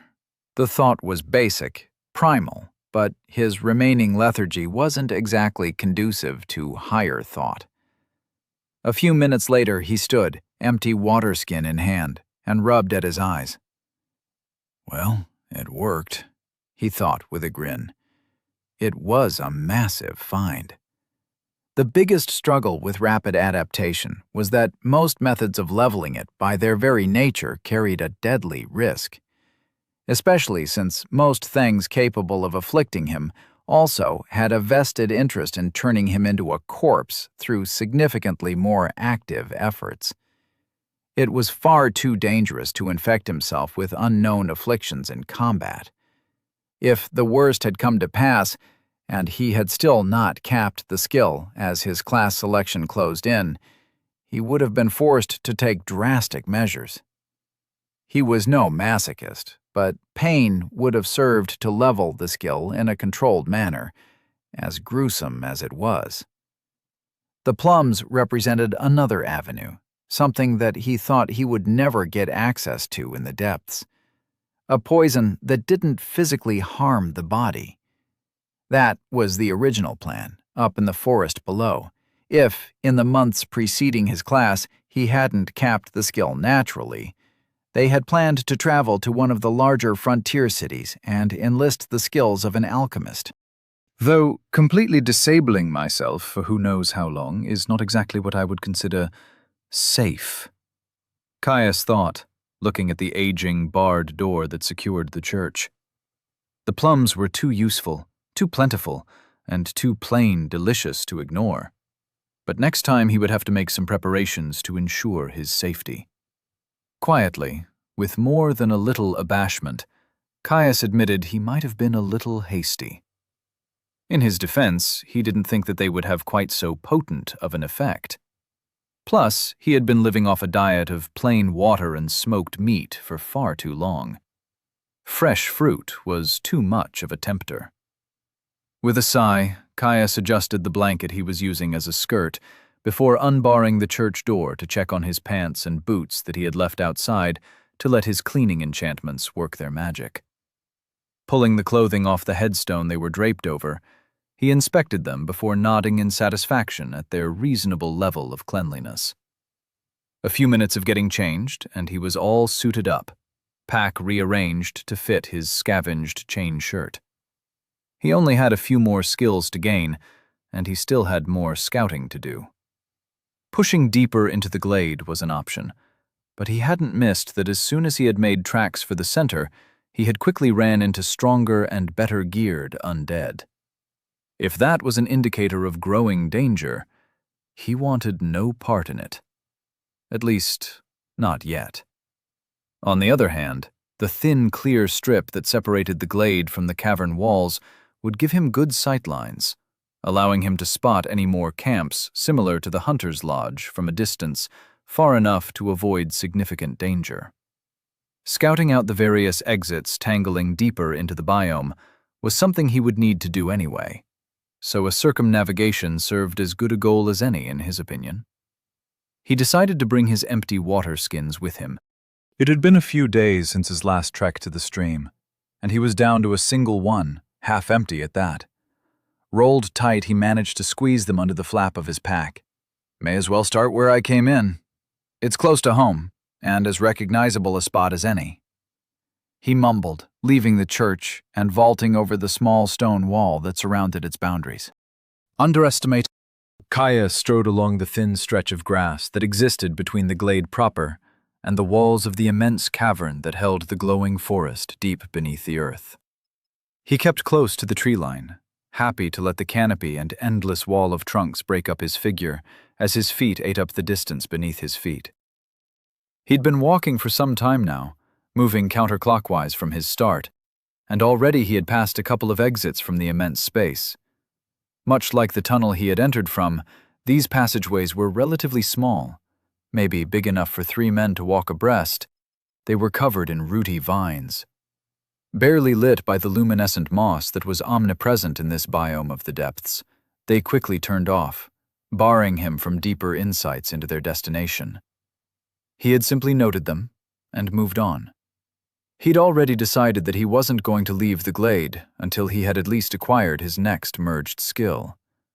It would shore up his defenses nicely, and for all the glade's danger, it was still far better than ambush-ridden passageways that were, no doubt, covered in traps. Fighting was always more fraught in confined spaces, and he had no intention of taking unnecessary risks. Not when he still had another 2 years stuck with almost no chance of rescue. Somehow he doubted that some high-level delving team would just so happen to take a swim at the bottom of a remote waterfall deep in the foothills of the mountains that sealed off his home from the rest of the arboreal sea. Soon he would come across the spring that breached the wall of the cavern, supplying the small stream that he had been using as a water source. He was pretty sure he could already see it, the distinct spray of water refracting the soft light of the cavern as it erupted from the stone. He hoped he would find something there to fight, if he didn't before. His hunting clothes weren't quite light armor, but they were pretty bloody close, with all the leather reinforcement that covered the almost jacket that was built over his tunic.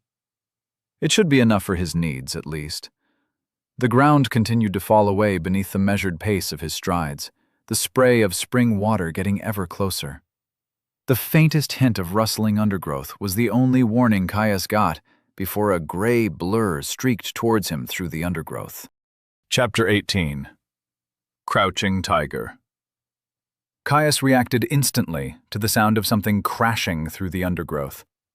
Explorer's toolkit screamed in his mind, but only an idiot needed a skill to tell them that unexpected movement in the depths was dangerous. He backpedaled as fast as he could into the open grass as he ripped his sword free from his scabbard. A mottled gray feline figure blurred out of the undergrowth, launching itself towards him with outstretched claws. Caius twisted, shifting to the side to avoid the pounce.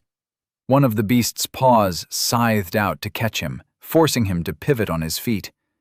He rolled his shoulder, preferring to take the blow on the thick leather that covered the joint. The claws skittered on the pseudo-pauldron, cutting a deep line into the thickened material, but saving his flesh from a worse wound. The force of the impact knocked him back, forcing him to adjust his footing lest he get knocked prone. The beast landed softly, quickly spinning as it hunched down, its muscles rippling under its fur as it readied itself for another confrontation. Caius brought his longsword up into a mid-guard, ready for the beast's next charge, as he quickly slung off his pack and tossed it to the side. He stared hard at the beast. It was far less twisted than he expected, considering all the hellish-seeming dire beasts he had seen so far. Roughly the size of a wolf, it was big enough to nearly reach his hips. A short, mottled coat barely served to hide the thick muscle that stood out in stark relief under its skin. Almost like one of the mountain lions that he rarely saw in the forest above. The lion's chops drew back, revealing sharpened canines as a deep, threatening rumble echoed from deep in its chest. In an instant, it went from motionless to a dead sprint, claws driving deep into the earth to launch itself towards him. It reared up once more, batting towards him with lethal intent. Caius brought his sword up, blocking the first swing with the edge of his sword. A thin line of red trickled down his blade as it cut deep into the beast's pad. Its other paw hit him with the weight of a fully laden cart. Its claws tore across the leather of his chest, biting into the material and drawing blood. Caius gasped, forcing himself to inhale after the weight of the blow drove the air from his chest. Ignoring his aching ribs, he twisted into his block and carried his sword through to cut heavily into the beast's shoulder. His blade bit deep, the lion hissing in fury as it jumped back. The creature eyed him warily, padding around him in a circle that forced him to keep turning to match its pace. The wound on the lion's shoulder sealed shut, muscle and skin rippling as it forced itself back into position. He missed fighting undead. It was so much more convenient when your opponents couldn't heal. Caius lunged towards the beast, pressuring it with a false charge. It leapt back with nimble grace before slowly approaching to circle him once more when he failed to commit to the attack. As soon as its wound was fully healed, it rushed in, this time its jaw yawning open in an effort to sink its fangs into his flesh. Caius sidestepped, returning the charge with a slash to the creature's flank, its dark gray fur staining a darkened red. Incensed, the lion hissed in fury before wheeling towards him once again. A claw-ridden paw lashed out, Caius turning the strike with a flick of his wrist. Ding! Parry has reached level 2! He was forced to abort his riposte. The first paw strike followed up as it tried to claw him with its other arm. Slamming his sword into the offending limb to block, Caius was unable to react as its first paw returned to rake him across the thigh. Ding! Block has reached level 2! Claws scythed through the thickened leather that covered the front of his legs, digging through his fat to nick the surface of the muscle below. Hot blood flowed down his leg, quickly joined by the burn of health as it started to seal the wood. Caius roared in frustration, forcing the lion back with a stab that nicked its cheek. The lion stepped back, hissing at him threateningly, before it charged into the fray once more. He tried to maneuver around the beast's approach, but its nimble agility allowed it to keep the pressure on him. Swinging his sword to meet muscle-bound limbs, he tried his best to ward off the flurry of blows that sought to overwhelm his defense. He got a series of parallel cuts across his shoulder and chest for his troubles. The lion pounced at him, one leg batting away his sword as its jaws closed around his shoulder like a vice. Dagger-like teeth sunk into the joint, and with a mighty crack it closed around his shoulder, the bone crunching like autumn leaves. Ding! Toughened physique has reached level 2. A ragged scream left Caius's mouth.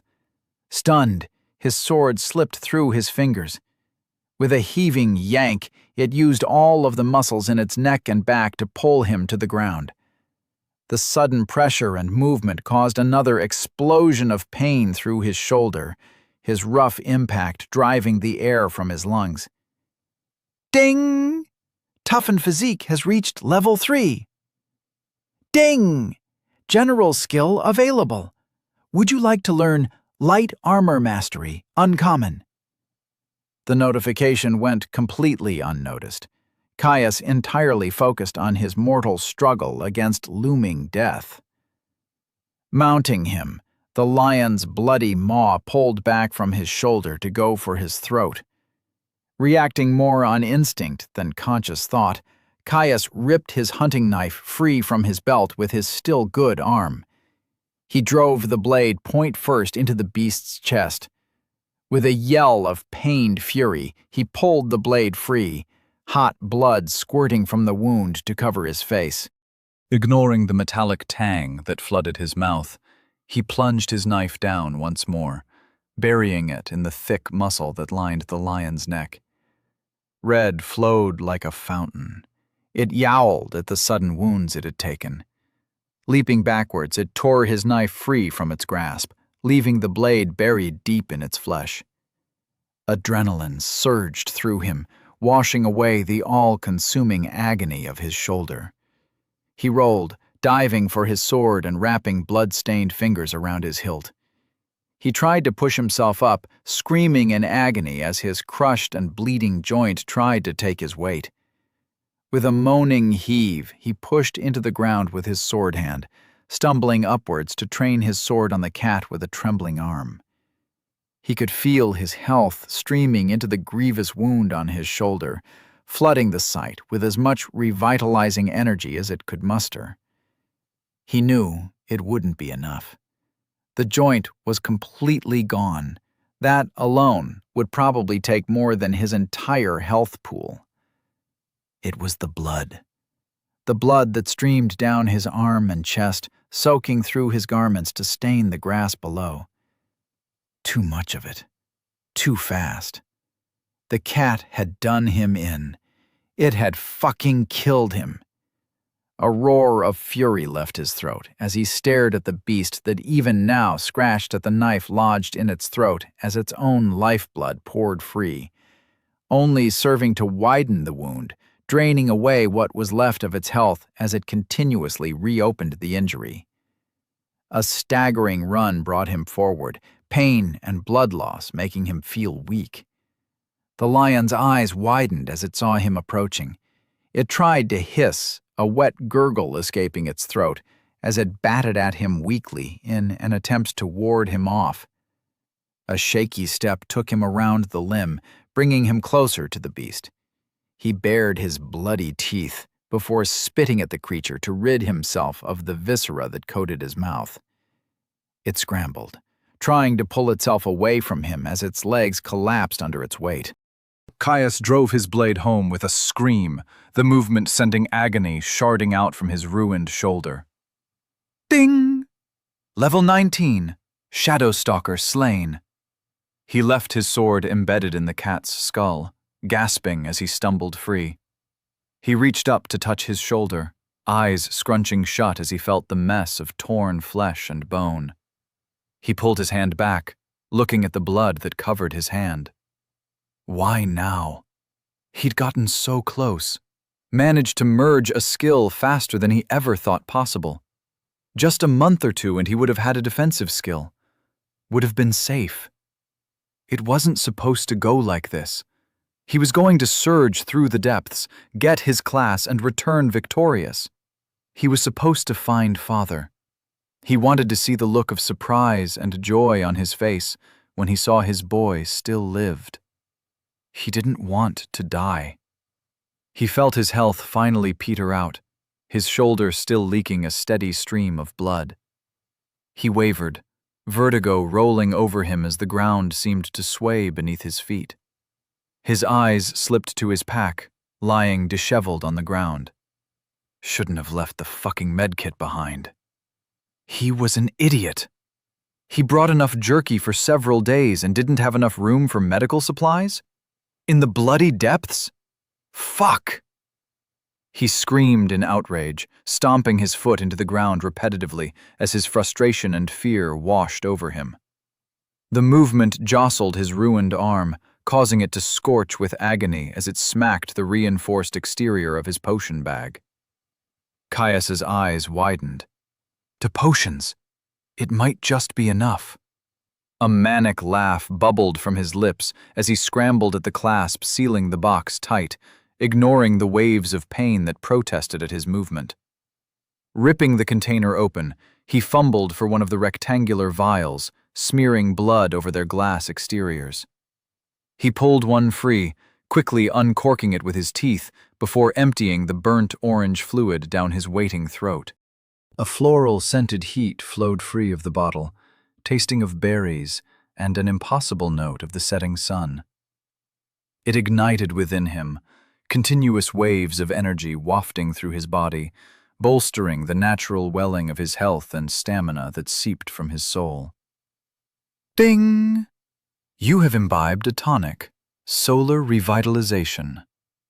He gasped, the welling energy immediately diverting to work on sealing the ravaged wound on his shoulder. With wide eyes, he brought up his resources. Resources. Health. 0/200. 2 per minute plus 15 per minute. Stamina. 163/200. 2 per minute plus 15 per minute. Mana. 120/120. 2 per minute. A brew of regeneration, not the best for his current situation, but a significant one. It might just be enough. He'd need to help it along, though, and stem his bleeding that served the worst risk. He sat down heavily, scrambling at his buckled and laced boots with his single good arm. Ripping them free, he unbuckled his belt before tearing off his pants. Wadding up a section of exposed, heavy-duty canvas, he pressed it over his wound. The pressure brought starbursts to his eyes, tears welling up at the agony. He simply gritted his teeth and pushed harder. He had no idea how long the potion would last, and he needed to stem the bleeding before it wore off. He sat there, huddled on the ground, eyes scrunched up shut against the agony of his shoulder, feeling his flesh slowly writhe and undulate under the canvas of his pants. Hot blood soaking through the fabric, staining his hand red. For the first time in years, he prayed. To Elintir, goddess of the lost, that it was enough, that he had the luck needed to pass through this trial. He was a traveler, damn well lost, and most likely an orphan. It had to be enough for a little bit of luck. He pleaded that it was enough. He felt heavy, far, far too heavy. A ragged gasp fell out of him, his body betraying him as he fought to keep down the rising panic. It would be enough, he reassured himself. He had survived a fight against a champion. He could survive a brawl with a glorified house cat. His breath started to steady. Caius forced himself to breathe in deep through his nose, extending the inhalation over a number of seconds. He paused. After a slow breath out, he repeated the cycle, helping to pull himself together. Shit happened. He needed to get over it. The lion died, and he would most likely live now that he had consumed a tonic. It was a reminder that just because everything had gone in his favor so far, it didn't mean it always would. He was in the depths. He had to be bloody careful if he wanted to make it out of here. Literally everything down here would have a stat advantage on him, and so far he had only just barely been bridging the gap with his skills. That trend would continue. He would make it so. He had no other option. As he grew his skills, he would be safer, be able to push himself harder. But until that point, no more stupid mistakes. As his breathing slowed and his panic slowly withdrew its claws from his chest, his heartbeat steadied to a measured pace, slowing the pace of his bleed. After nearly 10 minutes of quiet contemplation, Caius stopped feeling the slowly stemming stream of blood that had been leaking free of his wounded shoulder. His attention dipped inside of himself, quickly seeing the bolstering energy of the potion of solar revitalization still burning away happily. That was good. Hopefully it would have enough juice left to at least knit his shoulder back together, if not top up his health pool once it was done. He really should look at the wound. A sharp burst of air between pursed lips steadied him as lightning strikes of pain scattered through his shoulder as he withdrew his makeshift gauze. The blood had soaked deep into the fabric, helping the rough fibers to adhere to exposed, innervated flesh. He stared dutifully ahead, placing his pants on the ground as he avoided looking at his shoulder. A slight turn of the head and a flick of his eyes let him know all he needed. His face blanched, flicking away from the wound. He'd somehow missed it in the struggle, but the lion hadn't just crushed his shoulder, it had torn a chunk out. A thick mass of congealed blood was the only thing that stopped him from seeing the frayed muscle and broken bone that now made up the joint. Thick shards of white pierced the mass. He could even see his fat layer. Nauseating. The world seemed to sway once more, the tree line in front of him seeming to wave as if a mirage. He needed something to distract him from the wound.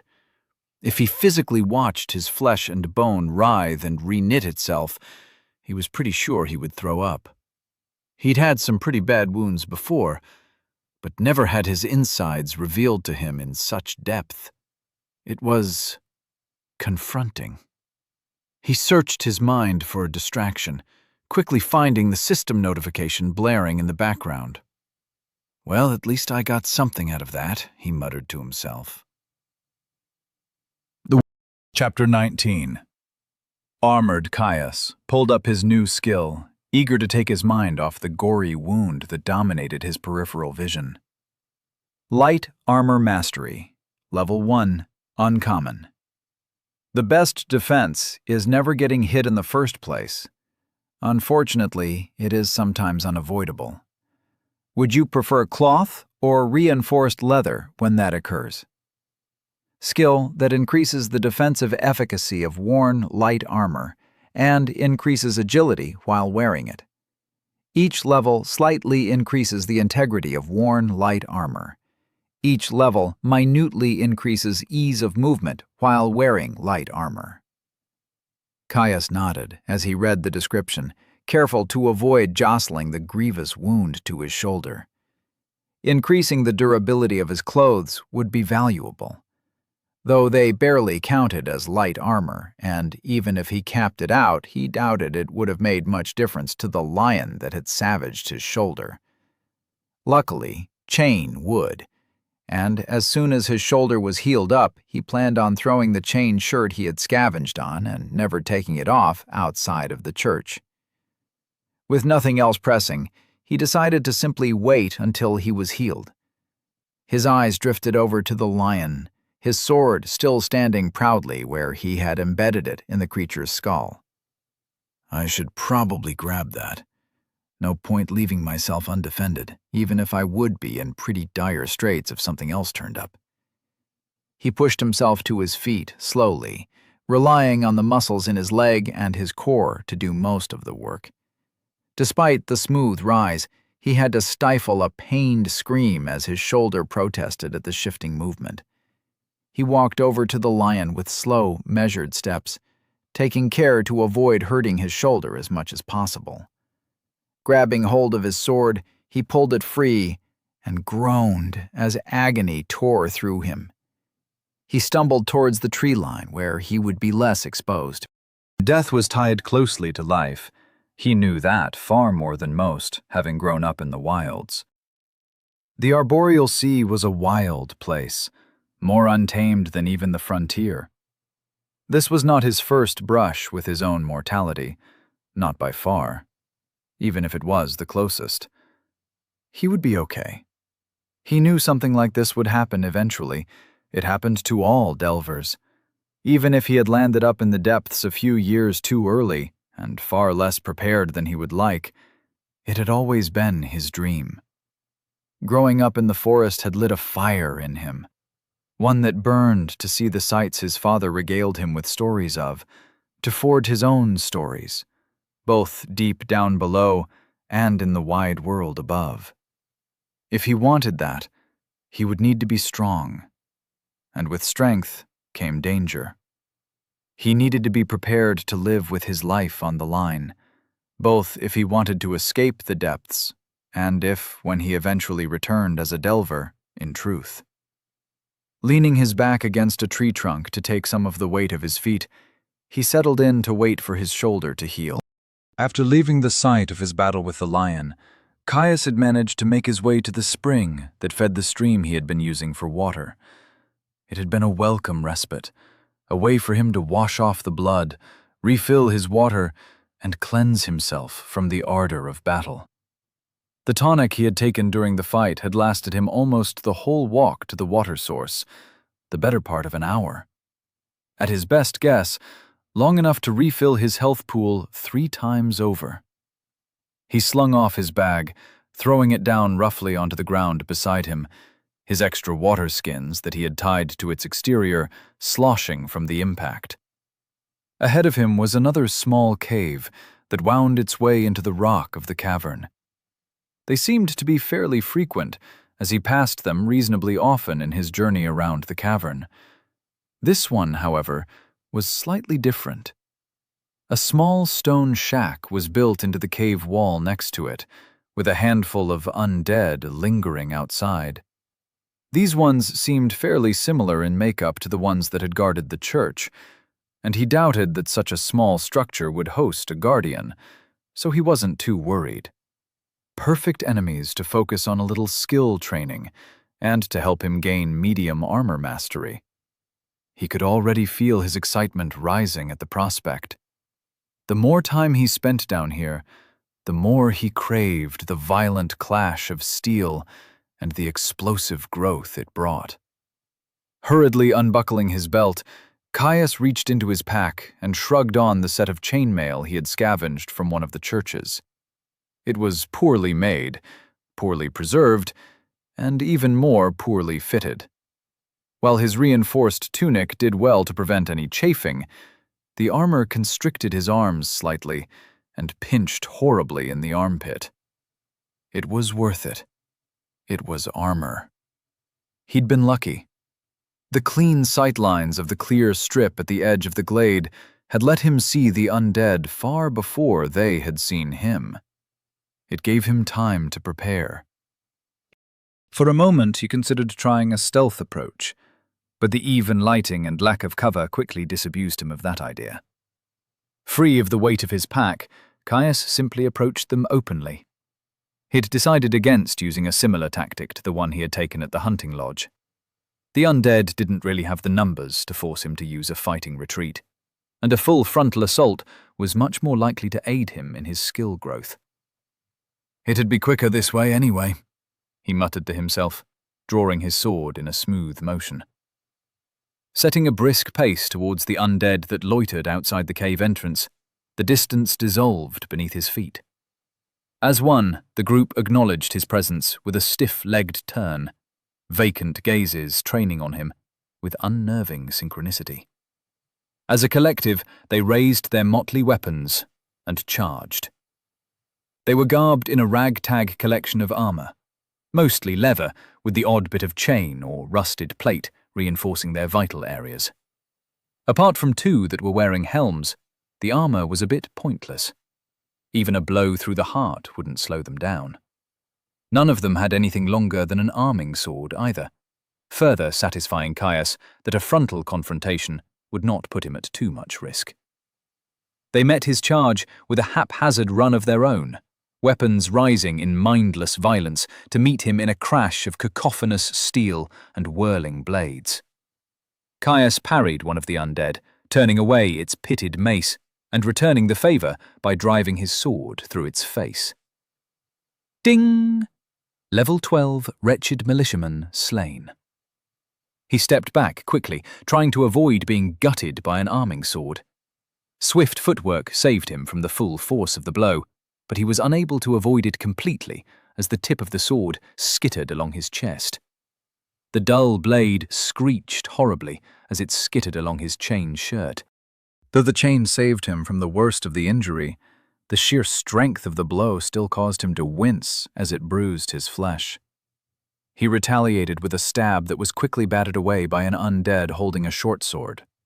Borrowing the momentum of the parry, he twirled his blade over his head before cleaving into the leftmost undead's unguarded head.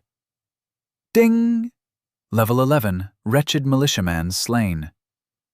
There were only 3 undead left now, including both of the ones who were wearing helmets.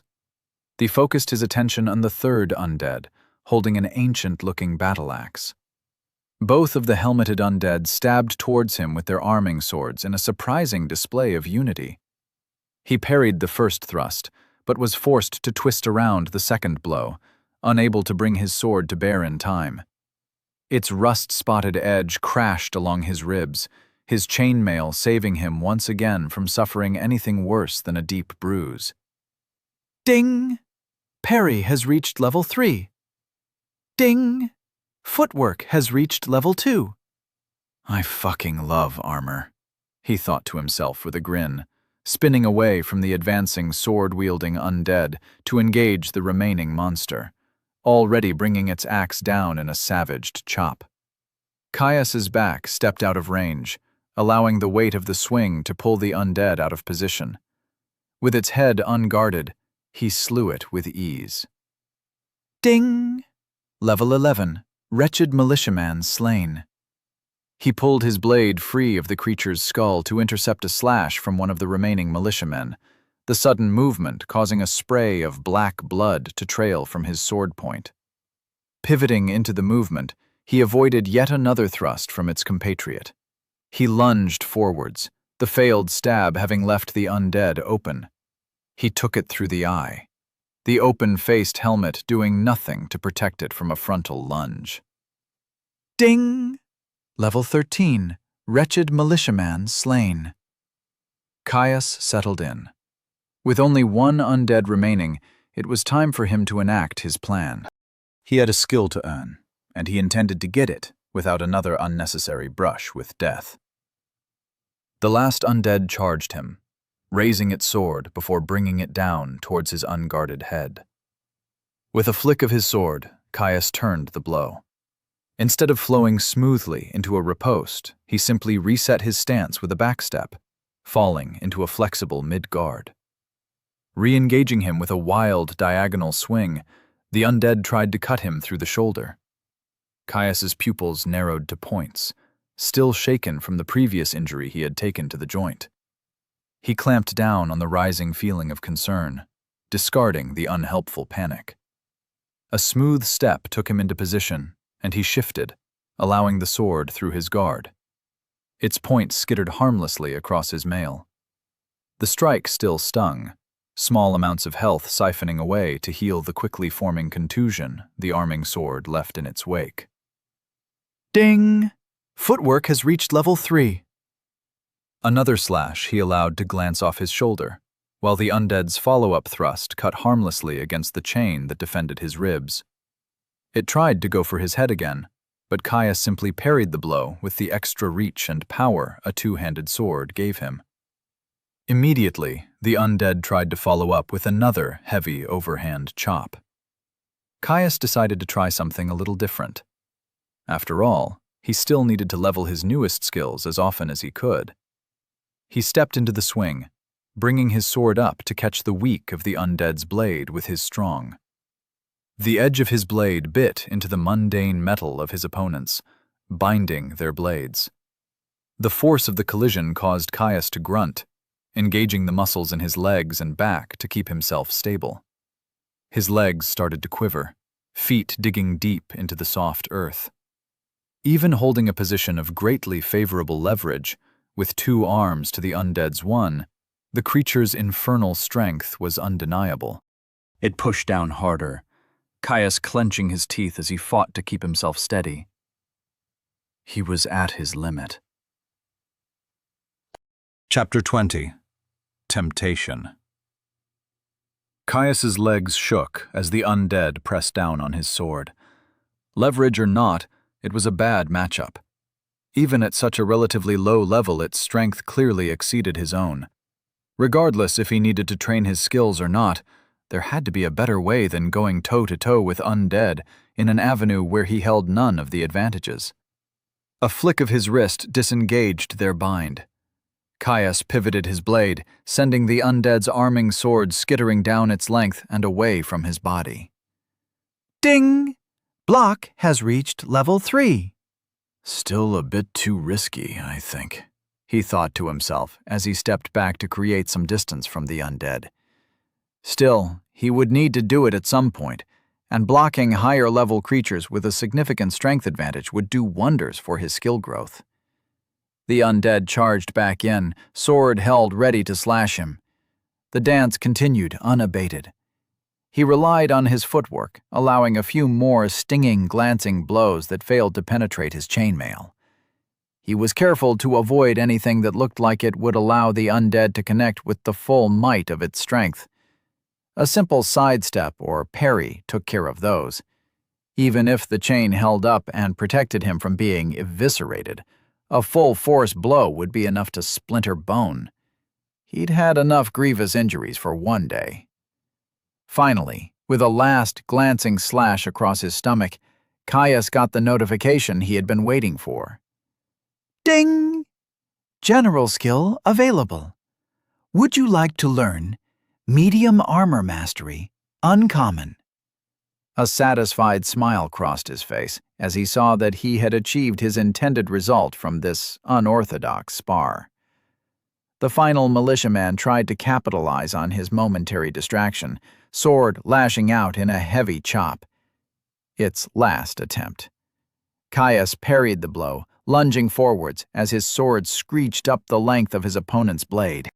The tip of his sword took it cleanly through its face, joined by a wet crunch as it pierced the bone.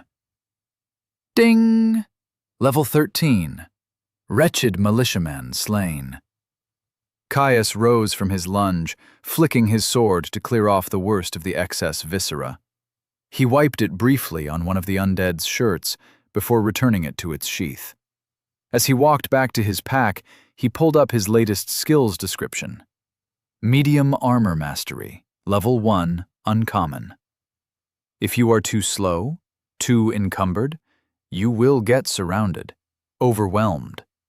If you forego all but the slightest defense, you cannot avoid a horde. You die.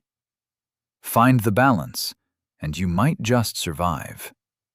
skill that increases the defensive efficacy and maneuverability of worn medium armor. Each level slightly increases the integrity of worn medium armor. Each level minutely decreases medium armor's impact on range of motion. Caius nodded as he read the skill. Much like light armor mastery, the gains were small at first, but they added up quickly. Oh, sure, it would take plenty of levels for something like soft copper to become as tough as steel, but that didn't mean it was unnoticeable.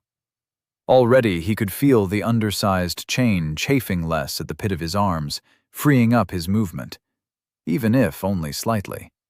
He made a mental note of the small watch house that was adjacent to the cave entrance that carved a path away from the glade. It was a notable point of difference from its cousins that he had walked past on his circumnavigation. If he had come to know anything about the depths, points of interest such as this served as a warning and an indicator that it was worth a closer look. A short walk and a quick investigation showed nothing of note in the building itself. A small table and a shattered chair sat in front of an opening facing towards the cave, but he found no great treasures or empowered opponents to cross blades with. Whatever secrets were hiding, they were probably to be found further into the cave's depths. He burned to explore it further, the familiar itch to poke around in unusual places rearing its head again. Still, he had set himself a goal: merge his next skill to guarantee a better degree of safety, and then go gallivanting around the depths. He added the spot to his growing mental map of the underground glade and moved on. If he found nothing else of note in his exploration of the rim, it would be the first place he returned to when he was ready to move on. As Caius walked, he finally had a moment to think. He had spent a few weeks in the depths now, time enough for the omnipresent anxiety that its dangerous confines induced to lull somewhat. There was only so much he could endure before the stress of it all simply muted, hyper-awareness simply becoming his new normal. He needed to find out the fate of his father. That fact was as solid as adamant in his mind.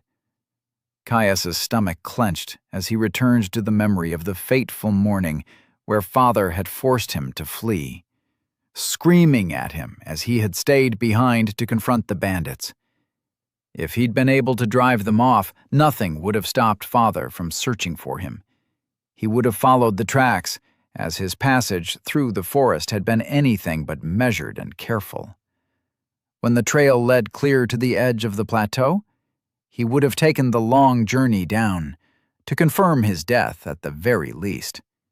With his father's skill, it wouldn't have taken him long to discover the entrance he had fallen through. There was a chance that the portal was still simply closed, and father was merely waiting for his time. A deep frown crossed Caius's face as he considered it. Unlikely. It had been weeks, and while plenty of the various fish carcasses that had littered the ground had been fully decomposed, a few were relatively fresh. As much as it pained him to admit, the chances of his father swooping to his rescue was already razor thin, and growing more unlikely by the hour. With how vital it was that he push himself into confrontation after confrontation to fuel his growth, he couldn't waste time hyper-analyzing it. It was something that he'd have plenty of time to process when he escaped the depths. At the very least, if a bandit group moved into this area of the sea, there was no way they wouldn't try to raid the nearby villagers. That is what bandits did, after all. That gave him an avenue to look into. The people of the frontier were a rough sort. Without kingdom guards, roaming knights, or patrolled roads, they had a tendency towards their own kind of justice. No one would take bandit attacks lying down. Hell, he could already see the apoplectic rage on Holtz's face if Threefields was attacked. Caius couldn't help but smile as he remembered some of his own interactions with the short-tempered man. The head of the constabulary was harsh, and had given him more than a few choice words when he was younger. In his defense, he hadn't been quite used to the social mores expected from him when in town. They still considered him one of their own, even if he and his father only visited any given village a few times a year. They'd help him, even if just sharing what they knew. Leaving the small watch house, Caius made a good pace in his exploration, only briefly interrupted by an overly aggressive direboar that had tried its best to gore him. The beast had been far more difficult to fight than the one he had gotten the drop on in his first forays into the glade. In the open space, it had relentlessly pursued him with aggressive charges, forcing Caius to rely on a slow accumulation of glancing strikes that bled it dry. At the very least, it had been good training for his footwork skill, managing to garner himself another level. He expected his meteoric growth to peter out soon. The early levels always came the fastest. As Caius came further around the gentle bend of the glade, the clean line of the cavern wall was abruptly disturbed by a pile of rough boulders erupting from the stone, having previously been occluded from his view by the dense vegetation. Caius slowed, dropping from a brisk walk to eventually stop as his eyes narrowed in on the disruption. He palmed the hilt of his sword, loosening it so that he could draw it at a moment's notice. He was still a good way off, but he had learned more than once that a moment of carelessness was all it took in the depths. Stepping deeper into the tree line, Caius dropped into an easy stalk as he approached the disruption to the monotony of his surroundings. As he approached, the boulders parted to reveal a massive cave entrance, easily 3 times his height. He flexed his fingers, hand instinctively drifting closer to his sword as he stopped dead once more. There was only one other breach in the cavern that he had seen of a similar size, the hunter's lodge on the other side of the glade, where he had faced a champion, where he had almost died. Unlike the lodge, this opening seemed to penetrate far deeper as the passage shot away from the glade. A poor angle and shadowy interior prevented him from peering deep into its contents. His eyes scanned the boulders, their nooks and crannies providing a perfect spot for an ambush. He found nothing. Without any evidence of hostiles, and with Explorer's toolkit being notably silent, Caius forced himself to approach, ready for a horde to come barreling towards him at the slightest hint of movement. Dipping slightly deeper into the trees for greater cover, Caius brought himself closer with agonizing caution.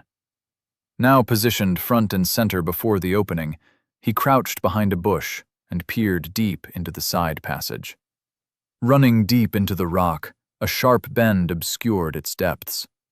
Its interior was bare, only the rare stalagmite and stalactite breaking up the rough stone that formed its edges. Even in the cave proper, he saw no sign of anything living or undead. There was one thing that jumped out at him. Muddied by the light of the omnipresent moss, a soft, muted glow seemed to emanate from around the cave's bend. The only reason he even noticed it in the first place was its soft yellow color, standing out in contrast with the pale blue tint that he had grown so used to.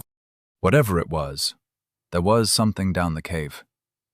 Still, with such a large opening, he doubted it was undefended. He'd be back. But for now he wanted to put a league or two behind him and make a better pace back to his camp. He readied himself to move on, still keeping himself hidden in the dense brush of the tree line in case something was watching. The wind changed. A soft, warm gust washed over him from deep within the cave. It brought with it a scent of power, electrifying and filled with notes of growth, springtime, and the breaching of roots through fertile spring soil. The scent of magic, alchemy, and natural wonders. His skin puckered, hairs rising as a cascade of sparks ran up his spine. Ding! Explorer's Toolkit has reached level 3! Explorer's Toolkit screamed at him to investigate, the tantalizing smell causing his skill to fire with mad abandon at the allure of the bait. His foot paused halfway through his next step as he stopped fast. It was bait, sure as a demon lives in the hells. Nothing that could set off a treasure sense skill with that much power would be undefended, let alone in the depths. I really shouldn't, he thought. He would have to be a moron to go in there. Even if there was something good, it wasn't going anywhere. He could return, stronger and more prepared to face down whatever horrible creature waited to rip his throat out. On the other hand, a powerful reward could change everything, even the kinds that you would find on the second layer. Fuck it. Caius turned back to the cave. Chapter 21. On the nature of curiosity and death. Caius slowly approached the cave entrance, relying on Explorer's toolkit to aid his furtive movements, as shadows subtly bent to hide his form. He had his sword drawn and ready, expecting something to jump out at him at any moment. He watched the boulders that crowded its entrance. Piled in a rough, haphazard manner, they presented plenty of nooks and crannies for any number of beasts to hide and make their dens in. Thankfully, they seemed uninhabited and provided a perfect spot for him to hide his pack as he pushed on with his reckless exploration. Caius sniffed deeply as another gust emanated from the cave. It still carried with it the indescribable scent of magic, a wave bolstering growth washing over him. More than anything, it was suffused with a sense of power. It set his heart racing, a frantic pulse that sent shooting currents of anticipation right to his fingertips. He adjusted his grip on his sword. His only other example of such blatant bait had ended up with him facing down a champion. Conventionally, he knew a pattern of one was not enough to go on. The deep tension he felt down to his bones protested otherwise. Whatever I find in here, I'm not getting it without a fight, he thought. As he approached the rear of the tunnel, it started to curve gently away from him. With his back to the soft radiance of the glade outside, a resplendent yellow glow washed over the far reaches of the cave. With each creeping step into the cavern, the scent of magic grew stronger, stoking the rising urge that emanated from his skill. The passage opened up before him, his eyes widening as he dropped deeper into his crouch and slunk closer to the cave wall. Peering around the edge, Caius looked into a sizable cavern. Compared to the truly immense one that held the glade outside, this one was admittedly tiny, maybe 100 or 200 strides in diameter, made up of craggly and jagged rock. Unlike most of the other tunnels and caves he had seen, this one was not lit up by the moss he had grown so used to. Instead, towering out of a small pool at the center of the room, there was a towering oak glowing with an internal golden light. Breath held in wonder, Caius's eyes traced up its stoat trunk where shifting geometrics danced. At its crown, flat and broad leaves soaked the surrounding stone in a warm radiance. From a single branch, a gleaming fruit sat heavy, weighing the limb down until it was deeply bowed. Its glistening skin seemed to shimmer, colors shifting as it swirled between the brightest vermilion and the most resplendent yellow. As soon as he laid his eyes on the treasure, his heart rate quickened, mouth drying as his focus sharpened. It was only the quiet insistence of Explorer's toolkit that stopped him from rushing out to snatch the fruit.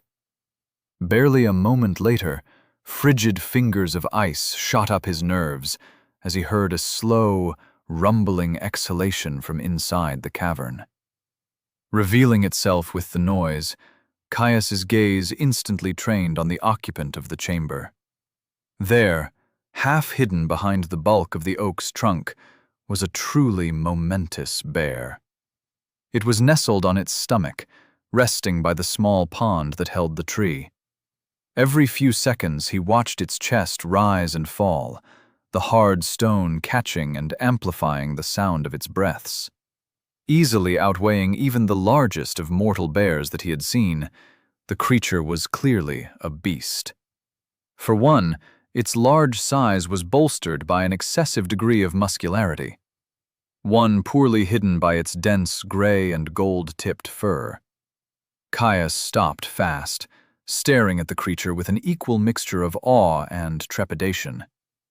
"That is a big boy," he thought, palms growing slightly slick. Asleep or no, Caius knew fighting a mundane bear with a longsword would be a struggle, let alone what was likely to be a system-enhanced champion. Even with the element of surprise in his favor, it would be a hard battle. For a moment he considered backing out, leaving the cave to return when he was better prepared. It would be the smart thing to do, the safe thing. He had more than enough challenge to satiate his growth in the glade proper. With a few more skills under his belt, and higher levels, he could return and slay the tree's defender with far less risk to his person. His eyes drifted back to the shining fruit. He didn't want to take the safe route. In all likelihood, the fruit was simply some sort of alchemical reagent. There was, however, a slim chance it could be a natural treasure. They were vanishingly rare, more something whispered about over a flagon of ale as someone recalled stories about a friend of a friend of a friend who had once shared a meal with someone who had caught a mere glimpse of the things. They were a unique reward of the depths and could be found nowhere else. Objects of empowerment that worked directly through the system, divvying out boosts to skills, improved constitutions, and stat points galore. If it was a natural treasure, something he was inclined to believe by the way Explorer's toolkit screamed at him to retrieve the fruit, it would be invaluable to him. At only the second layer, it would be a slight boost. At least, it would if he was a normal delver. He was an unclassed, one stuck in a hostile environment. A couple of stat points could let him increase his health by a significant fraction of his total. And for my class, he thought, staring longingly at the swirling fruit. He couldn't even imagine what such a boost would do for his selection. He'd asked after them before. When he himself first heard of them, whispered over a drink of the stout oak on a trip to collect some extra supplies before winter. Father had thumped his way down the stairs, finished with storing their supplies for their journey back. When he sat down at the table, Caius had asked him about the treasures. Asked why they weren't funneled to scions before they gained their class. After all, Hastur had never stopped going on about how it was a pivotal moment in life, how the next generation always represented the foundation of a dynasty. Father had simply snorted at him, speaking into his mug as he told him that it simply wasn't possible. Certain benefits were denied to unclassed who had not secured them for themselves. When he had tried to press further, his father had reminded him of their conversation after the last time he had gone poking into things he had no business with. That had been enough to warn him off. Regardless, the system's restriction on supplying them to unclassed was moot if he secured it for himself. Mind set on his course of action, Caius forced himself to breathe evenly. A clench of his fists steadied the slight tremble that had settled into his arms. He could do this. It was a worthy risk. Forgettable. Caius crept into the cavern, each step taken with agonizing slowness as he forced himself to roll his weight across the ball of his foot and onto his heel. The silent intensity of the cavern ate at him, only broken by the occasional sighing breath of the sleeping champion.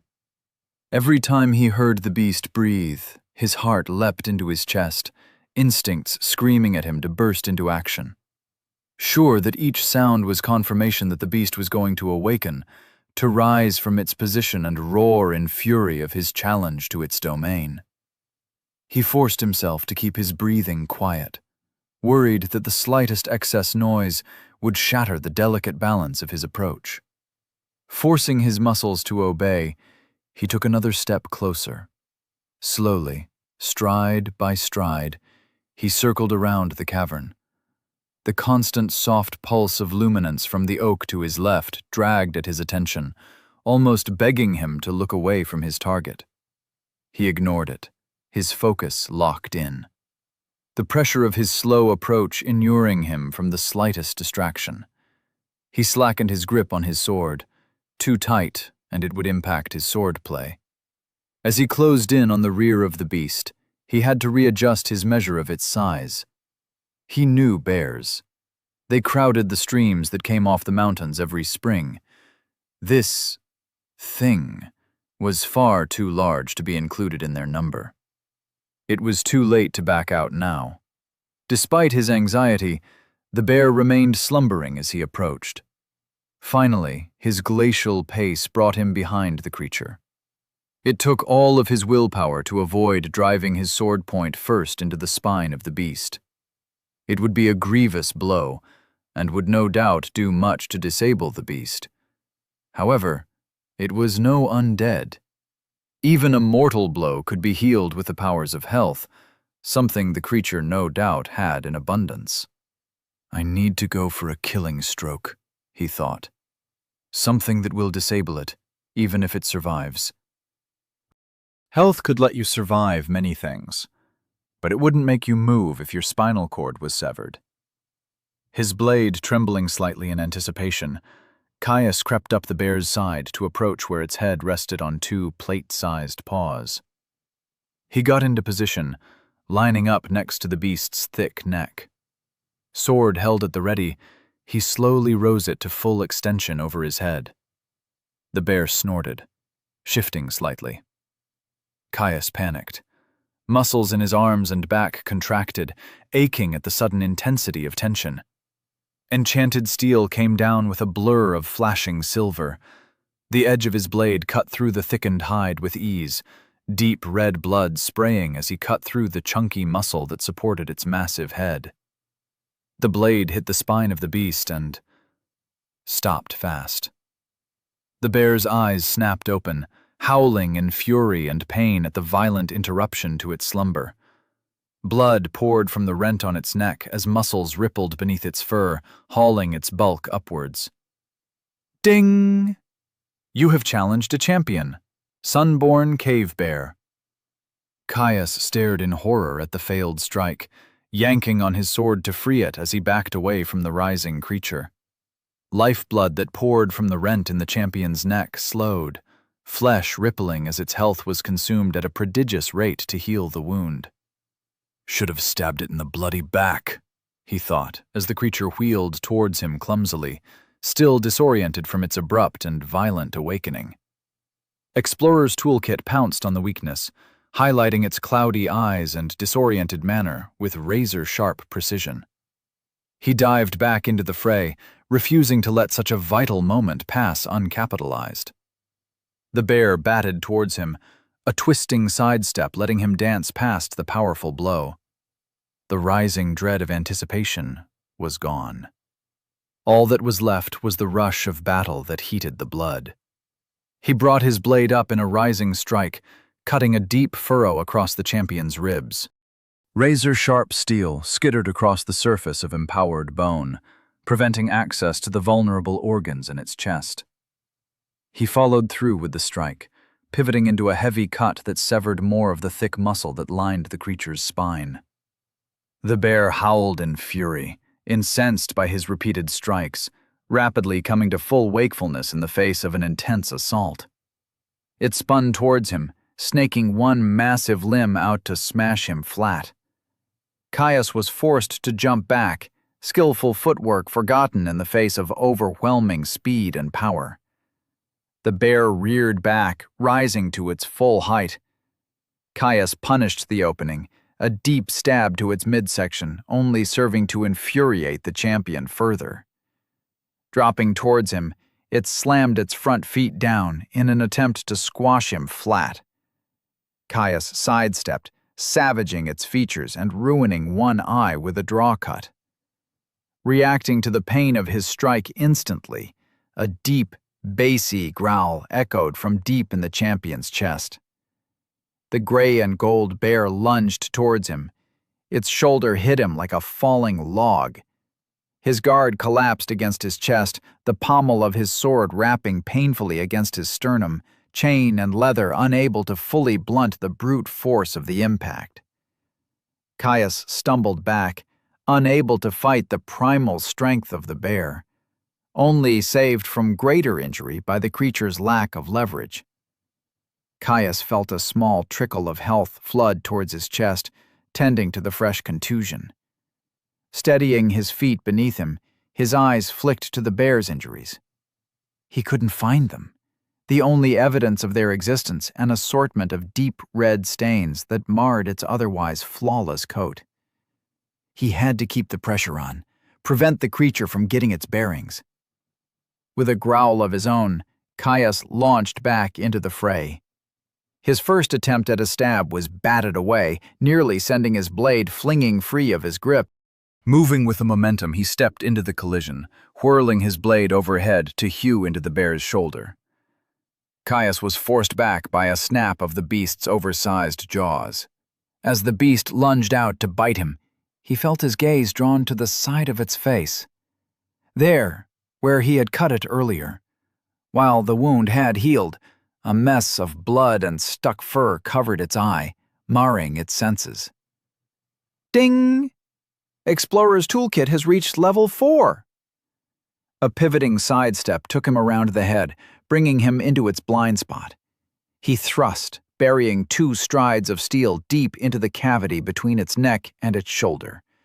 Without bone to guard its internals, Caius's sword sank halfway to the hilt. Ding! Footwork has reached level 4. A gargle left the bear's throat, blood foaming from its mouth. Caius pulled back, trying to put distance between himself and the already moving champion. As he retreated, the bear lashed out for him once more. Unable to escape in time, the bear's claws skittered across the chain covering his torso, nearly sending him flying as its claws caught in the ringed joints of the armor. Righting his footing, Caius stepped back into the fray, punishing attack with a retaliatory cut. Frustration mounted within him. "It just keeps fucking healing," he yelled in his mind. He'd laid half a dozen nearly mortal wounds into the beast, yet its seemingly inexhaustible health had regenerated it from every strike he had landed. The beast wasn't even slowed, just growing more and more enraged with each added wound. Gritting his teeth, Caius sidestepped another snap of its jaws to pressure it with a low, flowing cut to its underside. Mid-swing, the champion smashed aside his attack with one paw. The claws on its other began to glow. Icy dread shot through Caius's spine. He tried to pull back, to retreat in the face of the obvious skill. He was too slow. So fast, he only perceived it as a blur. The creature's paw came sailing towards him. Glowing with amber light, the claws a trail of glistening embers in the air. The blow smashed into his side harder than a battering ram. Something crunched. Caius's feet left the ground as the champion's paw scooped him up and sent him sailing across the cavern. Chapter 22. Champion's Might. The champion's paw lashed out with a skill-enhanced swipe, smashing into Caius's side as its claws trailed floating embers of light. Far too fast for him to react to, whatever skill the champion had used seemed to magnetize its blow to the opening in his guard. A soft gasp left Caius's lips as the air was forced from his lungs, ejected in a great exhale. His elbow smashed into the side of his ribs, a shuddering crunch resonating through his bones. Before he had time to even process the pain of the collision, he was ejected, the bear launching him to send him tumbling over the cold stone. Miraculously, more through beating and forced repetition than any intention, he maintained his grip on his sword. He landed in a heap, head rapping painfully against the cold stone. A rapid-fire series of dings sounded in his dazed mind. He struggled to focus, a deep, burning ache ratcheting through his torso as he tried and failed to get his lungs to take a breath in. Time seemed to hang. Ding! Toughened physique has reached level 4. Ding! Toughened physique has reached level 5. Ding! Light Armor Mastery has reached level 2. Ding! Light Armor Mastery has reached level 3. Ding! Medium Armor Mastery has reached level 2. Ding! General skill available. Would you like to learn Rooted Iron Stance? Unusual? A cold sweat broke out as he took in his final notification, adrenaline dumping to skyrocket his heart and bring him slamming straight back into the present. No! He all but screamed in his mind, rejecting the offered skill. He coughed, tasting blood. Health smoldered in his chest, the resource expending itself rapidly as it worked to heal broken ribs and bleeding organs. Caius grit his teeth, the heat of battle and adrenaline-filled veins allowing him to push the pain to the back of his mind. He rose to his feet. Across the cavern, the champion roared in victory, rising on its hind legs as its massive jaw hung open, a chest-rattling roar pouring forth. Caius settled back into his stance, wincing as his ribs ground together at the movement. With his free hand, he dropped to his potion pouch. They were a valuable and limited resource, but if now wasn't an appropriate time to use one, he didn't know when was. The buckle opened smoothly, and in one motion he pulled free a tonic. Uncorking it with his teeth, he poured it down his throat, the taste of sunshine forgotten in his locked focus on his opponent. Ding! You have imbibed a tonic. Solar revitalization. Caius discarded the bottle. The clattering sound of reinforced glass on stone drew the attention of the champion, who tilted its great head to watch him intently. Caius calmly rebuckled his potion pouch as the bear dropped to all fours. Dropping his hand back to his sword, he rose into a high guard. "Not dead yet, you bastard," he spat out, venom and aggression flowing easily into his voice. Already he could feel the tonic working, a bolstering reserve of energy that supplemented the natural welling of regeneration from his soul, stalling out the drain to his reserves caused by his ongoing healing. The champion roared once more, settling into a loping gait as it charged him. Caius held his ground, staring down the beast with a cold fury. Leaping towards him, the bear widened its arms to catch him in a fatal grab. Caius sidestepped, ducking through his rotation to fly under its outstretched paw. He slashed, the bear's own momentum and trajectory allowing him to deliver an agonizing incision from shoulder to flank. Ding! Footwork has reached level 5. Caius's face whitened in agony as, bracing against the collision, caused his core muscles to contract around his injured ribs. He finished the cut with gritted teeth, pivoting on his front foot to face his opponent once more. The bear landed hard, howling in fury. Caius brought his sword back around for a crushing chop, his blade glancing off the creature's hip bone, cutting a jagged wound. Eyes drinking in everything he could from the bear's posture, he quickly noticed the sagging cut he had left in its side was already beginning to wriggle, flesh tightening to seal the wound. He still hadn't drained its health. The champion growled, pink spittle flying free from its clenched jaw. Spinning towards him, it rose up on its hind feet before slamming down with a snap of thumb-sized teeth. Caius whirled away, just quick enough to avoid its bite. Not quick enough, however, to avoid its follow-up swipe. Glowing claws cut through the air, light trails adding to the golden light emitted from the oak overhead. Its paw caught the lower lip of Caius's chain, catching the metal and yanking him to the side. Luck was partially on his side. The poorly wrought metal failed under the stress of the collision, the caught rings snapping free. Ding! Medium Armor Mastery has reached level 3.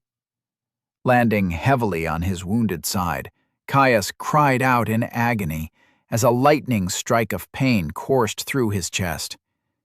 With a pallid face and a sweat-streaked brow, he rolled to his feet, unable to take a single moment to collect himself lest the champion capitalize on his weakness.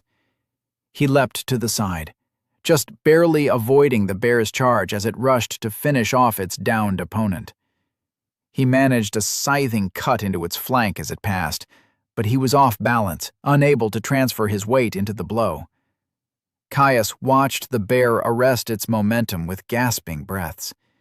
It came to a slow, skidding stop, its heavy bulk having a hard time gaining traction on the hard stone floor.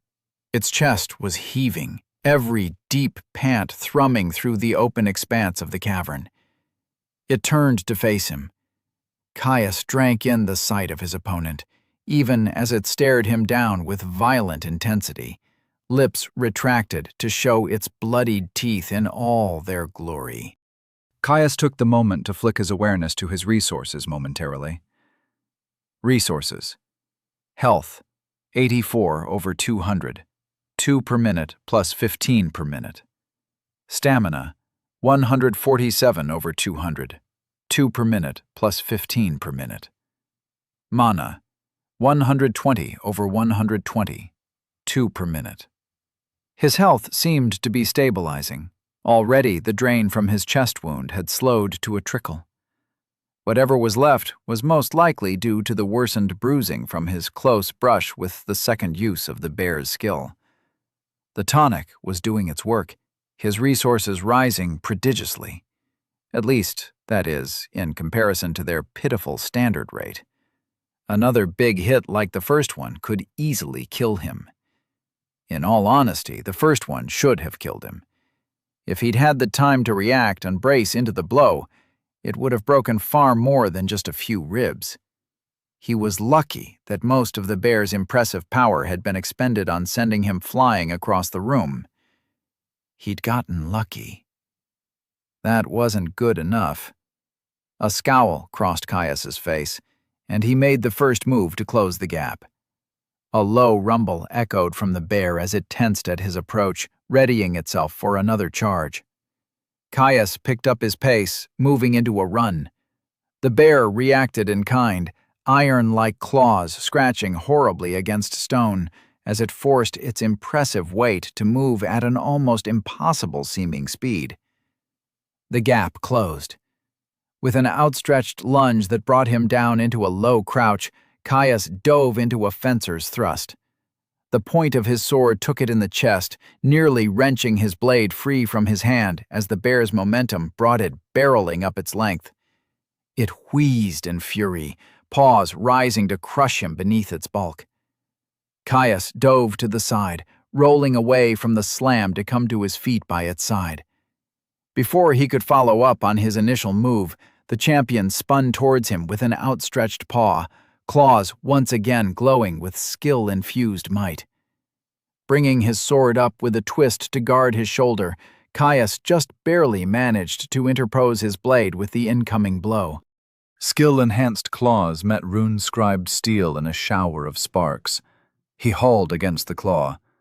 Rather than making a futile attempt to divert the blow, Caius tried to divert himself, letting his feet slide against rough stone as he pushed himself back. The blow still rattled him, every joint and bone in his arm aching from the force of the collision. Ding! Parry has reached level 4. Ding! Parry has reached level 5. Refusing to let something as mundane as stinging pain and numbing reverberation steal the moment to retaliate, Caius pivoted in his slide. His blade slipped free from the bear's paw, the deadly limb continuing its light show past his torso. A twist of his hips, and he cut deep into the neck of his opponent, a great torrent of blood falling free to join the growing pools that littered the gray stone. The bear huffed in agony, attempting to ward off another strike by rearing up to slam, the gushing wound on its neck drenching the fur on its belly. Caius rewarded the attempt with another probing stab to its undefended midsection. The thrust caused the champion to abort its slam early, yelping in pain as it snapped at him. Caius danced back, watching the wound on its neck. With a start, he realized that its wound had stopped writhing, only managing to seal itself half shut. Its health was depleted. Wait, Caius thought, staring closer at the wound even as he stepped around another furious palm strike. The healing might have drastically slowed, but it had not stopped. His eyes widened. The vitality required alone, he thought to himself in wonder. No, it must have been bolstered by a passive skill. To regenerate health so fast at such a low level. Such an investment of stats would have left it weakened in all other areas, even for an empowered Depthsborn like a champion. Something that was clearly not the case. The bear roared, voice coming through strong and pure as its voice box recovered. Whatever the reason, it meant he could not rely on his usual tactic of whittling down an otherwise stronger foe, depleting their resources until they were bled dry. He needed to press the attack, to keep the pressure on the beast. A step forward and a twist took him inside the champion's guard, narrowly missing another savage bite that snapped at his arms. Now facing the beast, Caius slashed his sword. He allowed its momentum to work against it, a savage draw cut parting the flesh of its side. Volume was important now, anything he could do to add to the burden that its monstrous regeneration was trying to heal. To his surprise, the bear kept running, creating distance as it tore off to the other side of the cavern. Before Caius could start to chase, it wheeled back around and roared in fury. It dug its claws in and charged, impressive bulk heaving against the stone as it approached him at a barreling pace. As it crossed the floor of the cavern, it left a streak of red blood that darkened under the yellow light. Caius's sword dropped behind him as he moved into a rear guard. He readied himself for another slash, hoping to go low and disable one of its legs. The bear drew close. Caius sidestepped. The bear's claws glowed. In an instant, empowered keratin bit into stone, its limbs straining against its bulk to radically change its direction. Where he would have slipped past the charge, the champion's altered movement slamming into him, one shoulder driving heavily into his sternum. It knocked the wind from his chest, his ribs shuddering as they creaked ominously. Caius fell back onto the stone, gasping mutely as his jaw worked ineffectively to draw breath. Ding! Light armor mastery has reached level 4. Leather padding or no, the blow hurt, phantom pains of his earlier injury flaring up like forgotten embers fed fresh wood. The bear reared up, slamming down towards his prone form. Caius rolled, just barely avoiding the chest-caving stomp. He rolled again when it followed it up with a swipe, heart hammering away at the instinctive rush of adrenaline that came with being in such a compromised position. Mid-roll, he pushed against the ground, launching himself up. As soon as he got traction on the stone, he kicked off, trying to create distance. Sweat drenched his brow. The bear was having none of it, roaring in triumph at finally having caught him off balance. A heavy swipe of claws raked across his chain-coated back, tearing through the poorly wrought armor and tracing dripping lines of white-hot fire across his flesh. The blow sent him stumbling, a ragged cry slipping from his mouth as his feet raced under him to prevent another fall. Ding! Medium armor mastery has reached level 4. Caius skidded to a halt, just barely getting control of his stumble. He turned to face his opponent, leaping to the side to narrowly avoid a crushing blow. Shit, he thought, slipping under a follow-up strike to leave a dripping cut on the bear's front. If he'd been any closer, that last wound would have ended him. The champion's strength more than enough to snap his spine in two. Squaring off at each other once more, Caius and the bear circled. Padding feet matched the heavy impacts of the bear's paws, each trying to spot a weakness. Caius could see that the bear was flagging. With each strike he landed, the bear's intense regeneration grew more and more overwhelmed as it spread itself thin, trying to heal the increasing systemic breakdown it suffered from. Its fur, once a luscious coat of granite and gold, now hung limp and ragged. Those few parts not drenched in its own vital fluids were slicked with sweat. Wounds crossed its body, revealing thin fat and split muscle. When he looked closely, he could see the growing tremble in its arms. The exhaustion of extended combat, the burden of its wounds, and its own body size working against it, draining it of its ability to fight. Caius knew that this was it. Whatever came next, the champion would be pulling out all the stops. The final confrontation. Chapter 23. Slugging Match. Caius faced off against the champion, eyeing its battered form with an intensity that only came from knowing that his continued life required it. The once regal creature was a sorry sight, its coat sodden with blood, great rents parting its flesh to reveal muscle and bone beneath. He couldn't see it healing anymore, its regeneration too spread thin to have a noticeable impact on any one individual wound.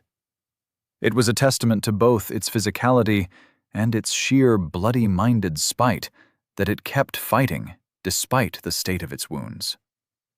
Caius knew he wouldn't have looked much better. He was utterly soaked in sweat. Despite his tonic being enough to keep his stamina topped off, the resource did nothing to prevent the sheer exertion that a fight to the death brought. Every system within him was in tune, pumping nutrients and adrenaline-ridden blood to his muscles, soaking his skin to cool him down, down-regulating unnecessary organs. His back ached, the healing scratches and torn muscles in his back steadily re-knitting as his bolstered health burned to seal the injuries. It did nothing for the blood that had fountained down his back, soaking his clothes and gumming up the ringlets of his mail. The more it dried, the more uncomfortable and painful it became, skin and fabric merging together into a singular monstrosity that pulled at his wounds with every movement. It held no sway over him, his entire mind bent with fanatic focus at the bear as they circled each other. With a roar, the bear broke first, hauling itself forward, one paw scythed towards him, its claws leaving a now familiar trail of glimmering light. Caius reacted the moment it activated its skill, blade already moving into position. He dropped into a hanging guard, sword high in front of him as he met the incoming blow. Once again, he levered off the power of the strike, capitalizing on the bear's flagging energy to divert the slashing claws just enough to send it sailing over his head. Ding! Parry has reached level 6! The system notification did little to distract him. He swept through the parry and landed a devastating chop against the bear's shoulder, savaging the joint to its core. Once again, his blade glanced off the bone, the bear's empowered body too reinforced for even runic steel to contend with. The bear moaned in agony, favoring its left leg as its wounded one fell limp, too injured to take its weight. Another torrent of vital fluids joined the growing collection of wounds that the champion sported. Caius eyed the beast, watching the way its chest rose and fell with heavy breaths, the way it shook, unexplainable by its latest wounds. He had noticed it earlier, the way it paused to collect itself after every use of its skill. Now, the difference was exaggerated. It looked drained. It must have emptied its stamina with that last one.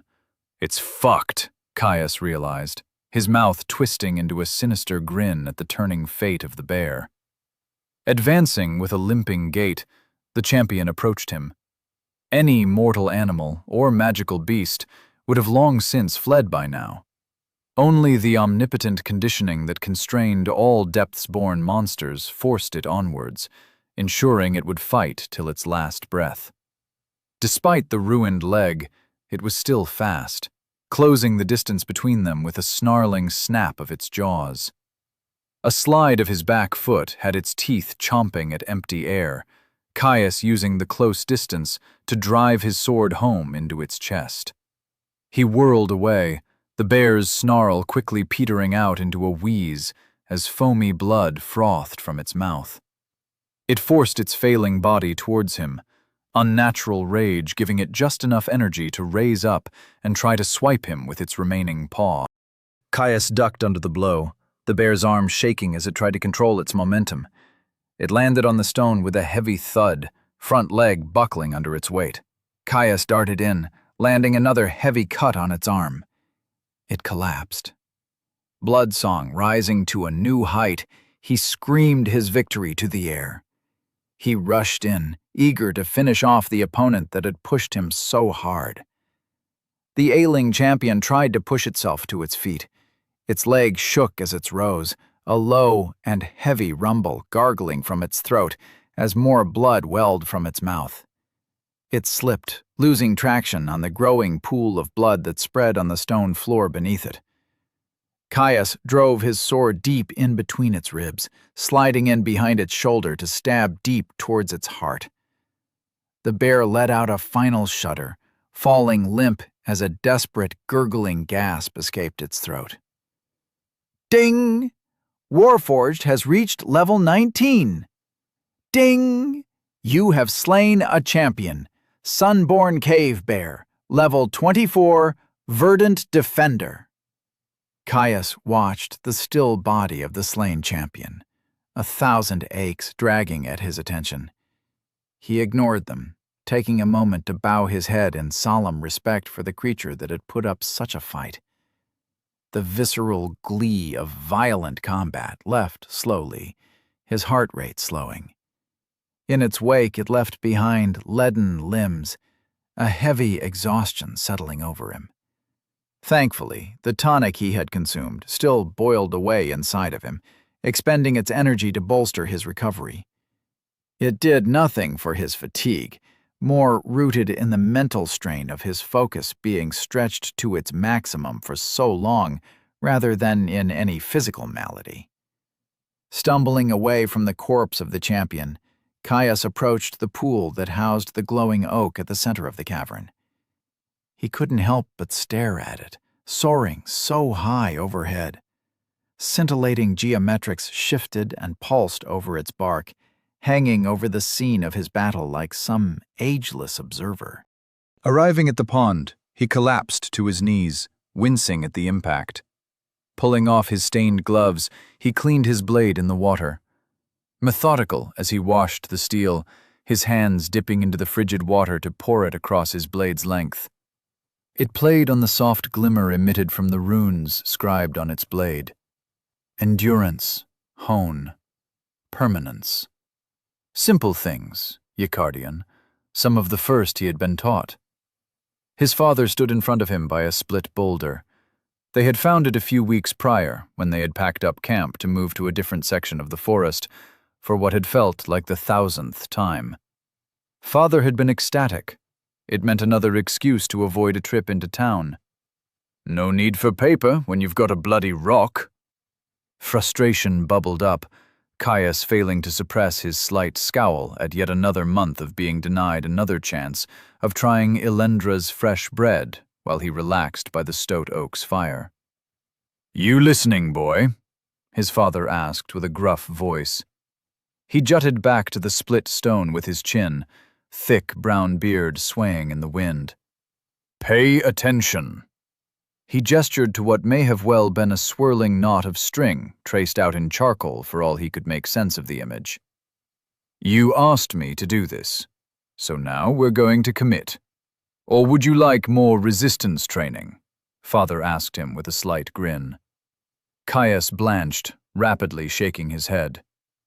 "Good. Now, Yacardian is a relatively simple dialect. Strong, self-contained sigils, large vocabulary. I think it could be a good contender for you." Caius forced himself to stare at the image, regretting ever telling his father his plans for his class. It was all curving lines, with the odd, hard, straight line carving through the mess. Though it's got a messy syntax, and is pretty terrible for higher-order networks. he continued, arm sweeping to draw a pointing line at some section of the rune that was indistinguishable from the rest. If it's bad for networks, wouldn't it be a bad choice then? Caius asked with a furrowed brow. Father shot him a grin. It might. Or its powerful and self-contained nature could drastically simplify the process. There are other candidates, though, which is why, now that we have such a helpful writing space, we will spend the next few months here learning them. Caius groaned, sinking his head into his hands. Father simply laughed at him in response. His eyes focused, Caius shaking his head to escape the memory. He stared into the pool. A young man stared back, weary and blood-soaked. He looked tired, shaggy dark brown hair flattened into streaks with a combination of oil, sweat, and blood. His eyes were haggard, bags covering cold green orbs that held a shard of steel within them. He swiped his hands through the water, ripples wiping away the confronting sight. Need a goddamned bath, he thought as he peered down at his stained clothes. Cleaning enchantment or no, he hated the feeling of blood-soaked clothes on his skin. He eyed the pool, testing its icy temperature with his hand. I've had worse, he shrugged. Quickly stripping off his gear, Caius dived into the crystal-clear pool. He surfaced with a gasp, almost launching himself back out of the water as the cold kicked him in the chest. The once crystalline water darkened, reds and browns slowly emanating away from him. He ducked back under, scrubbing as hard as he could at his face and hair. Once he'd done the best he could, he pulled himself out, skin puckering as the air brushed his wet skin. Rapid adaptation might mean that he was basically incapable of actually suffering injury from all but the most severe mundane temperatures, but it did absolutely nothing for his comfort. He settled back down by the edge of the pool, taking his time to work out the worst of the blood and grime from his clothes. It was slow work, the stains already having worked their way deep into the fibers. At this point, I would be willing to fight another bloody champion if it meant I had a bar of soap, he grumbled to himself. As he worked the clothes, filth flowing free in great clouds to discolor the surrounding water, Caius thought back to his fight with the Guardian. Bubbling energy welled up in him at the thought of the raw fury with which the creature had pursued him. The fight had been stupid, reckless, and unnecessary, yet he was not quite sure he had ever felt so alive. I think I might be developing a bit of a problem, he thought to himself. Pretty sure most people don't feel like they've had one too many cups of japa after a fight like that. Yet even if he disregarded the simple joy of testing himself, it was hard to deny the sheer results of the fight. 14 skill levels from a single fight. It was frankly ridiculous. If he made a habit of it, he might need to reassess his timelines on how long it would take him to get his next skill.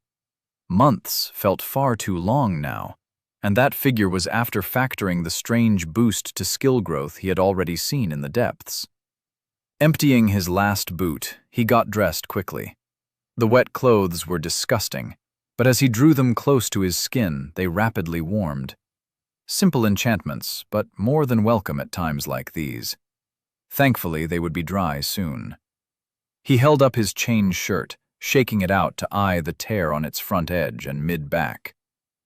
Not exactly what I would call ideal, he thought to himself. With no blacksmiths available, and no way of repairing the chain himself, he would have to make do with the way it was now until he could find a replacement. The tear in the back, at least, I could thread together with some twine. Not that that would do much to stop a sword. A swirl of colorful movement caught his eye, the reflection of the fruit that had dragged him into this cave in the first place. It pulled his attention away from his thoughts. He hastily threw on his chain, hopping slightly on the spot as he shrugged it over his head. Wriggling his arms through the sleeves, he looked up at the fruit hanging overhead with gleaming eyes. The silent nudging from Explorer's toolkit redoubled, waking from the recesses of his mind where it had lain dormant during his battle with the bear. It was time to collect his reward. Kaya stood with his hands on his hips, starting at the wide trunk of the oak tree that rose out of the pond. While a mundane oak would never be seen growing out of a pool of water, they also didn't glow gold, and nor were they covered in a bark that roiled with shifting geometric patterns. No, he doubted that the depths cared about such things. The tree was shaped like an oak, so it was close enough to be one, in his opinion. A very large oak tree indeed. Currently, that was his issue. While its main arterial branches were more than thick and dense enough for him to easily climb, the lowest one was still out of his reach. That meant scaling its trunk, the same one that was hovering over an icy cold pool of water. Caius threw his head back in defeat with a groan. Circling the tree a few times, he found a spot where the distance from pond edge to trunk was slightly shorter, maybe 10 strides at most. Backing up from the water's edge, he hopped up and down, shaking his limbs to loosen them. Setting his feet into a wide stance, he kicked off, racing to the pond's edge. Arms pumping, he planted his foot on the pool's edge, driving his heel hard into the ground to send himself up and over. A yell of excitement slipped out as he wheeled his arms, trying to stay upright as he rushed over the water below. The trunk rushed to meet him. Caius hit the tree chest first with a heavy exhale, air forced out of his lungs from the collision. Arms snapping around the trunk, he jammed his fingers into the wide crevices that snaked their way through its thick bark. His legs kicked as he scrambled for footing, the sound of splashing water echoing out as his booted foot traced the surface of the pond. He dug his toes in. Forcing himself upwards with a grunt, he shimmied his handhold a little higher. He squinted. This close to the tree, the thin patterns that glowed on its surface were almost blinding. After a moment, he gave up, closing them completely as their unpredictable shifting grew nauseating. Shifting his grip higher, he hauled himself up a little more. Stride by stride, he ascended the tree, until one of its thick branches tapped him lightly on the top of his head. He forced himself to open his eyes, doing his best to ignore the way the room swayed in time with the morphing shapes on the trunk. He looped his hand over the branch, his back burning pleasantly as he hauled himself up onto the limb. From there, it was simple for him to clamber from branch to branch, finally reaching the one that held what he hoped was a natural treasure. He crawled outwards, keeping himself low and centered. Caius savored the feel of the bark, enjoying the slight crumbly give it had under his fingers. He'd always liked climbing. Finally, he reached it. A single, thick stalk held it fast to the branch from where it hung. It was even more mesmerizing up close. Glistening from internal radiance, the fruit was almost impossibly round, a dozen shades of reds and yellow swirling across its surface. This close, it was impossible to block out its scent. The smell of spring growth was almost palpable. Even without Explorer's Toolkit screaming in his mind, he would have found it almost impossible to ignore the urge to snatch it up and claim it for his own. A wide grin split his face as he stared into its swirling form. "I can't wait to see what it tastes like." Chapter 24. Forgotten Mysteries. Caius sat on the branch of a massive oak tree.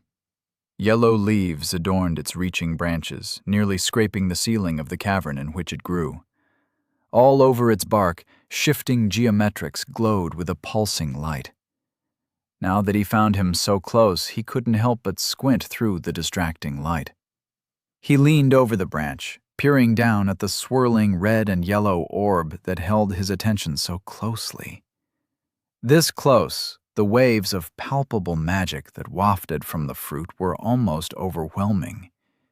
He could smell it, the alchemical power. He'd first encountered the strange effect when he had been young, shortly after first acquiring herbalism. Stumbling across a deep red toadstool deep in his forest home, he'd been attracted by its bizarre smell. that of a cliff crumbling with time, a tree aging into deadfall as the years ground away at its prodigious vitality. Impossible smells, almost closer to dreams than sensory inputs. His curiosity, not for the first time, had nearly gotten him killed. Father had yanked him back, smacking him upside the head with a sharp rap that had made his eyes sting with tears. Magic, he had said, something that young boys shouldn't trifle with. Grandchild's lament, he had called it, storming away from the mushroom with a tense back and a too firm grip on his arm. A reagent prized by certain alchemists for the poisonous tonics that it could be used to produce.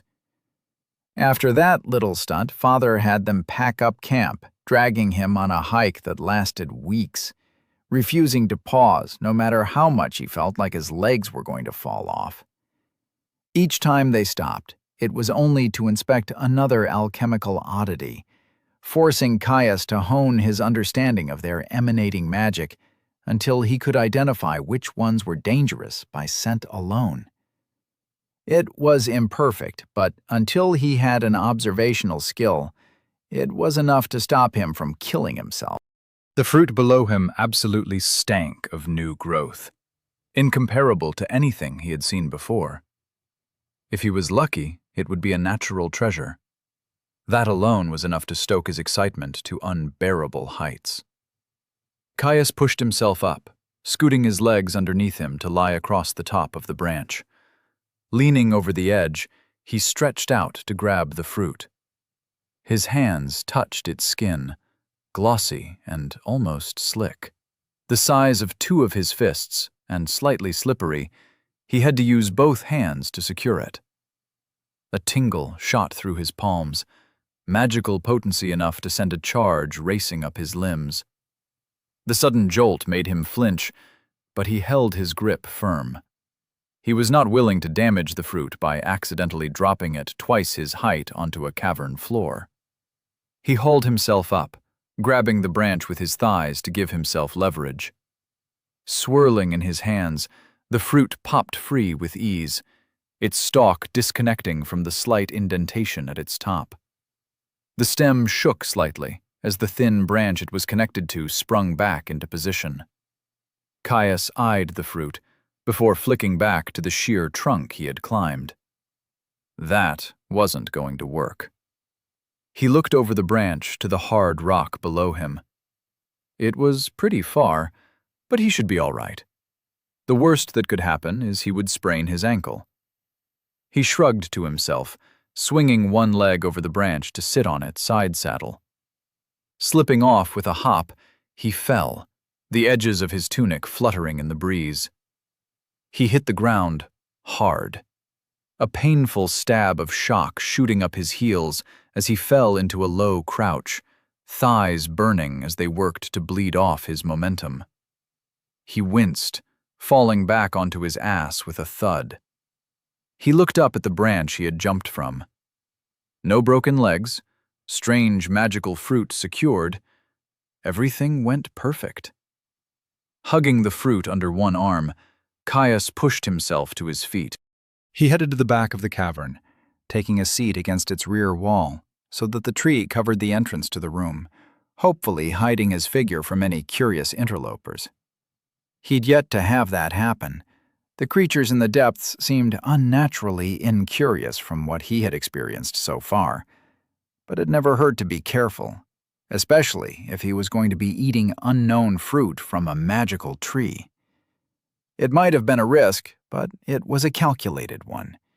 He'd spent more than enough time around magically active ingredients to know that, at the very least, this one did not smell of danger.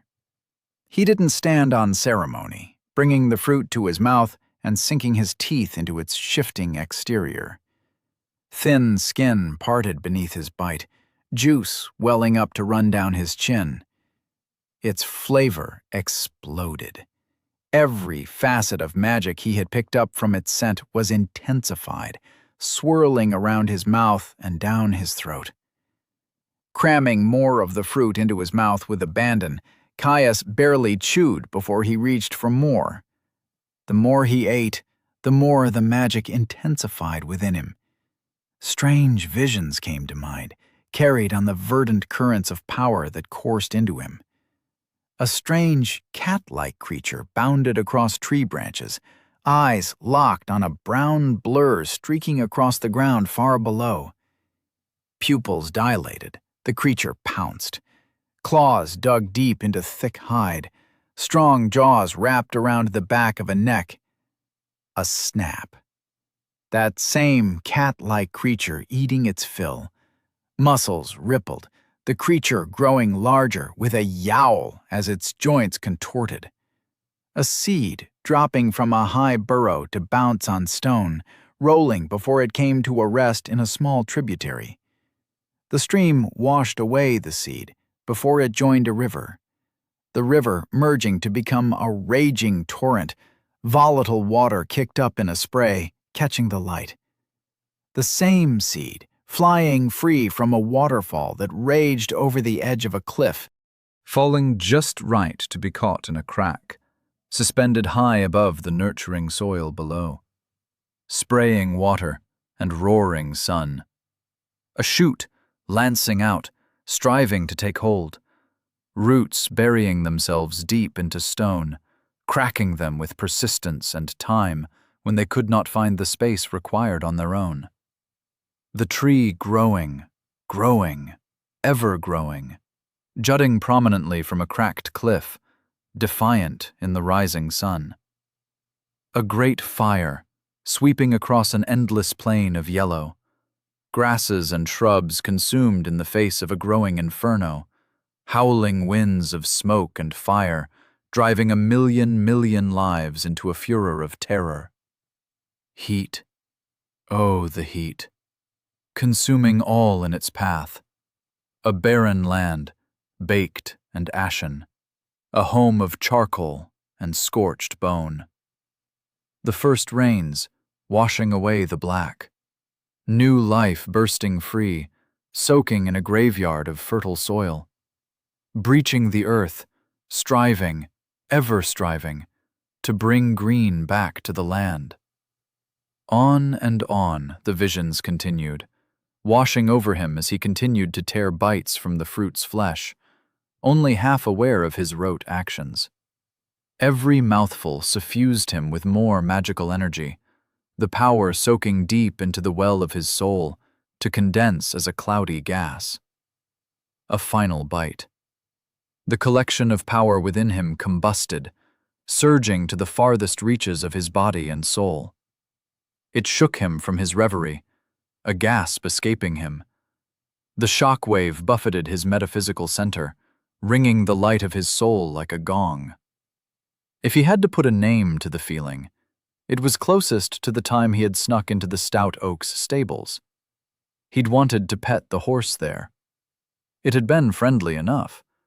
Unfortunately, in his desire to not be caught, he had managed to sneak up on the beast and gotten a hoof to the chest for his troubles. The pain had been bad enough, but the way it caused his heart to skip a beat had been terrifying. Father had laughed at his misfortune, telling him he might know better now that he had gotten a knock to take the soul out of his body. Now that he knew what that actually felt like, he could confidently say this was much worse. His soul quaked, and for a moment everything felt wrong. He switched rapidly from feeling like he was observing himself from a distance to feeling like he was puppeting a stranger's body with an uncomfortable intimacy. The roiling energy breached the shell that protected his soul. For a moment it stilled, and everything went muted. Then a roaring sensation of suction started, his innermost center clawing at the energy, drawing it deep into the confines of his soul. In seconds it was over. Every scrap of the foreign influence was consumed. As the last trail of vapor entered his well of power, his soul snapped shut. At that very instant, Caius slammed back into full awareness of his body. Once damp clothes were soaked with sweat, fabric sticking to his skin with uncomfortable intimacy. He felt hot, the glowing oak before him swaying in his vision, while his heart hammered an uncomfortable rhythm in his chest. His throat spasmed, and he forced down a heave. "What the fuck was that?" he moaned softly, slumping over to press his face against the cold stone of the cavern floor. The pleasant pressure of the hard surface on his face helped to stabilize him, to slow the spinning of the room as he breathed deep. Time passed, and his gorge slowly subsided as his nausea faded away. He pushed himself back up, turning his attention to the urgent prodding that accompanied a waiting system notification. Ding!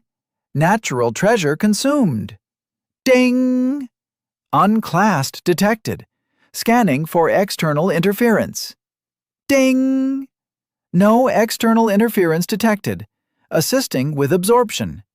Ding! You have consumed a natural treasure. Rune-forced apple of change. 10 stat points gained. Achieved noted. You are being observed. Caius sat up like a rod of iron had been rammed into his spine.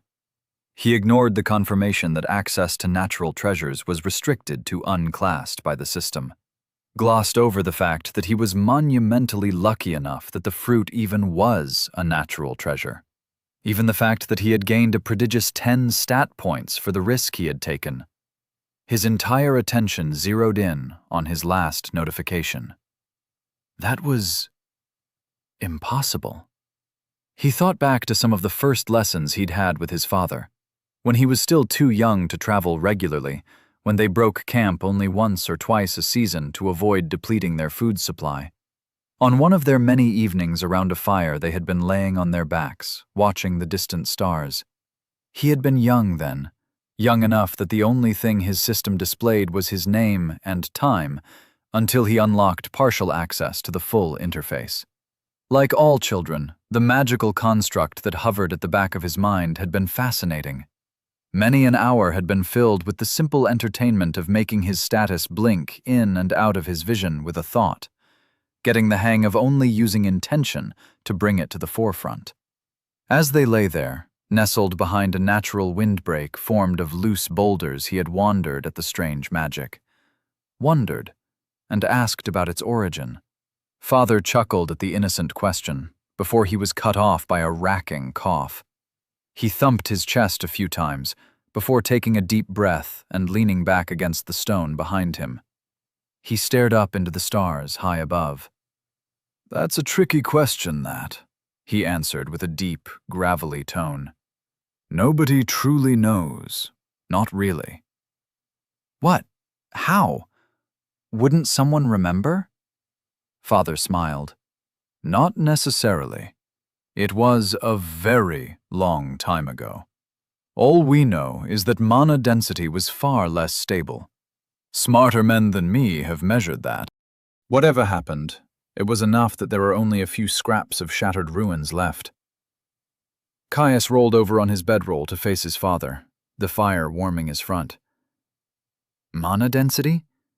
Like what keeps us safe from the monsters?" he asked. Father turned his head to face him, shooting him a smile that hid something else. "Yes, like that.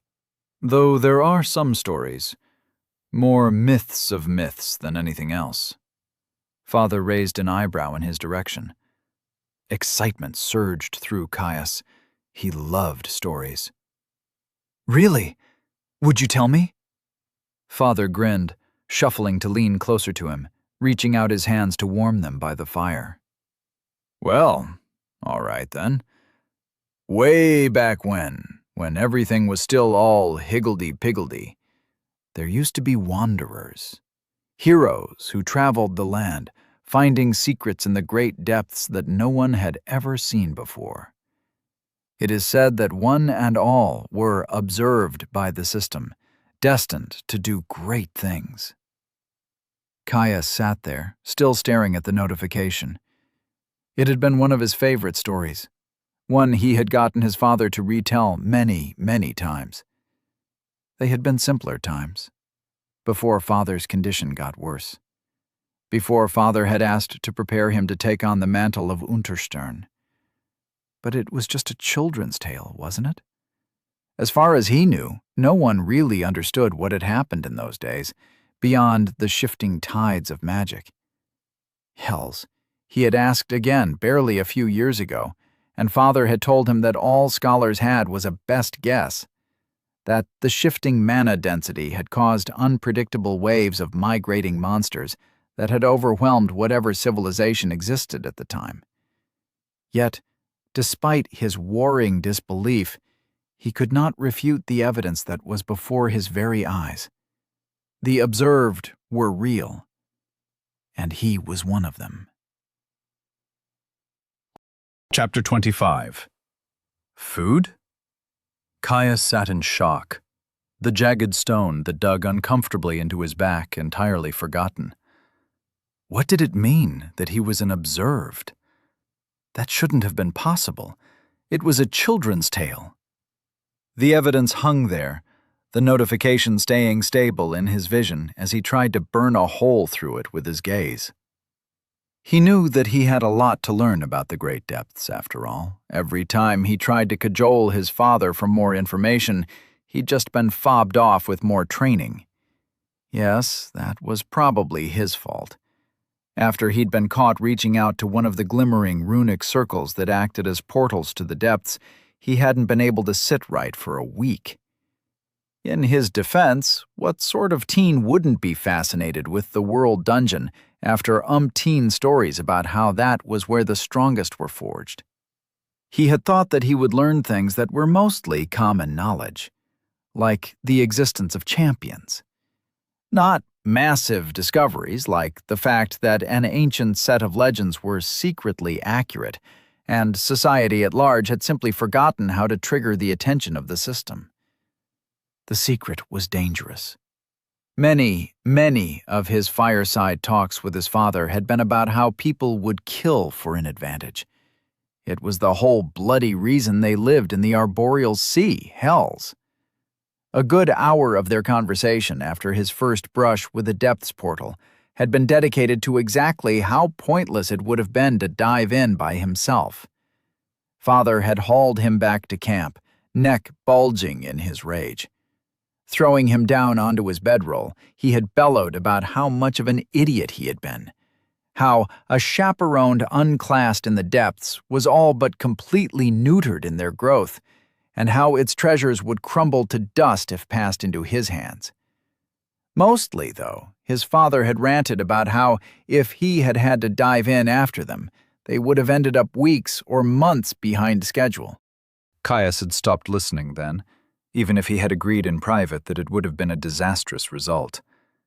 If people, especially those of means and power, learned that not only could an unattended unclassed earn a natural treasure, but that by doing so they would be observed by the system, it would be a slaughter. Caius could see it in his mind. Droves inexperienced scions shunted towards almost certain death just for a simple chance at success. He had to keep this secret. Had to learn more. Learn what it meant. Push himself harder. If the system recognized him for earning a simple, albeit rare, reward, what would it do if he slew a guardian without a class? He tore his eyes away from the notification, looking back to the ethereal tree that grew out of the pond. He had to spend his points, get a move on, and finish his trip around the glade. Rumination could wait until he was back behind closed doors. He was tempted to divvy them up optimally. He knew what he wanted from a class, and from there, the kind of stats it would favor. Bumping up those values could help to influence the options he was offered. He had no way to know for sure, though. He also knew he couldn't afford to make that decision. There was really only one he had available. He'd come too close to death too many times. He had to increase his endurance. Chewing on his lip, Caius hesitated for a moment before confirming his choice. He slammed the points through as quickly as he could. His body rippled, each muscle contracting at once. Lightning shot down his spine, branching to spread to every crevice and edge of his body. His head cranked back, smacking into the rock wall behind him with a loud crack. The pain of the impact was lost, overwhelmed in the swelling sensation of power surging through him.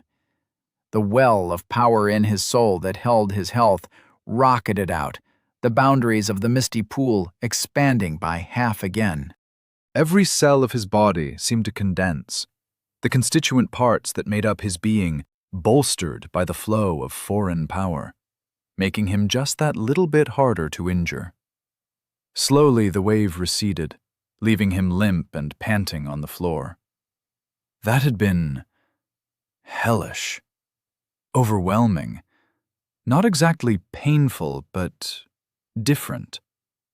Note to self, don't increase a stat by 50% all at once. He panted, pushing himself up off the floor with a still quaking limb.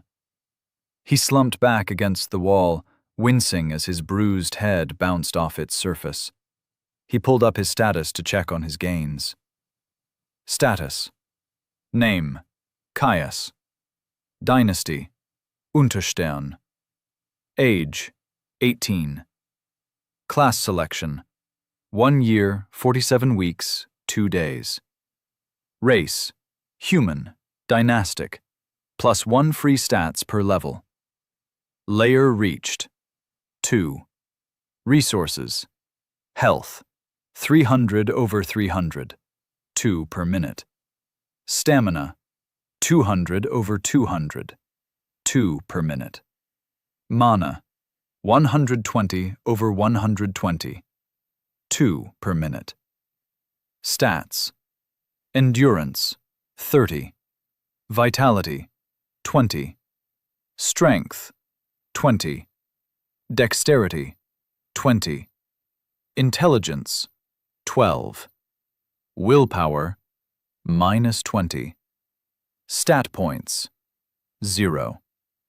Class skills, 0 over 10. N/A. General skills, 9 over 10. Rapid adaptation, heroic, 14. Warforged, unique, 19. Explorer's toolkit, unusual, 4. Block, common, 2. Parry, common, 5. Footwork, uncommon, 5. Toughened physique, rare, 5. Light armor mastery, uncommon, 4. Medium armor mastery, uncommon, 4. Caius looked over his sheet, smiling at the gains he had made in such a short time.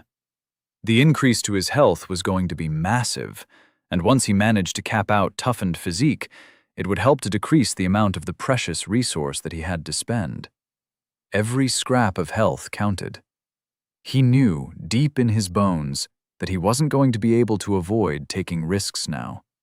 Both champions he had faced had provided invaluable resources. The potions he had secured from the butcher had saved his life twice over now, and the natural treasure had just given him an edge he might be able to leverage into future gains. It was always about balancing risk. That much had been a focus of a lot of his training.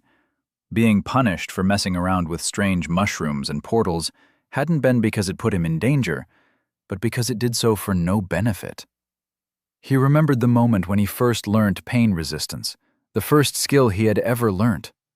Father had told him that it was a choice, that no matter how much he wanted him to take up the mantle of the dynasty, he couldn't force him. That the first few skills were a risk, one that many of his ancestors hadn't survived. It hadn't even taken him a second to agree, burying his hand into a biting nest of ants up to his wrist. He had kept it there, trembling as 1,000 stinging bugs crawled over him, not retreating until he went numb from the shock. It had been worth it. He had never regretted that decision. not even when the tortures grew more extreme over the coming years. The champions were the same. He could afford to wait until he had his next skill, but after that, he would hunt them. Their rewards might give him the edge he needed to get out of the depths alive. Caius left the cavern with the radiant oak, making sure to collect the potion bottle he had discarded mid-battle with the bear, and retrieved his pack. Setting off around the rim of the glade, Caius made what he thought was good time. Without access to the sun and stars, he had no reliable way to tell the time, but by his reckoning, he had been walking for what felt like just under half a day. That is, if he considered his forced nap after consuming a glade plum night. The cavern, which held the impressive underground woodland, was roughly circular as far as he could tell, though it was hard to make any halfway accurate measurements with the just brighter-than-twilight glow doing little to penetrate the fog of distance. He doubted that the glade was much bigger than a day's walk, though if he was wrong, he did have enough supplies to last a night. Climbing a tree to bed in safety from ground-bound predators was never fun, but he had done it often enough. Walking through the thin strip of borderland between the cavern wall and the tree line, he passed several more tunnels that wound their way into the rock. So far, only one more had shown any differences like the passage with the watch house had been. The undead defenders had been a breeze to push through. These ones had been dressed as miners, clad in rough canvas and armed with picks.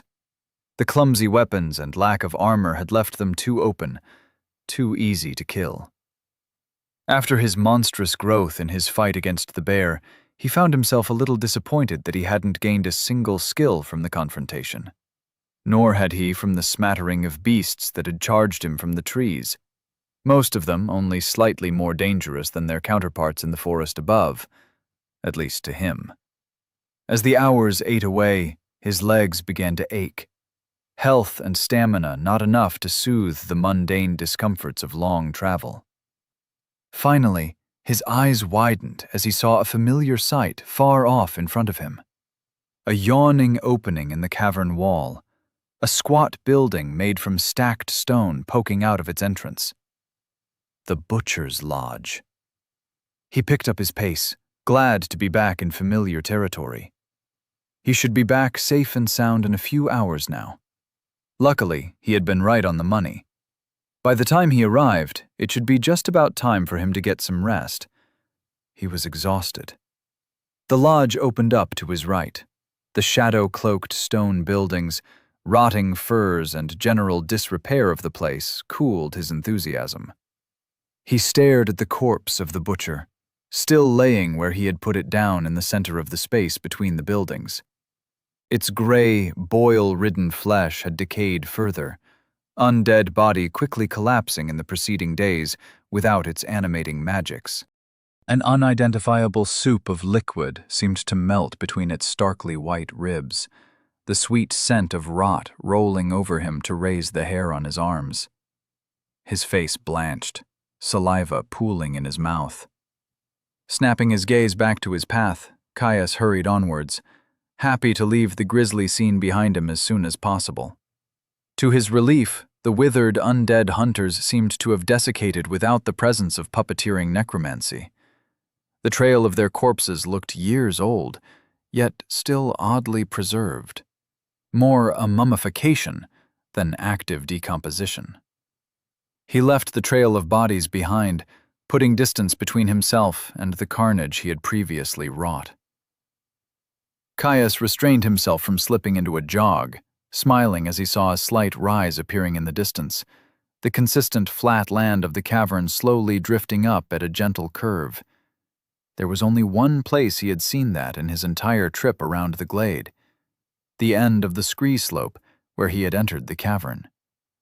He was close. While the dim and softly pulsing light of the moss was more than enough for him to see, it was gloomy lighting. It blurred vision at a distance, far-off objects fading into shadow and mist. If he could see the slope, it wouldn't take him much longer at all to reach it. He'd started his eventful walk right at the entrance of the cave he had entered from, and purely for the sake of completionism, he planned to finish it at exactly the same spot. Part of that was that there was a small chance of another tunnel somewhere on this side of the slope. He had seen a few of them surprisingly close together. Mostly, though, it simply didn't sit right with him to leave things unfinished. Father might have been a harsh taskmaster, but never once had he complained about Caius's work ethic. Hells, he remembered how surprised his father had been when he had been training for Warforged. Day after day, he had woken early, even earlier than his father, going through his routine of stretches to limber himself up for a day of sparring. It had been a point of pride when Father had broken first, asking him if he wanted to take a day off to go swimming in a lake they had found. In hindsight, Father had probably been worried that he had taken some sort of mental damage from the process of acquiring rapid adaptation. The reality was much simpler. He had committed to gaining the skills of his dynasty before his class, and after his first skill, a little weapons training had practically felt like a holiday. Caius hit the slope at pace, lengthy strides eating away at the gradually increasing slope. Eventually, he hit the scree, forced to clamber up on all fours in order to keep traction. So far, no extra cave exit, just more dusty rubble and jagged rock walls. As he grew closer, the far-off ceiling of the cavern came into greater relief. 1,000 roots pierced through the solid rock of the roof, playing off the light of the pulsing moss to create shifting shadows. Tendrils grasping, undulating in the lightning like the limbs of some massive beast. From the bottom of the slope it looked far different, a simple mat of light. The tree roots confused him, like they did every time he saw them jutting out of a cave wall. He didn't claim great knowledge of the depths. It could be very literally underground. He hadn't exactly ever gotten a shovel and dug to find it, yet even if it was, trees didn't lay down roots to bedrock, and they certainly didn't burrow through it. Though, from what he had heard of other biomes, rocky caverns and glowing plants was by no means a universal feature. Maybe it was all just dressing? Like the church and the lodge. An idle curiosity, but one that kept grabbing at him. He would have to ask around when he got out. Someone had to know. All of a sudden, slightly up the slope and off to his left, Caius heard a roar of crashing water, quickly followed by a squeak of panic. Caius's eyes snapped to the source of the sound. It had come from the cave that led to the entrance room. Interlude 1. Voyeur. The figure paced over an endless void. 2 fine silk robes billowed in a non-existent wind, pressing close to his body. With every step, a thin stone platform appeared beneath him, vanishing as soon as his naked feet lost contact. Swirling lights surrounded him, dancing through the air in a silent symphony of movement. They trailed after him like a cloud. He hadn't felt this constrained in far too long. It was easy to languish in immobile solitude when there was nothing to hold his attention. It would still be tens of millennia until the safeguards kicked in and he was returned to the greater universe. It still infuriated him. It wasn't supposed to be like this. The chances of a world stabilizing after the first stage were vanishingly small, even for a world that had already had magic like this one. The whole integration, the creation of the depths, was supposed to incite a ravenous desire for growth, supposed to push them. Instead, it seemed like they just stopped trying. As soon as the mana density stabilized, as legacy skills were found and dynasties forged, they had just stopped. Space started to ripple, the very fabric of reality beginning to boil. It was enraging, an affront to the system. Where were the people pushing themselves to the brink, forcing themselves to adapt. They were supposed to advance to the second stage far before mana stabilized. There were 11 triggers, and not one had been activated in over 12,000 years. Astounding. It should have taken a millennium at most for the integration to run its course. At the very least, they should have had the grace to fail and die, rather than leaving him trapped. Undue punishment is what it was. Bloody excessive for a non-violent crime. But now, there was a chance. The boy just had to not die. A cloud of lights drifted down from the greater swarm, circling his head. The figure looked at them with interest. Report! They streamed into his mind, knowledge absorbed instantly. A system notification pinged. Caius Unterstern is under observation. A wide grin split his face, individual jaw muscles rippling under translucent white skin. With a thought, he returned to his throne, falling back into it with languishing ease. Good. Let's have a look, then. His mind pierced through the space out of time, surveying all of Vastivar in its gaze, focus zeroing in on one small section of the great depths. Oh, a natural treasure while unclassed. That's a lucky criteria to meet for observation. I had my bet on 3 champions solo, the figure said happily. It was a boon, something that would greatly assist the subject of his interest with his defeat of a guardian. That was the key. He had to ensure it happened. It was a pity that the feat didn't come with an honor, but the fruit was reward enough in its own right. I probably can't swing you another one of those, but otherwise I'm sure I can load the dice, so to speak. He wouldn't be able to influence the guardian he was destined to face, nor could he interfere with the Depthsborn. The construct had absolute control over its confines. A mere glorified supervisor such as himself had nowhere near the authority to influence the challenge of the trial. The rewards? Now that was something he could affect. He couldn't exactly choose what the boy received, but he would be able to lean on the overseer mind to be a little more favorable and generous. Even if it cost him 1,000 years of psi accumulation, it would be worth it. After all, if the boy failed, he would have nothing but time to cultivate it once more. Chapter 26. Attack. Badger. Friendly? The sound of crashing water echoed out across the cavern, petering off slowly as the residual noises slowly faded.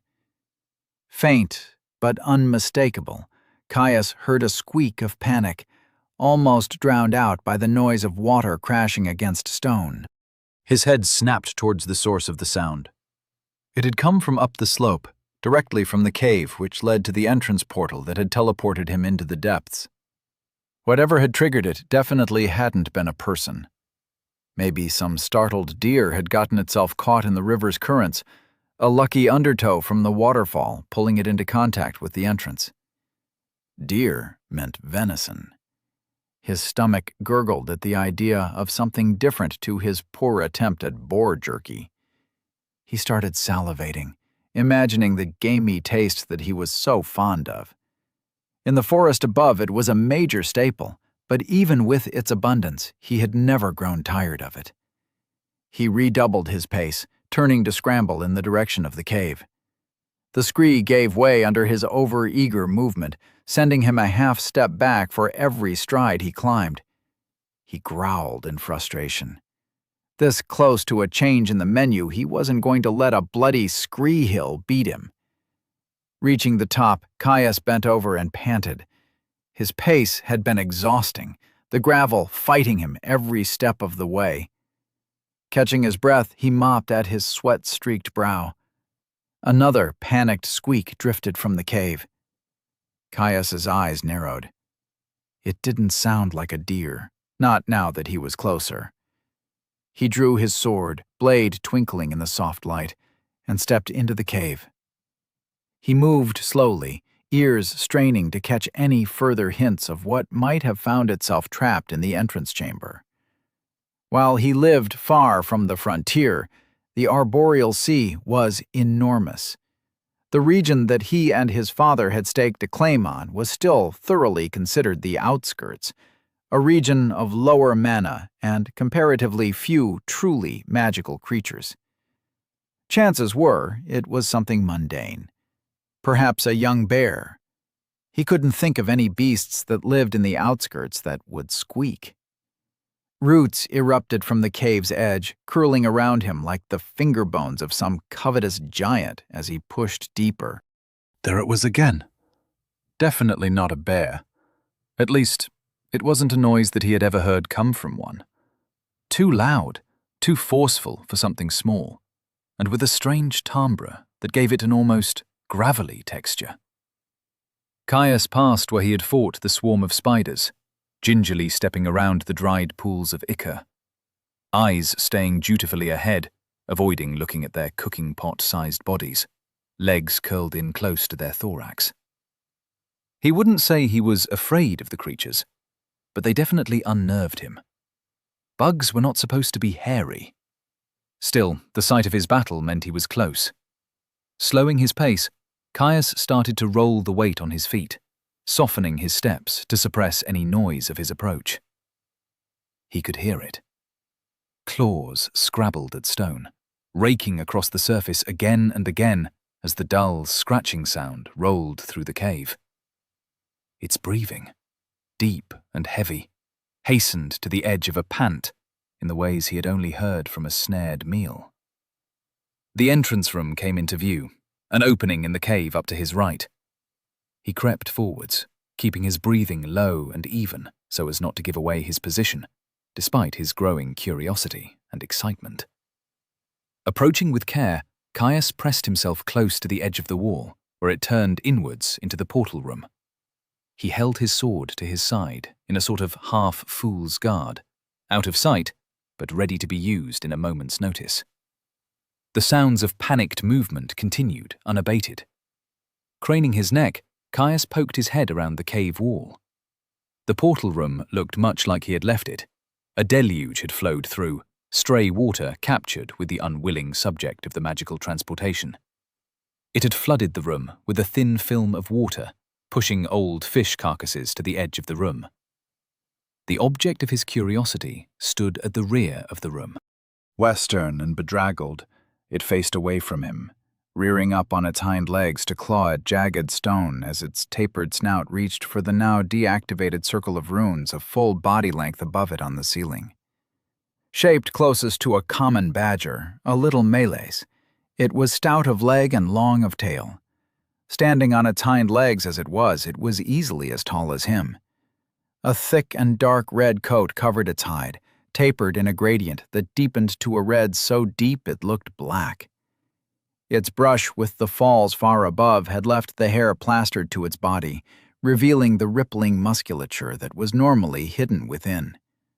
Caius knew that if it faced him, he would see that the almost black at the edges of its coat would cover its chest and front legs, tapering up its throat to split into a set of stripes that traces the contours of its powerful jaws and dense brow.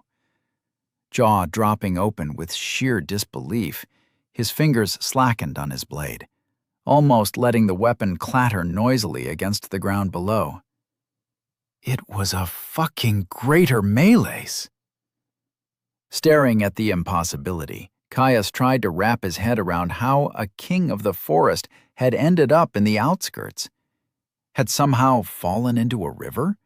Had gotten itself trapped in the same section of the depths as him. It was small, too, far smaller than he had expected from the stories. Obviously, he had never seen one in person. They were supposed to be the single most magically potent creature of the sea. Intelligent, powerful, and with a placid demeanor that hid a fury that could level cities. They never left the core regions of the forest. At least that is what Hastur had told him. Was it a child? The greater Malays, apparently accepting that it wouldn't be able to climb the sheer rock wall, let out a huff and dropped to all fours. Shaking its head, it started to turn. Caius's eyebrows shot upwards, the movement jolting him out of his shock as a spike of dread that shot down his spine. Yanking his head back from the corner, he leaned back into the wall.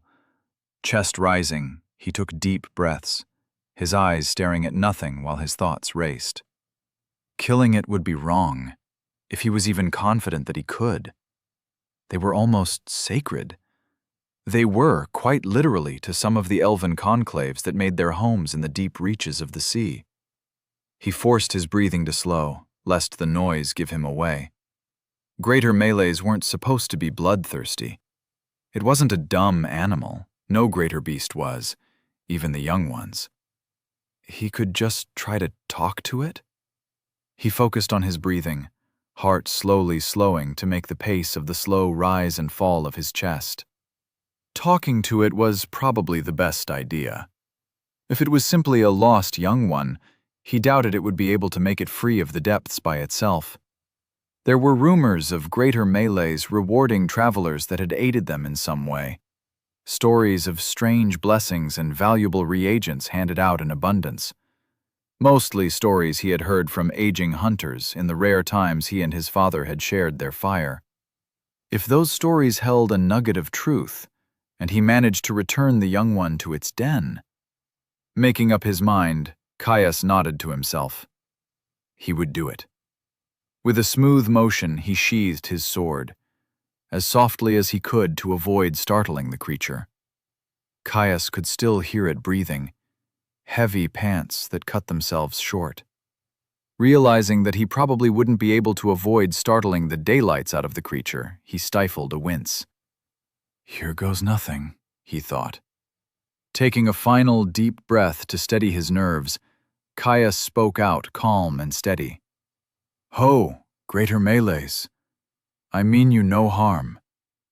The words bounced around the cave. He received no response, no longer hearing the deep breaths of the greater beast. The silence hung painfully, his unease growing with every additional moment. Head bowed as he scrunched his eyes, Caius hoped and waited for some sort of reaction. His head came back up. He had to show himself, make sure it knew he wasn't a waiting threat. Gnawing at his lip, Caius forced himself to step forward, turning to face the portal room. Arms reached out slightly to his side, palms spread to show empty arms. He stopped at the threshold. Across the cavern, the badger-like creature had backed up against the stone wall. Baring its teeth, the Malays held up its considerable bulk on stout legs. Its position was held with ease, staying far more stable than a rearing bear. Its bulky arms were held at the ready, tipped with thick black claws designed to tear through earth and stone. Just like he had expected, its front was coated in an almost black red, excluding the few sections of deep orange red that peeked through the lines on its face. Its legs were trembling, and its nostrils flared with disconcerting speed at each panicked breath. Caius went to take another step. The Malays barked, a concussive blast hitting him in an instant to ring his ears. He stopped, foot hovering over the stone. Easy. I don't want to hurt you. I've been trapped here for weeks. His tone stayed even and calm, seeking to placate the creature's fear with a soft smile. The Malay's hackles rose, a deep rumble starting in its chest. Something smacked into his mind, forcing aside innate defenses, bringing with it a confusing jumble of images. He saw himself standing there, backlit by a sinister blue halo of pulsing light. His posture was all wrong. Hands outstretched, poised to grapple and tear, teeth bared in an open threat. He loomed in the entranceway, speaking a predator's lies that were only half understood as he tried to worm his way in for the kill. Shocked, Caius snapped his mouth shut, pulling his arms down into his sides. He took a step back. Whoa. I'll stay over here. I'm serious. I grew up in the forest. I would never hurt one of your kind. Dark amber eyes drilled into him, the Malays responding to his statement with a snap.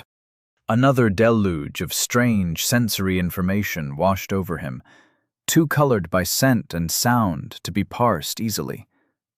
An impression, clear and strong, ran over his strange connection with the Malays. Lies, it seemed to say. Eyebrows furrowed, confused at the accusation. Why would I lie? Caius said evenly, focusing on keeping his posture as still and neutral as he was able. Images flicked across in a rapid-fire blast. Distant mountains, a warning to never cross their peaks, of poor hunting grounds and unsavory persons. A burning curiosity silenced with a heavy paw. Setting off alone, a Malay's groan, to explore the strange place. A cacophony of scents, thin air almost absent of the ever-present thrum of roiling mana. Of seeing figures garbed in woven plant material and the skins of their kills, so similar to the elves he had seen a time or two. The hot bite of flying twigs, burning cuts and leaking wounds. He saw himself corralled, hunted for the first time in his life, fleeing as fast as his paws could carry him, throwing himself into the depths of the river, struggling to keep his head above the raging rapids that ripped him away from the shore. His gaze focused on the figures that skidded to a stop at the water's edge, focusing on them with a dizzying clarity. The leading man was a lanky figure. Holding a naked saber in one hand, he was garbed in leather amour, high quality but poorly maintained. A crooked nose, jagged from an old impact that had left a thick scar stretching from bridge to orbit. Caius recoiled from the connection, his mind reeling back into the immediacy of the present. Fury roiled inside him as he recognized the face. It was the leader of the bandits. He'd never forget that scar. It took a special type of injury for health to be unable to fully recover a wound. There were also less of them, barely even a handful compared to the numbers that had ambushed him and father. His father had done some damage, but if they were still on the plateau... Caius clenched his fist, futile frustration surging through him. A low growl from the Malays snapped him back to the present. Taking a deep breath, he loosened his hand, letting it fall to his side. No, I am not with them, nor are they representative of my kind. I lived on that plateau for years, and know far better than to hunt a greater Malays, Caius huffed, his shoulders slumping before looking back up to look back into amber eyes. No, those men hunted me too. I was driven over the falls, chased off lest I let them kill me. My father stayed behind. I'm not sure if he made it. His eyes drifted downwards, burning as he thought of the potential fate of his father. The hackles of the Malays fell, its growl petering out. It was still tense, still ready and willing to barrel towards him at the slightest provocation, but it had paused at his words. Its mental connection reached back out, tentative as it brushed his mind. Tell me. Chapter 27. How to Win Friends and Influence People. Caius sat on the cavern floor, jagged rocks digging into his back. The natural stone made a poor backrest, but his chain vest saved him from the worst of discomfort. He'd moved over from the entrance to the portal room, shifting to the side so as to not block the Malays from an exit. He was, after all, trying to convince it he was friendly.